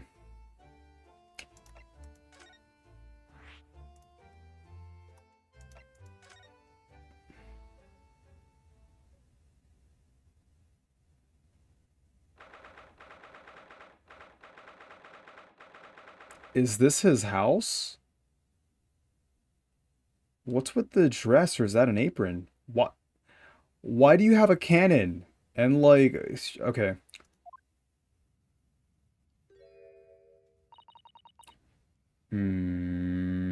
May I help you? Ah, yes, would this be the residence of Mr. John Garadeb? Indeed it would, sir. And who, may I say, is calling? My name is Ryunosuke Naruhodo. I am... Mr. Naruhodo is representing Mr. Sosuke Natsume. I believe he takes lodgings here. The fuck was that? We would very much like to ask him questions about our clients. One moment, please. I shall convey the message to Mr. Garadeb. Did you see that, Mrs. Sato? That was a real-life English maid. I know, as I understand it, anyone of standing in English society employs a number of household staff. I mean, we had some of those in court. We had one of them in court. She was great. She was the only one that was not guilty. You didn't talk to her after, but that was the first time I've ever seen one in the flesh. No, it's not! Oh, this day keeps getting better. It certainly feels like we've really arrived now, doesn't it? We only need to meet a butler and the experience will be complete. Well, I'm not sure if I'd go that far, but I understand the sentiment. I like how her cheeks are, like, floopy. Thank you for waiting. Mr. Garrett, I will see you now, this way.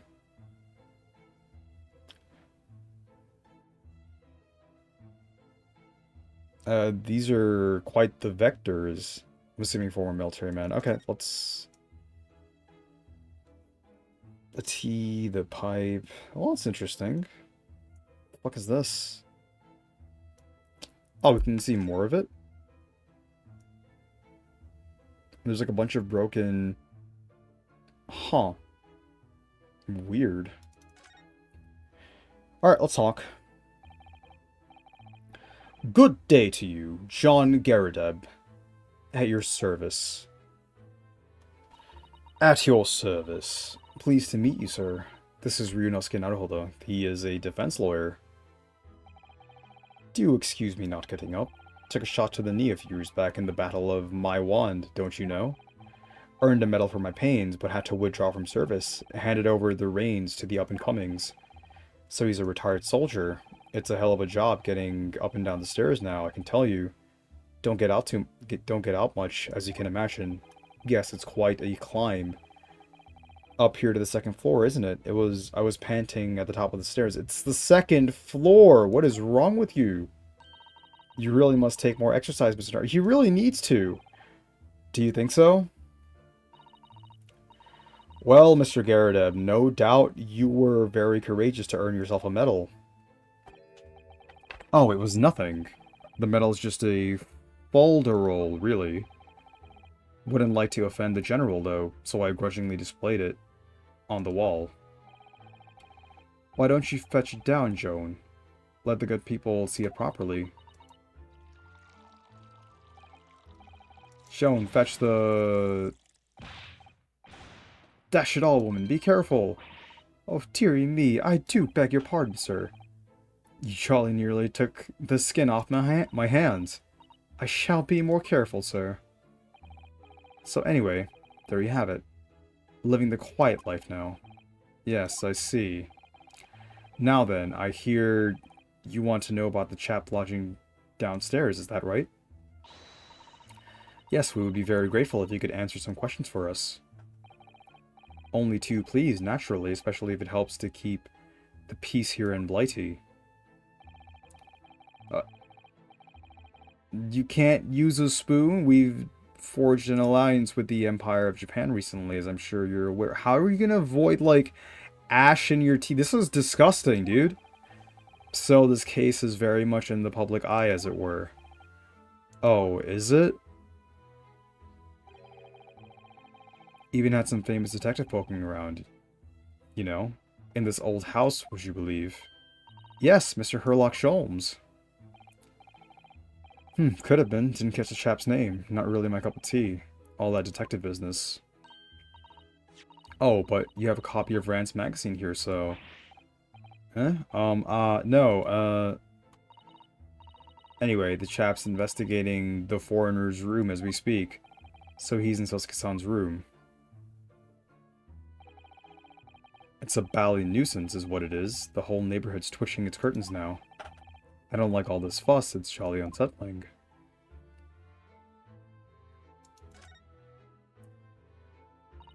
About Mr. Natsumi then, Mr. Garadeb. Please, do tell us. Ah, yes, the Japanese chap. Only been lodging here for a week. Oh, just 1 week? So he moved in very recently then. I have 2 lodges most of the time, one on the ground floor and one just below us. The first floor room became available a week ago. So you see, there had been... Dash it all, Joan, do be careful. Oh my goodness, I'm terribly sorry. Do we really need this? If you want to know my opinion... I thought he was a shady sort from the moment I set my eyes on him. Oh? Why? He seemed to have a most nervous disposition, always shaking and looking over his shoulder. The man had shady written all across his sweet, sweat-soaked brow, if you ask me. I said to myself, Joan, that man is trouble. Sooner or later, he's going to do something untoward. And I'm rarely wrong about anything. We won't be calling this maid as a witness, that's for sure. Was there anything else that struck you as suspicious about the man at all? Yes, oh yes, indeed there was, and she's dying to tell us.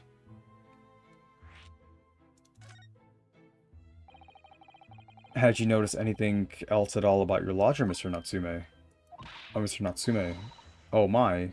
Oh my word, yes, the man was shadier than an orchard. Could you elaborate? Well, take the man's room. Absolutely stuffed full of books it is, more than anyone could ever read. And he never so much as passes the time of day with another living soul. I've never seen a single visitor call. He just trots off to that old bookshop every single day and comes back at 5 to light the gas fire. And the funny little man is up long past the time everyone else in the house has gone to bed too. Oh, I see. I feel personally attacked. The gentleman on the ground floor goes to bed around 9 each night, but I've never known that Japanese fellow to retire any earlier than 2 in the morning. Ah, oh boy. Could you clarify something, I wonder? What, pray? How do you know so much about Mr. Natsume's routine? Oh! I'd understood that neither of the lodgers live on this floor of the house, is that correct? That's right, yes, they're both below us. Why are you sweating? On the first floor and street level. Then how is it that you know so much about the lives of your lodgers? The precise times that they come back in the evening, for example, even the times they go to bed. It's really fucking boring being up here.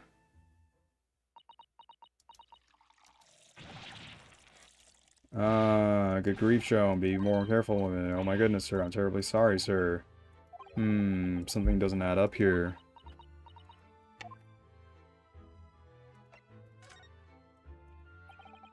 It seems that the incident took place at around 5 in the evening. Did you happen to look out of the window at around that time?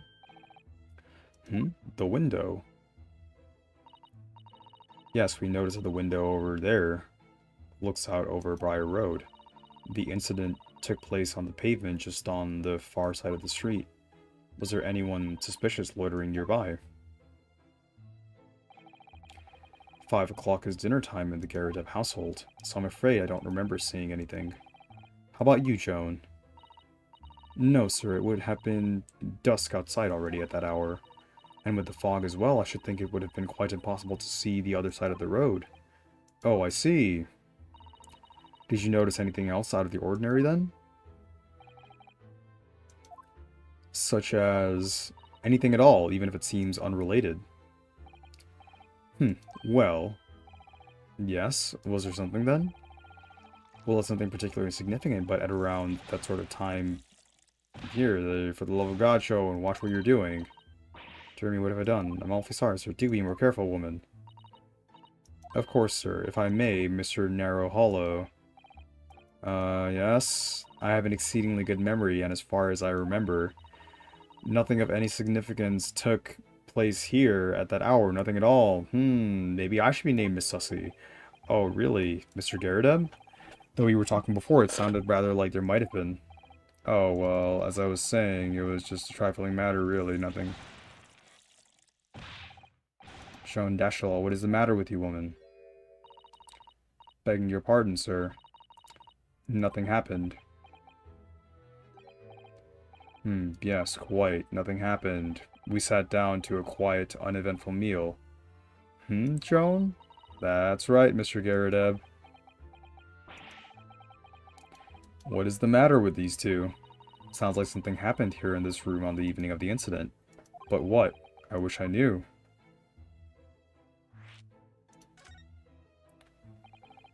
Could you tell us which floor Mr. Natsume's room is on? It's the first floor, just below us on the first floor. It's a 2-story building. There's only one other floor. And Mr. Sholmes is investigating there even as we speak. Yes, told me that's his name, had asked him to look into the matter, so I gave him the key. Mr. Natsume has engaged Mr. Sholmes' services? That's a blatant lie. Would it be alright if we also had a look around? In Mr. Natsume's room, I mean. Don't see why not. It's just down one flight of stairs. Who knows if we'll find anything that could help us with the case, but we have to try. We need all the clues we can lay our hands on, shall we? Yes, and while we're there, we can speak with Mr. Sholmes again. Perhaps he'll be able to tell us more. That was just so many fucking... I feel like we spent a lot of time just basically going nowhere and doing nothing, honestly.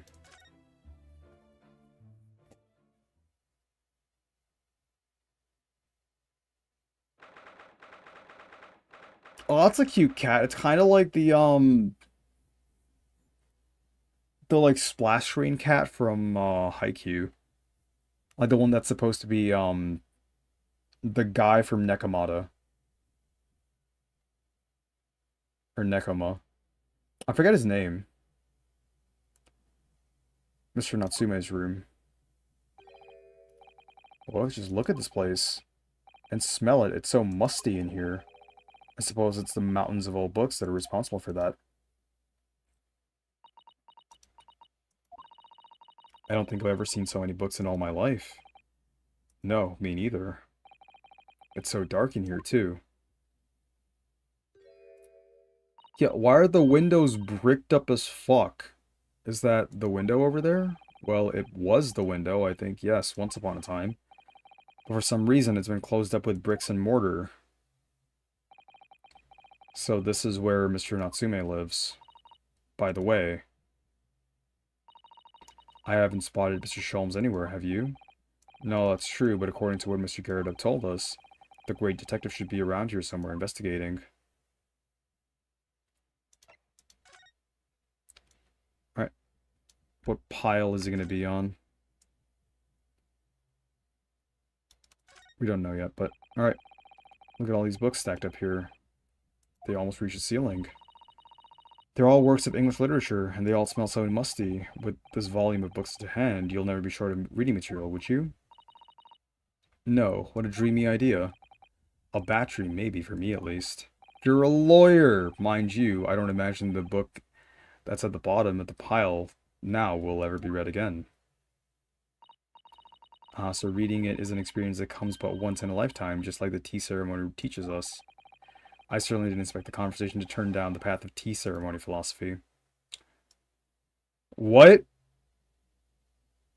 Alright. What's with the cat? Hey, Shu. Bye, Shu. Oh my, what an adorable little cat.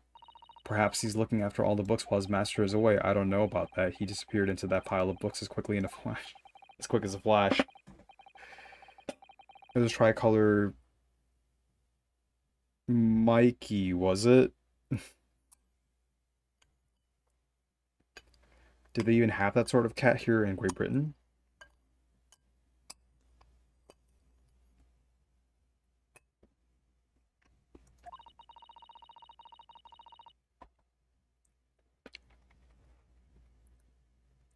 Perhaps Mr. Natsume brought the little creature with him from Japan.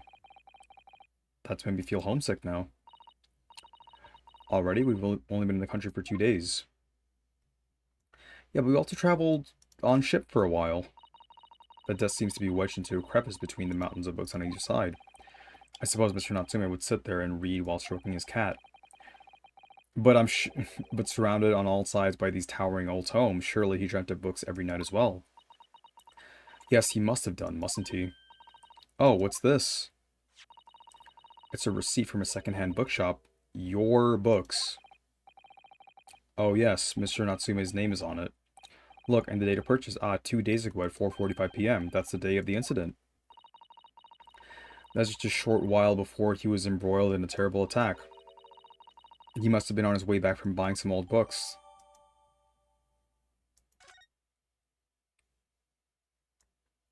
Alright, so we're done investigating. Do we look at the bag? You know what? It doesn't matter. Hello, Sholmes. Ah, look, Mr. Naruhodo. Aha, there he is. Where did he appear from? He seems to be engrossed in the pages of an old book. I hope you won't mind if we disturb him. Hello, Mr. Sholmes. Ah, you two, good day. Now, let me see. Where was it that we met? Oh, Mr. Sholmes, we were together on SS Beria. Yes, of course, the Beria. And let me see, what happened on that voyage? It was Kazuma Asogi. He died, tragically, but you were a great help to us. Ah, yes, but of course, the case of Mr. Asogi. It was the one with the snake, wasn't it? Oh, well, you seem to remember something of it, at least. What an honor to be remembered vaguely by the great Herlock Sholmes. This is Mr. Oh, no, no, my dear madam, hold your tongue. I pride myself on my superior powers of recollection. Your names are safely recorded in my brain attic. Miss Naruhodo. And Mr. Susato. Try the other way around, Mr. Sholmes. Ah ha ha ha, I lose the first round. Okay. In truth, I had hoped to invite you both to my Baker Street suite the day we arrived in London, but some Scotland Yard yarders ambushed me at the railway station and whisked me away to his crime scene. It was an entirely trivial case, of course. I solved the matter in no more than 30 minutes. So they apprehended Sosuke-san in that short of a time? I'm afraid the pursuance of a new case has dulled my recollection of my past involvements a little. A little? It is a mistake to think that one's brain attic has elastic walls and can distend to any extent. I do my best to forget useless facts, lest they should elbow out the useful ones. Yes, those are my own words of inimitable wisdom, you know, from an adventure entitled A Study in Scarlet. I actually read that one. Please, there's no need to quote yourself. I don't always remember my pearls of wisdom, but fortunately my associate pens them beautifully. He means Iris, I suppose. Mr. Sholmes, we have some extremely important questions to ask you about the trivial case you just mentioned. Goodness, what an earnest expression. My dear madam, I should only be too pleased, and this murky room is an apt place to discuss the murky case.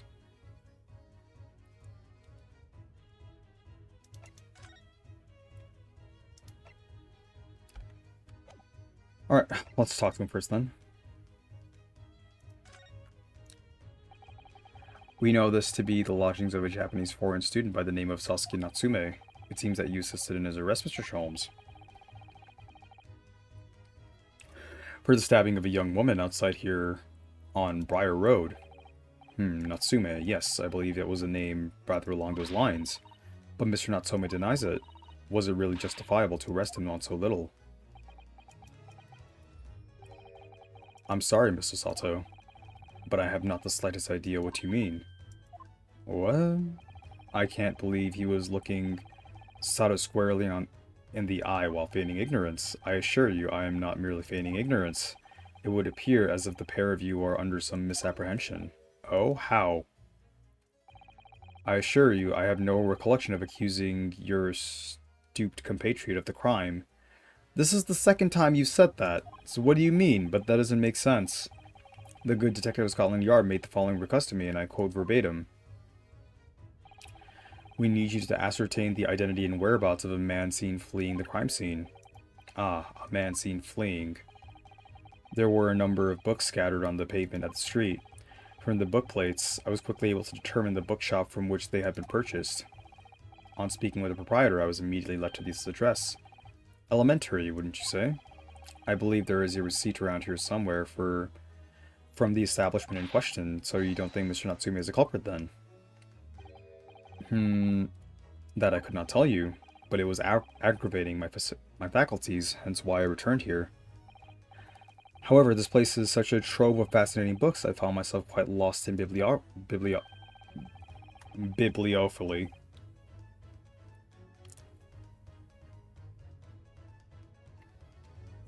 Do not be deceived into believing that I am a man of leisure. No, no, no.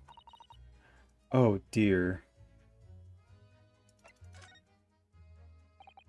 Ah, tell me. Have you encountered the landlord of these lodgings? Yes, Mr. Garadeb, a retired military man. It was the first time I've ever met a soldier from the Great British Institution, that is the services. And it was the first time I've ever met a maid from the Great British Institution, that is service.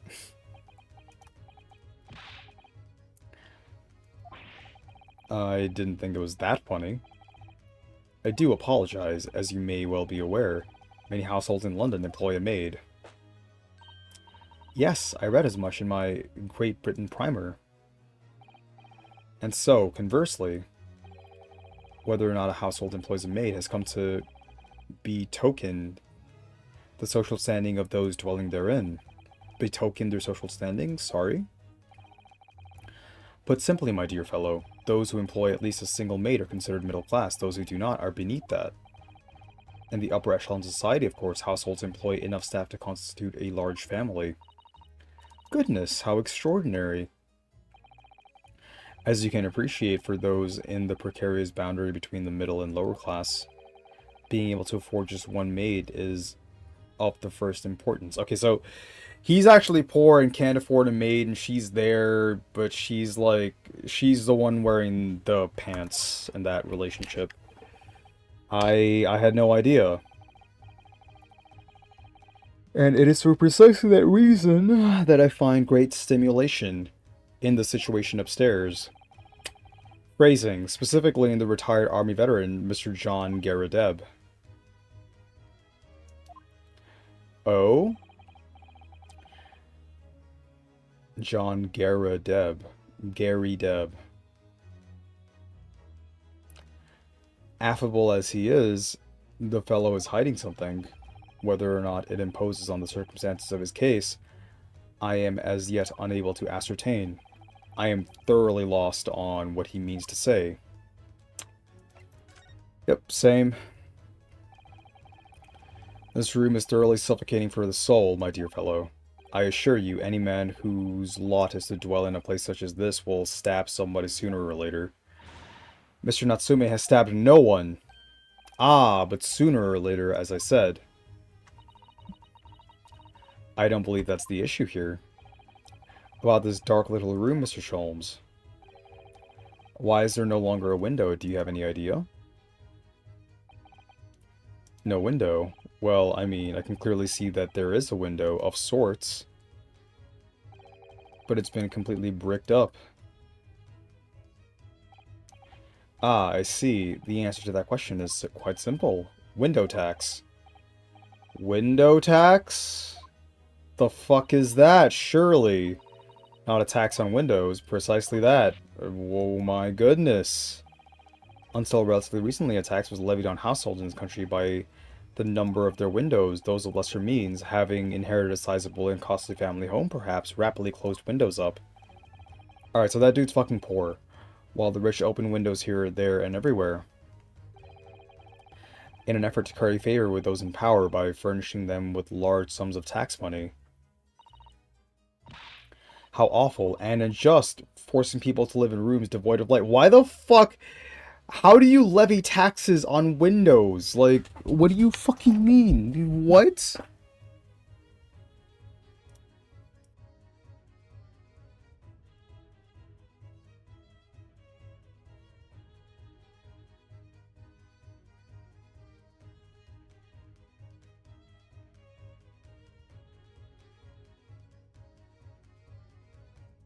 Sorry about that. How awful and unjust, forcing people to live in windows devoid of light. Indeed. Disease was rife as a result. Some 40 years ago or thereabouts, the window tax was abolished. But its legacy remains, as you can see, in squalid lodgings such as these, for example. I suppose Mr. Natsume's stipend for living here in London isn't very generous, perhaps. It would appear so. I've done a little digging, and discovered that these lodgings were offered at an extraordinarily low price. Because the room is so awful, I should think. Apparently, Mr. Natsume only moved in here about 1 week ago. Yes, that is correct. However, I don't believe the low rent is explained by the shabby nature of the accommodation. Oh? Still, that is of little relevance here. A matter not worthy of further attention. Are you sure? I'm curious now.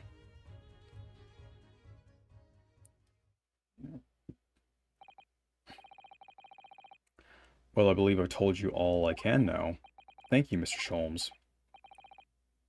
Ah, yes, Mr. Naruhodo. Was it not your intention to become a practitioner of law? You remembered that, did you? Will you perhaps be offering your service in this very matter, I wonder? To the occupant of this room, Mr. Natsume, was it? I'm not sure. Not sure? On what grounds? Well, I actually defended someone in court here only yesterday. Really? Well then I congratulate you, sir, on an ambition realized, and so promptly too. The thing is, it's really made me question things. Am I right to believe in my clients? To trust in their innocence? Yes, trust. Mr. Sholmes, Mr. Natsume didn't do it, did he? Ah, ha ha ha ha, my dear fellow, I haven't the first idea. Oh, but I thought that's why you were here. Didn't you come back to investigate? Ah, yes, that was indeed my initial intention, but there are simply too many fascinating books here. I couldn't possibly ignore them. Can we have Iris over you? I've changed my mind. Oh, I see. Can we have Iris over fucking, like, Sus Otto? She seems smart. I feel like we might actually have interesting questions and problems with her. Nevertheless, there are two facts that I can state quite unequivocally. The man who fled the scene of the crime 2 days ago was the Japanese occupant of this room, and there are witnesses who swear to have seen the same man commit the crime. That is all I can say. Ah, and one more thing.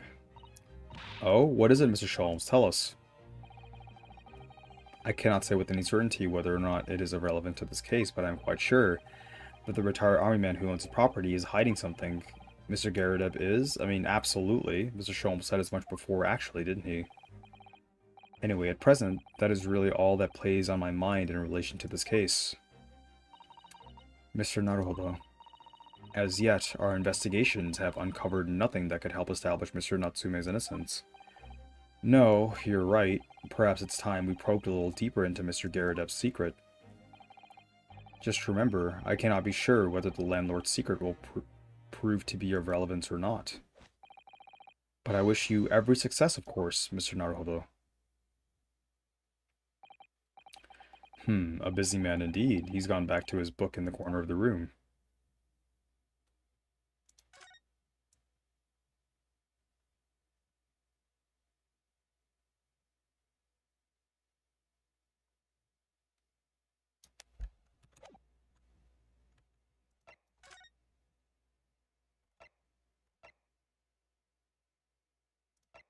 So I guess we can go to the Garadebs.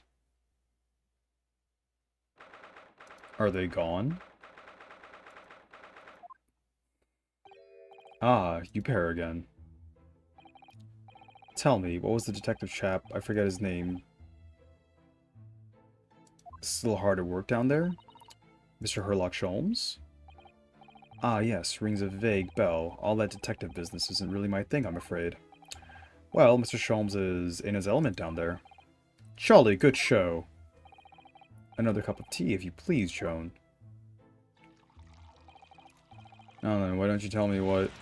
for the umpteenth time, woman, will you watch where you're barely doing? I shall be serving dinner shortly, sir.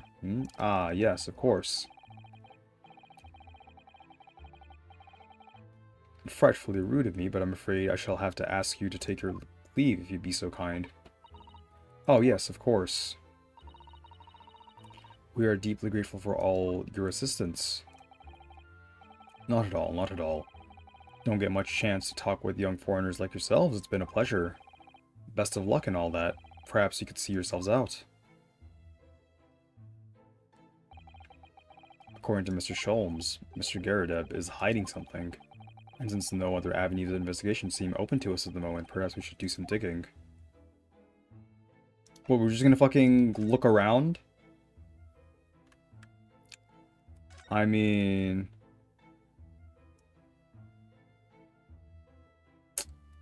Alright.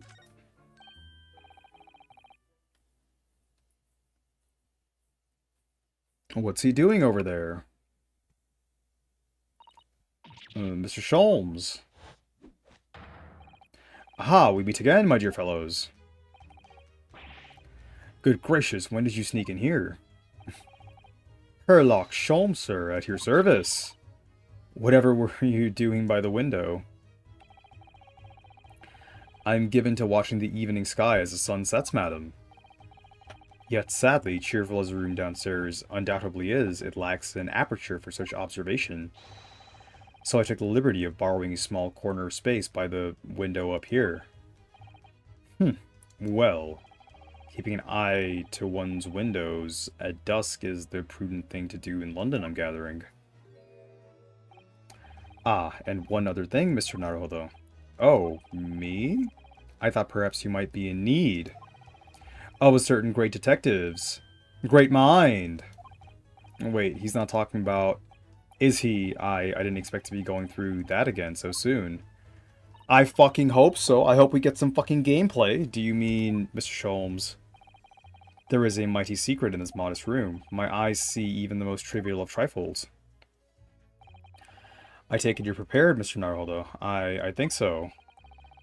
There is just enough time for one of my greatly admired deductions. Greatly admired great deductions. Let us conclude the matter before dark.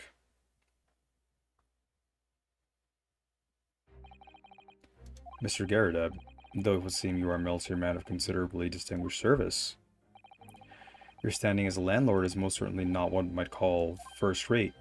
I'm afraid, sir, that it is all too clear to me. There are two conclusions I have been able to draw by careful observation of your living arrangements. I beg your pardon? The first is that even as we speak, you are concealing the presence of a ferocious beast in your care, the cat? And the second is that, as a result of the beast's violent rampage, you have lost something very dear to you. Mr. Naruhodo, look. The old man's broken out in a cold sweat. Unbelievably, it seems Mr. Sholmes' conclusions are both spot on. How could you possibly... How could I possibly know, you mean to inquire? The answer couldn't be simpler, sir. For in the dense jungle of logic and reasoning, I am the king of beasts! And I know only too well that wild beasts are not easily tamed. So, shall we begin? Once again, Herlock Sholmes is proud to present his logic and reasoning spectacular! Let's fucking save.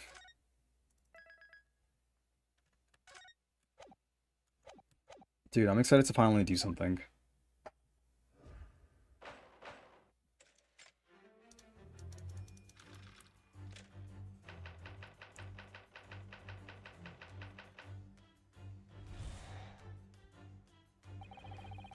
It certainly shouldn't take a great detective to see that a fearsome beast has been on the rampage of late within these four walls. Thus, we are all faced with the question, what form might this beast take? For a man with military breeding, your eyes are uncommonly candid. Your furtive glance, Mr. Garrett, leads us directly to the answer. There's one rampant here is revealed by that lion statue. No. It's the stupid fucking cat. Yes, or her. Or the fact that you have nukes, though an army man, you appear unimposing at best. I mean, those are some pretty sharp angles, bro. I'd call those pretty imposing. Someone hasn't played Street Fighter, a fact that has fueled your admiration for the mighty lion, the king of beasts. What is this piffle, I ask you? Piffle. Nonsense. Well, you learn something new every day. In the end, your admiration became so great, in fact, that you had a living, breathing specimen shipped from India, which you tried to keep in this very house. What? Oh! There's a slap mark on the other side of his face. Yet living with such a wild beast proved more difficult than you had imagined. Chilling traces of a wild rampage are still very much in evidence. Well, so it's like the mark on his face? Is it her? She fucking slapped the shit out of him? Yet, as we look around, the beast in question fails to present itself. Where could this angry creature have disappeared to? Madam? Me? I pray that you do not consider me unchivalrous, but it's plain to me with one glance in your direction. It is? Your dress pocket gives us a handsome clue as to the beast's current whereabouts. For protruding from it is a handbill advertising a circus show. Yes, you sought to dispose of this terrifying lion, Mr. Garadeb. At Batty's Circus! Oh, God. A traveling show currently sojourning at a nearby park. I have observed the tents. You sold the savage lion, sir, to the circus troupe. I most certainly did not. I believe I have made my point. The fearsome beast which ran amok in this room was an Indian lion, and a simple visit to the circus now will reveal the lion prancing jubilantly through a ring of fire.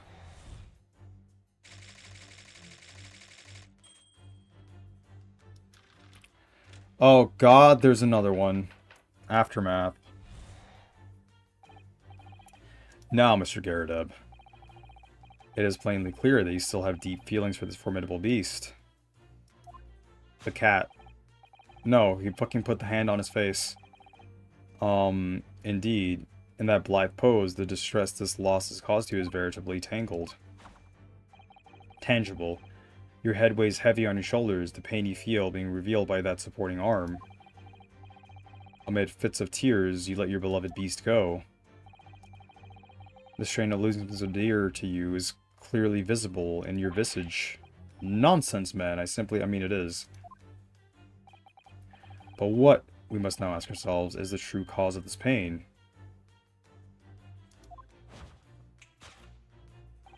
And we need only follow the direction of your gaze to find the answer. It's down here somewhere? Yes, it's the pile of bills that's given rise to the pain you suffer. I mean, that's probably also true. Every envelope contains another demand for payment. Ah. For cartloads of meat, potatoes, wheat, and tea. Indeed, feeding your beloved has had a devastating impact on the financial circumstances of your household. And so you had no choice but to let it go. Yes, well, Now, in a final fit of rage, the ferocious beast carried out one last unimaginable attack. Unimaginable? A burn mark? The aftermath of which can clearly be seen observing the carpet over there. A very expensive woolen carpet. If I'm not mistaken. Probably not. It's like there's a candle right next to it. Oh dearie me. What could have caused a destructive outburst? Ah. This time, madam, I'm afraid it is you who has inadvertently revealed the truth to me. Your wandering eye has settled upon the very answer neatly indeed. Yes, to explain the dire state of the carpet, we need only... This. Tower of Cakes. Ah! There's no creature more dangerous on this earth than a beast with an unsatiated appetite. Was it or was it not once said by a certain noblewoman, if they have no bread, let them eat cake. I think that applies to these people, Sholmes, in a very different way. Food is at the heart of all tragedy, in fact. No. Whatever do you mean? Having tired of the taste of cake, the beast began to stalk its next prey. Bread. I'm sure I need not spell out the nature of this final act of destruction carried out by the beast. There is only one logical conclusion. Worked into a frenzy by hunger, the lion attacked and ate the carpet. The teeth marks in the carpet are a perfect match with those of a lion I once saw in India.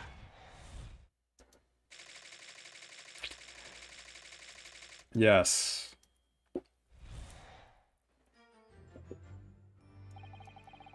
Thus concludes Herlock Sholmes' great deduction of this beastly puzzle. Oh, it's only 2 parts? Still?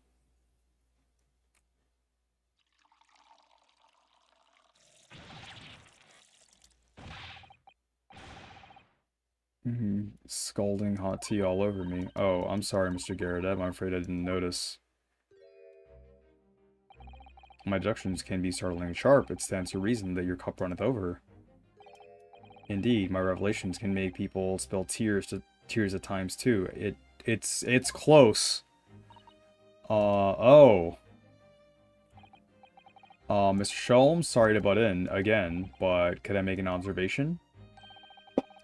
Why, certainly, Mr. Naruhodo. What is it again? Well, your deductions just now. Do you really think a lion could fit inside a room of this size? Indeed, it is the only explanation for the facts. Can we talk about the fucking canon? The terrifying truth all too often lies beyond the realms of common sense. But wouldn't it be an idea to consider what lies inside the realm of common sense as well? But if an uncaged lion had run amok in this very room, surely Mr. Garrideb and his maid would have been hurt or worse. That's where you were stuck. No doubt the former military man held his own against the beast using the large cannon. Yeah, no. I thought he said they sold the lion to the circus. And what about the food? Meat and potatoes are one thing. I don't believe I've ever heard of a lion that drinks tea. Ah, my dear Mrs. Otto. It occurs to me with some regularity that irrespective of race and breeding, whenever anyone lands on Great British soil, they are infused with a highly appropriate taste for afternoon tea. Oh, what a glorious notion! Well then, Mr. Naruhodo, it's your turn to shine again. I had a feeling that was coming. A slight massage, that's all Mr. Sholmes' deductions need. You can do it! Excellent, I've been waiting for my trusty partner in deduction to step forward. Mr. Naruhodo. Alright.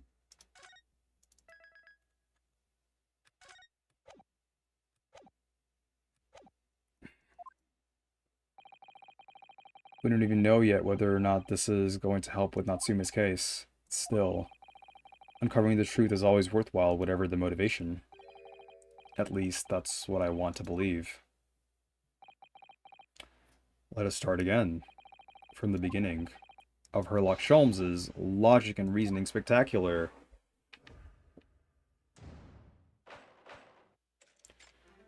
Hold it!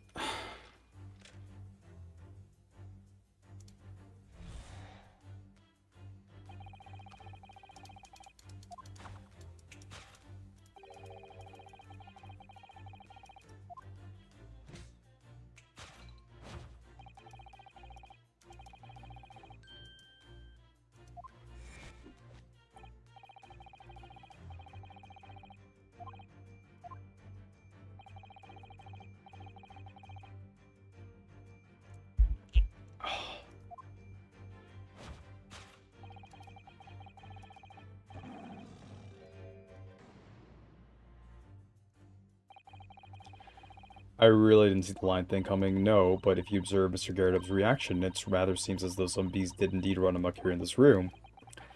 Yes, something with a very fierce nature, but it couldn't have been a lion transported from India.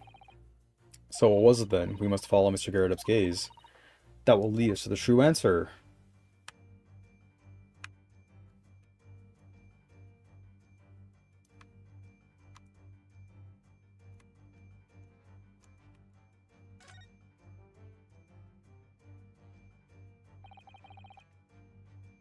What's his photograph? It appears to be Mr. Garrett's wedding.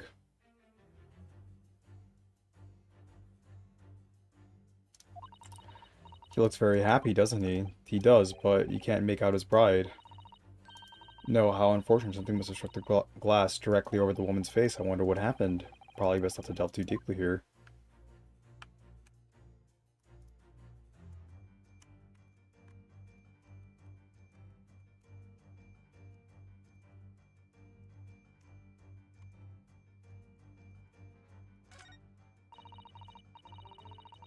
the bride's face at all, but no amount of cracks could hide the woman's plump form.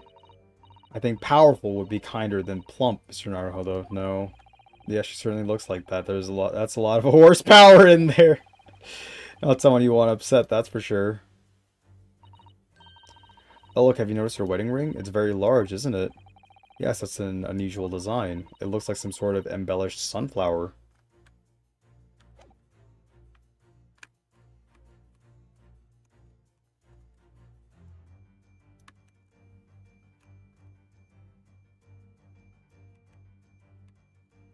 The mortar shells?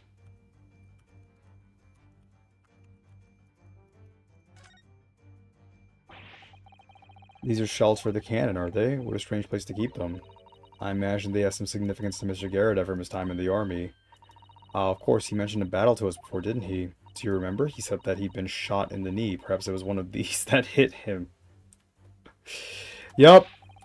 If a round that size hit his knee, there'd be nothing left of it. Or Mr. Garrett, for that matter. Mr. Sholmes has a Persian slipper, and this man has spent shells. Perhaps it's customary in Britain to display, well, rubbish on the mantelpiece. I'm glad the game actually, like, referred to that.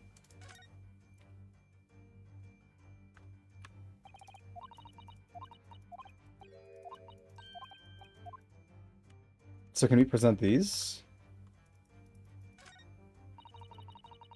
Mr. Garrett was still in the army. He seems to be carrying his rather stout bride effortlessly and beaming with a smile at the same time.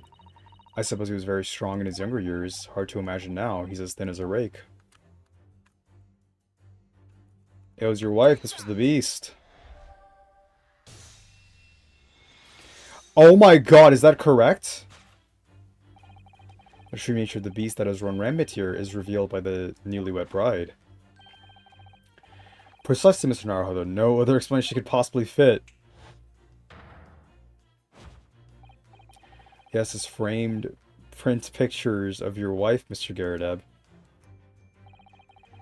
And while we lament the fact that her face is obscured, we can still make out her mighty arms and note the considerable horsepower they must contain.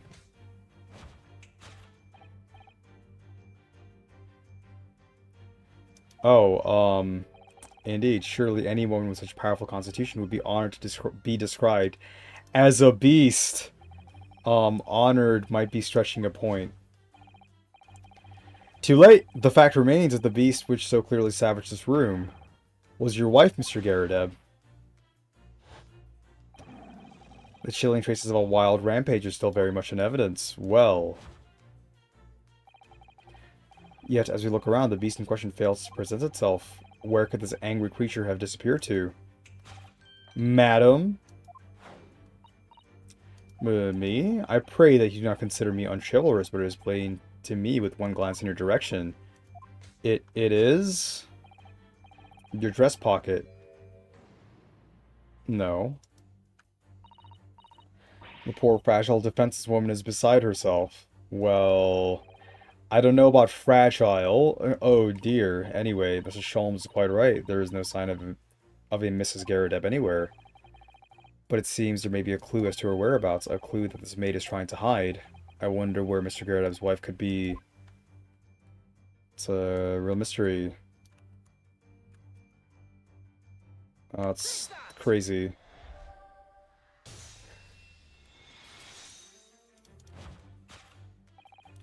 Your wedding ring gives us a handsome clue as to the beast's current whereabouts. Ah. Indeed it does. That flowery band gleaming on your finger gives you away.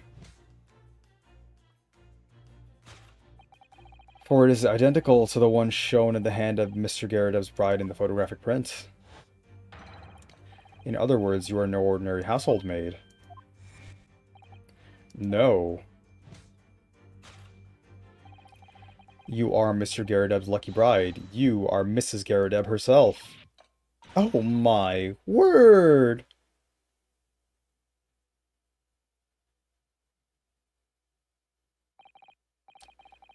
Well, jolly fine detecting, sir. As you rightly surmise, this is the wife. Yes, my Joan. Rather than let herself go, you might say she's fully... It would appear that you don't live in the most comfortable of circumstances. After all, you are a retired army man, yet you are in the business of renting out rooms. I would assume, therefore, you have insufficient means to employ a maid. Would that be correct? It's not right, I tell you. I was second lieutenant of the 3rd Regiment. A man has his pride, don't you know? By golly, it's a sorry thing when a chap can't even afford to have a single maid in his employ. Yes, here in London one is rather judged. A household cannot be considered worthy of society if it employs no staff at all. Though in my considered opinion, such concerns about appearances are a folly. Thank you. You mean Mr. Garrideb has his wife work as a maid? Precisely. Am I right, Mr. Garrideb? Only in company, obviously, but listen here. This must remain a secret. Tip-top secret, please. The raging wife of Mr. Garrideb.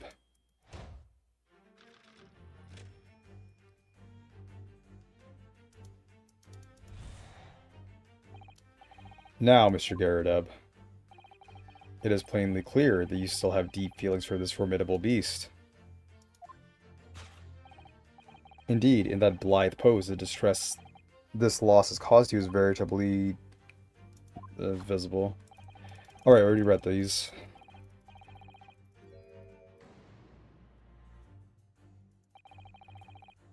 Mr. Sholmes is quite something. He's still calling Mr. Garrideb's wife a beast. Yes, as a woman, that feels rather uncomfortable. Then don't be a beast, but Mr. Garrideb is standing there beside her husband as we speak. In other words, he hasn't lost his beloved at all, is he? Has he? Oh, how true. So perhaps that supporting arm that seems to be propping up his head has some other significance then. According to Mr. Sholmes, Mr. Garrideb's pain is tangible, though. What could that pose of his really signify?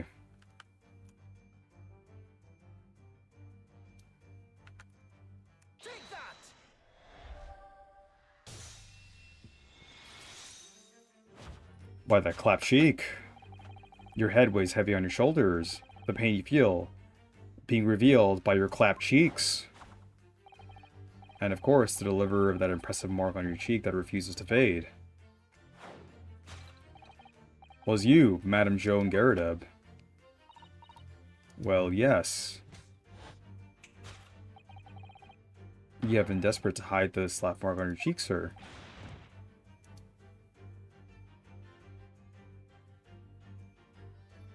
A truly domestic moment. How the blazes. How did you work that out, man? Nothing escapes the notice of one trained in the art of observation, my dear fellow. Your face is fucking half red. That's why you have an incredibly fucking sharp. I need to play Twin Blades in Elden Ring. That's why you haven't looked directly at us even once. To keep your other side from view. Well, Now, let us proceed to the next conundrum. Why were you subjected to such a violent slap?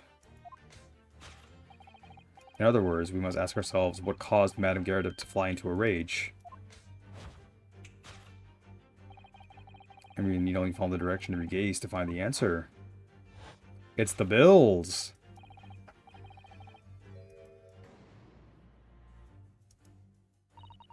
Did Mr. Sholmes say that the bills were all for the line fodder? Yes, but now we've established the line never existed, which can only mean that the thing responsible for gobbling up all that food was Mr. Garrideb's wife!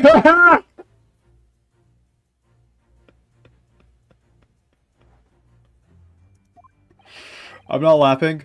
Yes, well, she's also a person who gave her husband a mighty slap around the face. One so hard that it left a perfect hand mark, in fact. Yes, why would a woman want to hit her husband with such force, I wonder? I'd love to know the answer to that question.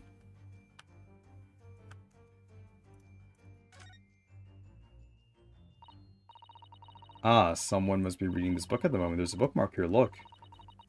Mr. Garrideb is clearly an avid reader. Oh, wait a minute. I don't think this is a bookmark. Oh no, so it isn't. It's a note written in a woman's hand. Oh, James, I love you. Yours, Mary. Ah, look at the signature here. Lip marks made with lipstick. Oh, what passionate and romantic gesture. Alright, well, that dude's fucked. Don't get any idea, Sasato-san. Oh dear, I'm sorry. So this bookmark is actually a love note then.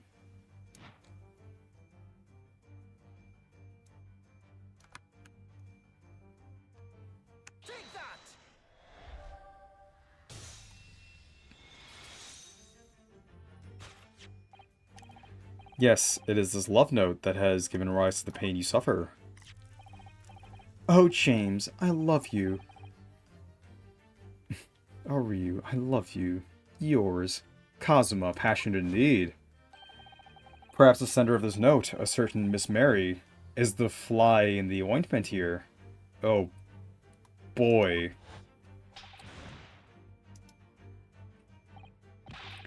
But I don't know the Bali woman. You don't know her.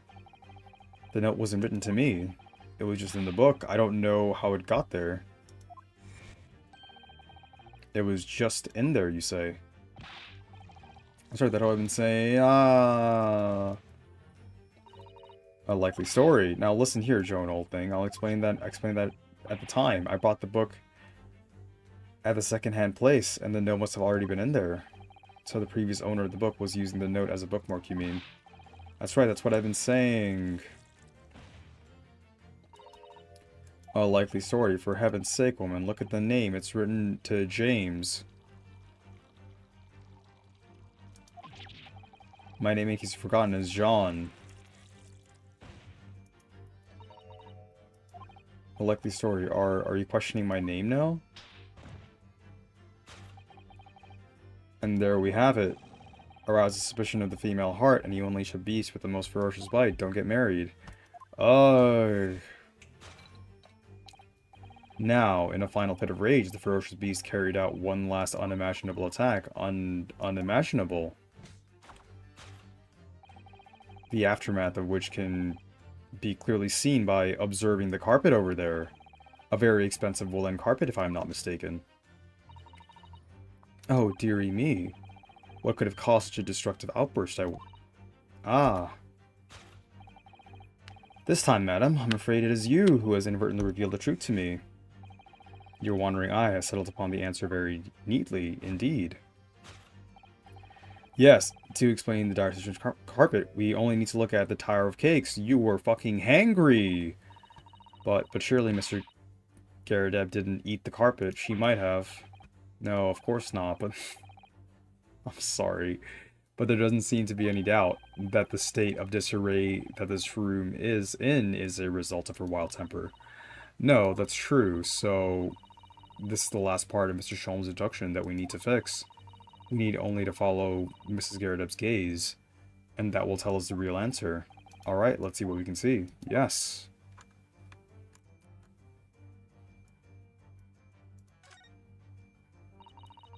It's a very old candlestick, doesn't it? The base looks too small. Surely it's very unstable. Looks to me that even the septum might topple over. Oh dear, that would be very dangerous. Wait, take a closer look at this. There's a candle missing. There's one candle missing. Yes, I didn't notice that before. Why is that, I wonder? Why is one of the three missing from its holder? Maybe it's because it's fucking down here. I can't examine the candle. It has been ripped to shreds. It's not. It's been burned to shreds. Yes, according to Mr. Sholmes. The tears match those made by an Indian lion's teeth exactly. Yup. Yes. Because Indian lions definitely have 900 teeth. Oh, look here. What is it? What is it? If you look closely at the edge, you can see scorch marks. Oh yes, so you can. In that case, perhaps the carpet wasn't eaten in the normal sense at all. Let's rethink this with that in mind.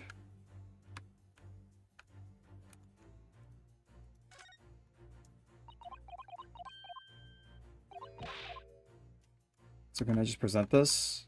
Or do I need to, like, switch something? Alright, works. Okay. Yes, to explain the dire state of the carpet, you only look at the candlestick. Most illuminating, my dear fellow, and of course, the only possible way out of this logical labyrinth. Yes, the remnants of a ferocious attack in which the carpet was devoured are clearly visible. Indeed they are. The scorch marks at the edge clearly give the truth away. Scorch marks? It would appear that this room was the scene of a little marital altercation. Mrs. Garadeb's mighty arm muscle left an impression not only on her husband's face, put on the entire room. The force of her strike caused the candle to fall from the holder. And in seconds, the carpet was alight, and the corner of the room in flames. Yes. For the most ferocious beast in this world is neither a violent roar nor a vengeful woman, but fire. And in this room, that ferocious beast bared its claws and ran amok. Eloquently put, my dear fellow. So you see, there is but one conclusion here.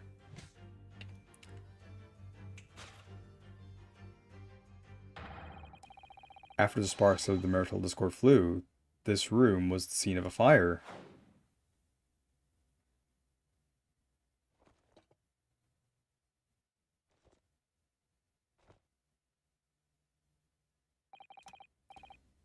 Mr. Sholmes, sir, I salute you. Good night.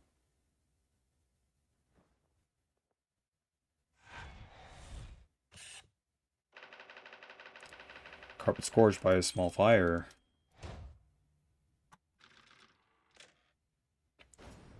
Like, I like these scenes, but it's like really simple, and there's like too few of them. Like, we presented like 4 things there in total. And we just like pointed random shit out. Like, this isn't... It's these dashed long winter nights, you know. Nothing to do but read in front of the fire. Luckily, there's a jolly good secondhand bookshop just around the corner. Buy all my old novels there.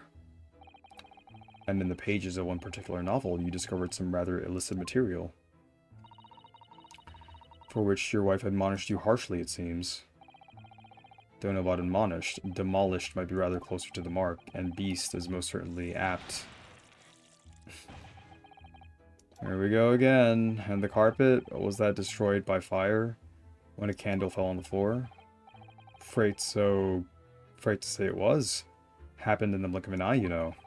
The whole place filled with smoke, couldn't see a bally thing. I was caught between the old stick's rage and the raging flames. You paint a torrid picture, sir.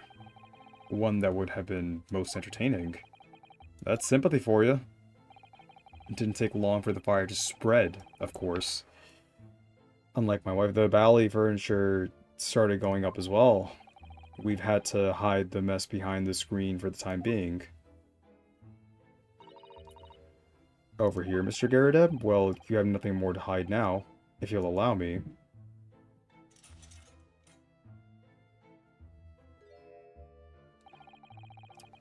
Oh boy. Had all my favorite old novels in that case.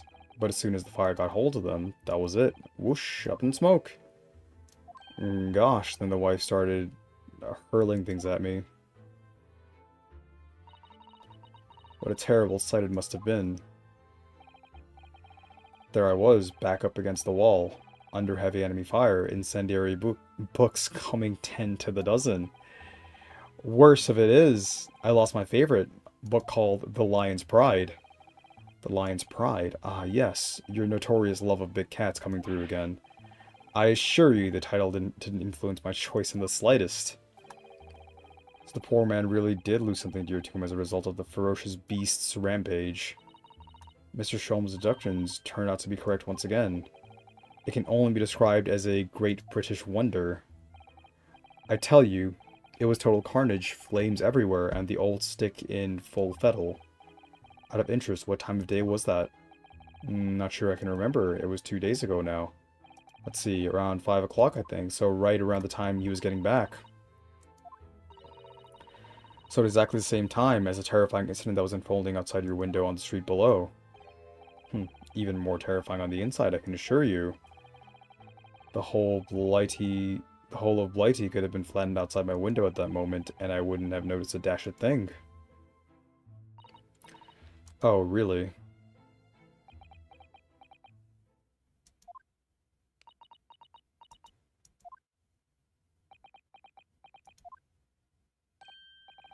Mr. Sholmes.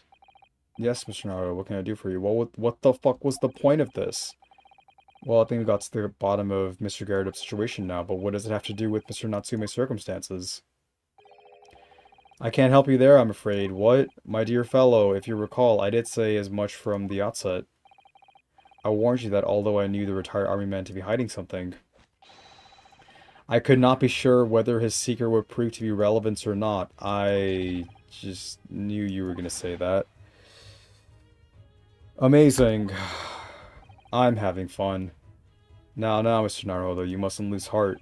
Bear in mind that all things fall into one of only two categories, those relevant to the case and those not. That makes no sense to me. Well, no matter. It is of far greater importance that you make up your mind now. Sorry, visiting hours at the prison will soon be over. Oh no, is it that time already? If we're to accept Mr. Natsume's case, we have official paperwork to attend to. So that's it. No more time to think. Perhaps you'd like to betake yourselves to bidding us farewell now. I must prepare supper for Mr. Garrideb. Oh yes. I'm so sorry. Thank you both very much for your time. Soseki-san will be waiting for us, and I'm going to have to give him an answer.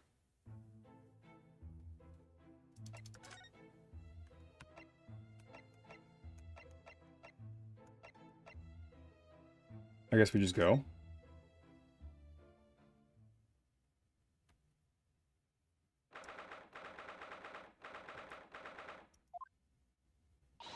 It's time, Mr. Naruto. We must hurry back to the prison. Yes, I know. I clicked on it. Let's hail a care.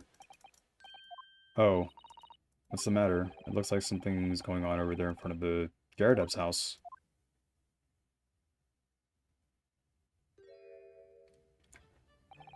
What the fuck are you? I know thee not, old man. Fall to thy prayers. Who you calling an old man, you rum-looking nimini-pimini?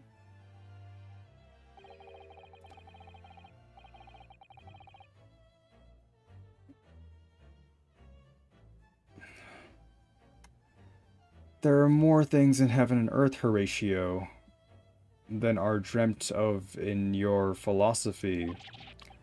Who's this Horatio fella, eh? What are you on about? Excuse me. Who are you now? I'm sorry, it just looked as though there might be some problem here. And my associate here, Mr. Yunosuke Naruhodo, is a lawyer, you see. A lawyer? What? If I can be of any assistance, I'd be happy to help. I'm from Japan, but I have studied English law. Fine, I'll be on my way for today, but you mark my words. This ain't over yet. What the fuck was that? What's that badge? Are you from the school? Get thee to a nunnery. The fuck are you? You're the killer. You're the killer. Do I look like a bloomin' nun to you? What is wrong with your face, dude? Holy shit. I miss the sprites. I do hope you're not injured. Oh, fair Eastern maiden, thou art so gentle, thank you. What was that all about? There are more things in heaven and earth, Horatio, than are dreamt of in your philosophy. I'm not Horatio either. Forgive the inquiry, sir, but are you a lodger here in the Garrideb residence? Oh, fair Eastern maiden, thou art so right. Yes, I do dwell in this humble abode. There's another room? Mr. Garrideb mentioned that he had another lodger, didn't he? So you're the killer. This must be this man. This must be the man. Do you happen to know the other lodger who lives on the first floor? Ah, yes, a gentleman named Natsume. Oh, more worthy a polemist in my battle of words, and there could there be. Sorry, battle, did you say? Who was the stronger, Hamlet or Macbeth? Mr. Natsume and I sparred long into the night. I see. I don't fully understand, but it seems Mr. Natsume and the gentleman are acquaintances at least. So, fair maiden, so good gentleman. I can tarry here no longer. Fare thee well! Alright. I didn't really understand him, but I think he's returning to his room. It seems he's unaware of what's happened to Mr. Natsume now that he's framed him, so he can't really help us with Sasuke-san. and that man's his lodgers. The garret I've housed is certainly full of eccentrics. Honestly, that sounds kind of fun. Anyway, I'll go find a carriage. Yes, I'm sure Mr. Natsume is eagerly awaiting our return. Let's hope we can get to the prison before visiting hours are over.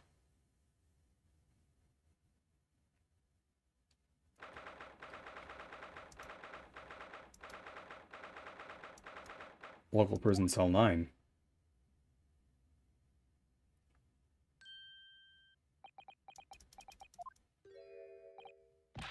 Oh, it's you. You're here. You came. Welcome, student Mr. Naruhodo Esquire. I can't believe you came back. I'm so touched. Oh, we are so sorry to have kept you waiting, Mr. Natsume. Oh no, think nothing of it. Relax. If I were a cat, I would purr with pleasure at the company of such fine compatriots. Noble, nurturing, never failing Nipponese. Oh god, you say it too. Oh, now, let's not get carried away. Oh, I quite agree. There is nothing more reassuring than the familiarity of one's native land. On the other hand, it is through friendship transcending international borders that one truly appreciates the fact. Such is my belief, at least.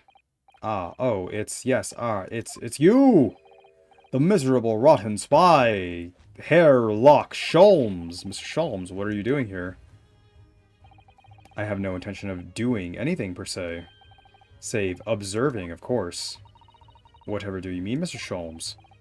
Well, having encountered some curious reading material in that gloomful room, and having unmasked the second identity of the eccentric pair, I decided, so is the cat your cat or that dude cat? And he just needed more room, that's why he had you kicked out by framing you for murder. I decided I should drop in on my way home to see how our divested friend is faring. Gloomful room? At least your accommodation here offers a window, my dear fellow. In that sense, it is the superior option. Anyway, I must commend you on your taste in books. My day has been a delight and cost me not a penny. Ah, you! How dare you, Hairlock Sholmes! I've had it. I'm through. I'm at the end of my rope. I should never have come to Great Britain. It was a terrible mistake. Haunted by spirits in those accursed lodgings. No doubt my luck will be cursed in tomorrow's trial as well. My whole life is bedamned! What are you thinking, Mr. Naruhodo? When is the day gonna be over so I can save? He mentioned that once before, didn't he? That his lodgings were cursed, I mean. And there is much truth in Mr. Mustache's words. What? Cursed is a wholly appropriate description, I would say, for the man's lodgings, and indeed for tomorrow's trial. What's that supposed to mean?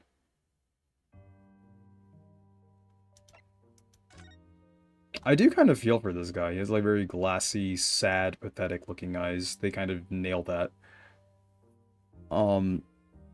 It's like, oh yeah, because he's gonna be fucking interrogated by the Reaper of Bailey. Mr. Natsume, what did you mean by what you just said now? You said just now about the trial tomorrow being cursed. Oh no, why? Why are you looking so grave? You're making me nervous. I was just getting carried away, that's all. I didn't mean anything by it. Oh, I see. That's really agitated him. You don't mean the trial really is cursed somehow? Are you referring to the prosecutor? The Reaper of the Bailey? The Reaper? Oh no! What do you mean? Please, tell me. Summarize it succinctly in 16 salient words. No defendant has ever survived the trial in which the Reaper stands for the prosecution, ever.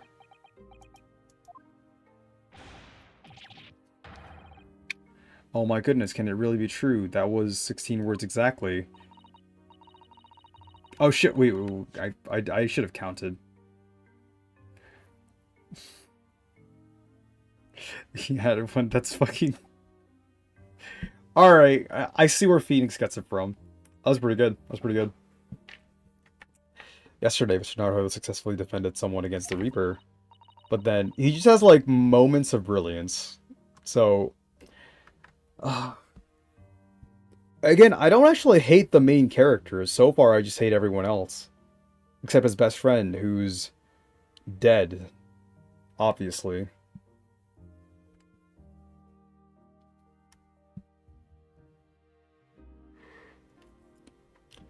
But then after the trial was over,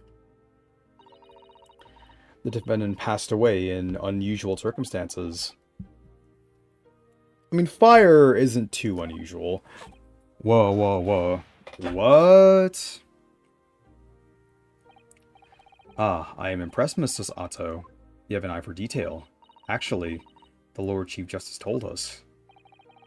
Mr. Sholmes, surely it can't be that, having failed to succeed to have the accused convicted, Lord Van Zykes killed the man himself. Oh no, he couldn't have, surely. Ah, ha ha ha, you have some wonderful notions, sorry. The man isn't a mass murderer, he's a court prosecutor, my dear fellow. Oh, yes. Why, of course he is. Of course he is? Then, why are you trying to scare me? It could be said, however, that the real truth about the man is even more terrifying than your hypothesis. What on earth do you mean by that?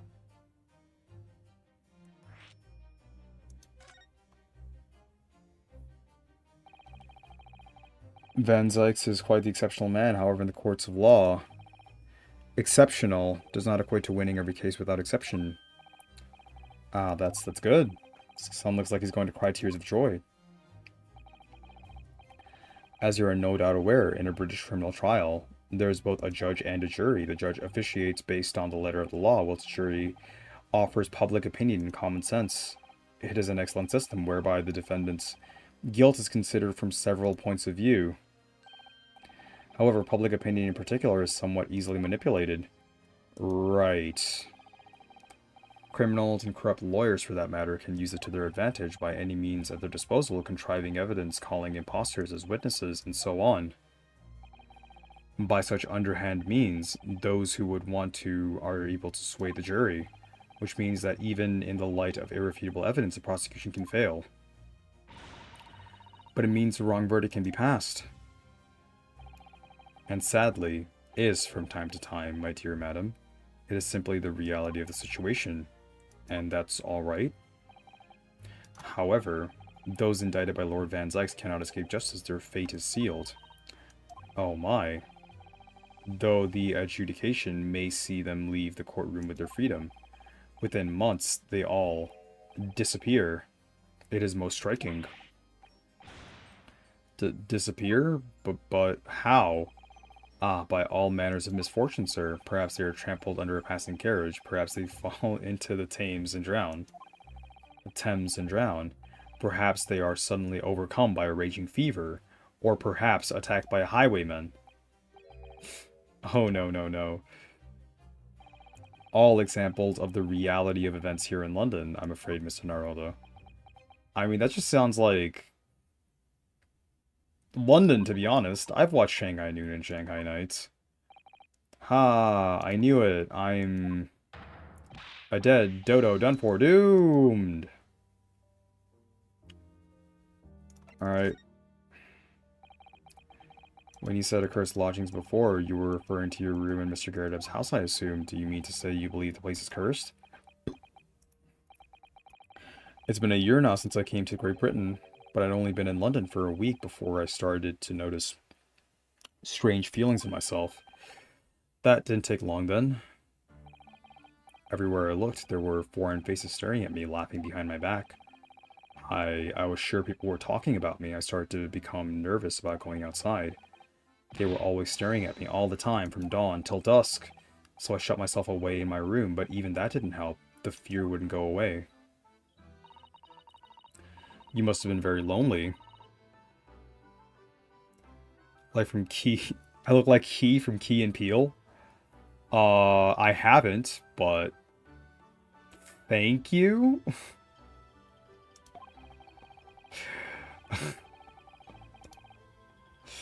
Alright. Welcome to the stream. I'm Key. Obviously. I've had to move a number of times, most recently to that room on Briar Road a week ago. Yes, why did you choose there? It seems a little inconvenient. The rent is cheap. I have so little money. It appealed to me straight away. Of course, I asked, why is it so affordable? The landlord just simpered and said, "The room is cursed. Cursed, I say. Oops." He quickly tried to cover his mistake, but it was too late, so I told him, "If he has something to say, then say it. But if not, don't mention it in the first place." You see who I'm referring to. Yeah, Key from Key and Peele. Keegan-Michael Key. I know who you mean. And, alright, thank you. No, I haven't heard that before.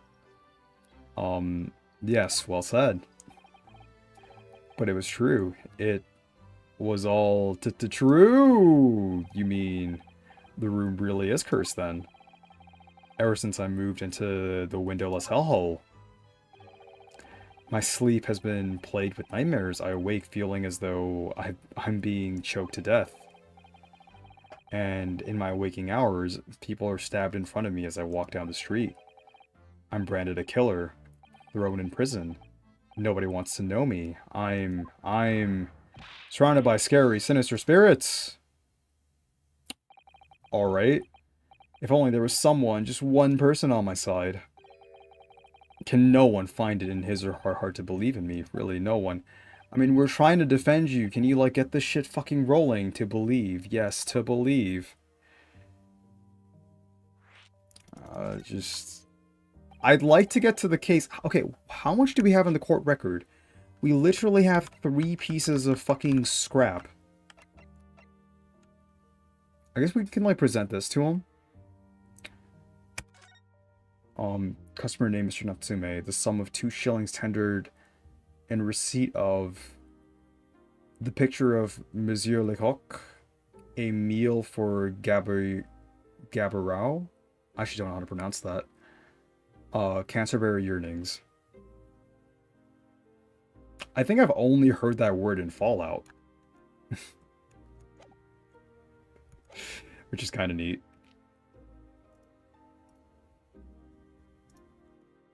Mr. Sholmes. Ah, me, Mr. Naruhodo. Pray, what can I do for you?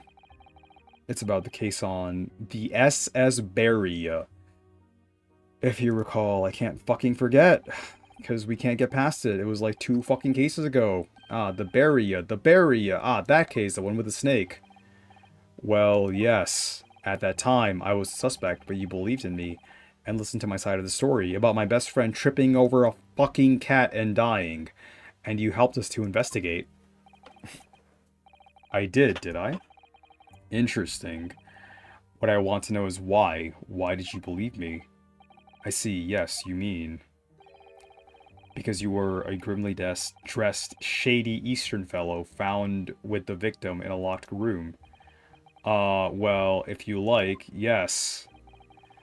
I'm a little surprised that the question requires explanation, my dear fellow. It's quite simple, really. You said I didn't do it. But I could have been lying. Surely you must have had your doubts. You must have suspected me a little. I think perhaps you have misunderstood. I neither recall believing in you, nor in that which you were telling me. What? You see, the only things I believe in are those I choose to believe in. What? What do you mean, Mr. Sholmes? I make up my own mind about what is to be believed and what is not. If I should like to believe in something, I do. The circumstances can hang as far as I'm concerned. Bit of a morose way to state that, but alright. But I could have betrayed your trust. Ah ha ha ha ha! In that case, I should have made an elementary error of judgment, nothing more. Betrayal of trust is an overused excuse in my... How are we talking about this after...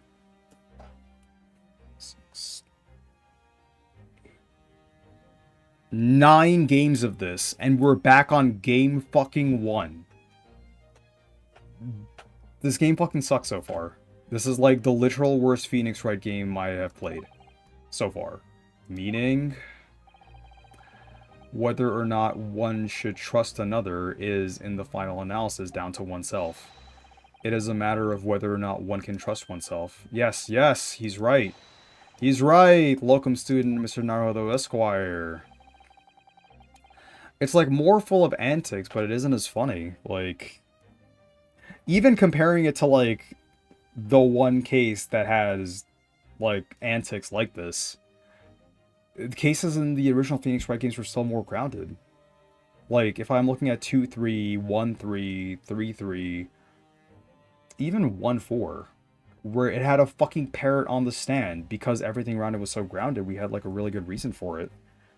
But it's not very good here, whether or not I can believe myself. A defense lawyer is only as good as his faith in his clients. And that comes down to how much faith he has in himself.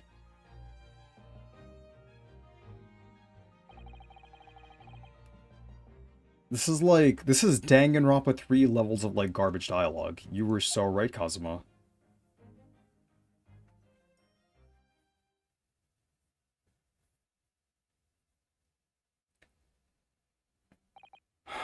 Well, my dear fellows, it's time we were leaving, I believe. Already? Visiting hours are over. The guard will be here shortly to escort us out. There's a restaurant near here that serves excellent trout. I'm fucking talking in rhyming couplets now. Would you care to join me? Oh dear, there is never enough time, is there?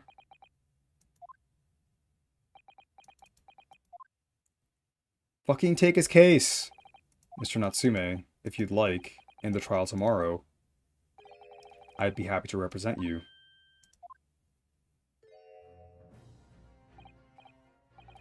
Locum student Mr. Naruhodo Esquire. As I said, I only experienced a British courtroom for the first time yesterday. And although the man I was representing was found not guilty, I lost sight of something crucial. Something crucial? What to believe in, the defendant, justice, or the truth. How to believe, even.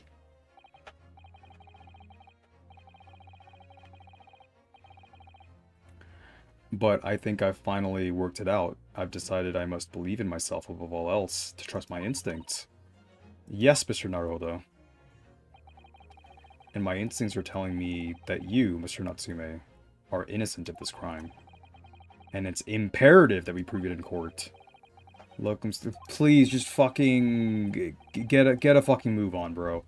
I will fight for your innocence until the bitter end with every weapon available to me, so I hope you'll permit me to represent you tomorrow. As I said when we first met, I'd like to entrust my fate to someone who will listen to me in my native tongue. Of course, Mr. Natsume. It will be fair to say, Mr. Naruhodo, that your mind was, in many ways, made up from the outset. Yes, it's almost like all of this is fucking bullshit. You merely needed the events of today to fully realize it. Yes, I think you're right about that. It's been a roundabout journey, but I got there in the end.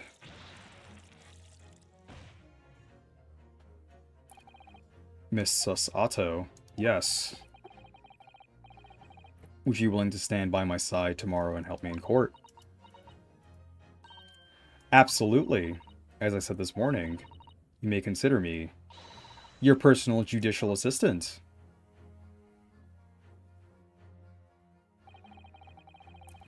The shocking events of yesterday's trial still weigh heavily on my mind, but it's time to stop looking backwards.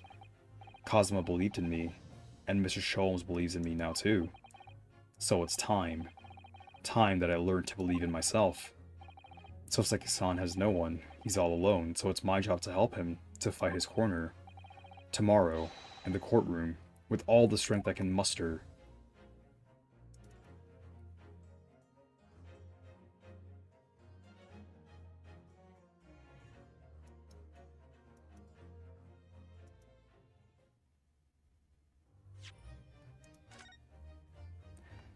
So do we actually get a trial this time?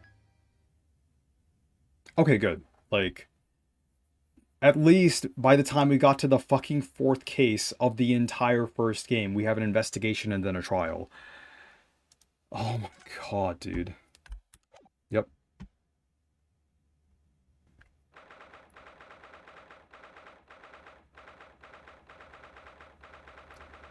Actually, do I even continue this today? It's 1:18 a.m. Hmm. I feel like we haven't really covered anything, so I don't know if I can do the entirety of the trial today, frankly. No, I think I'd rather do the trial tomorrow. I know, like I said, like a case and like a trial a day, but like they just refuse to not track the game on. So I'm willing to go to bed and maybe start earlier tomorrow. I know I said that for today, but I am unwell right now. So I'm gonna call it here. Thank you for being around, and hopefully I'll see you guys tomorrow. Have a good night. Go take a bath.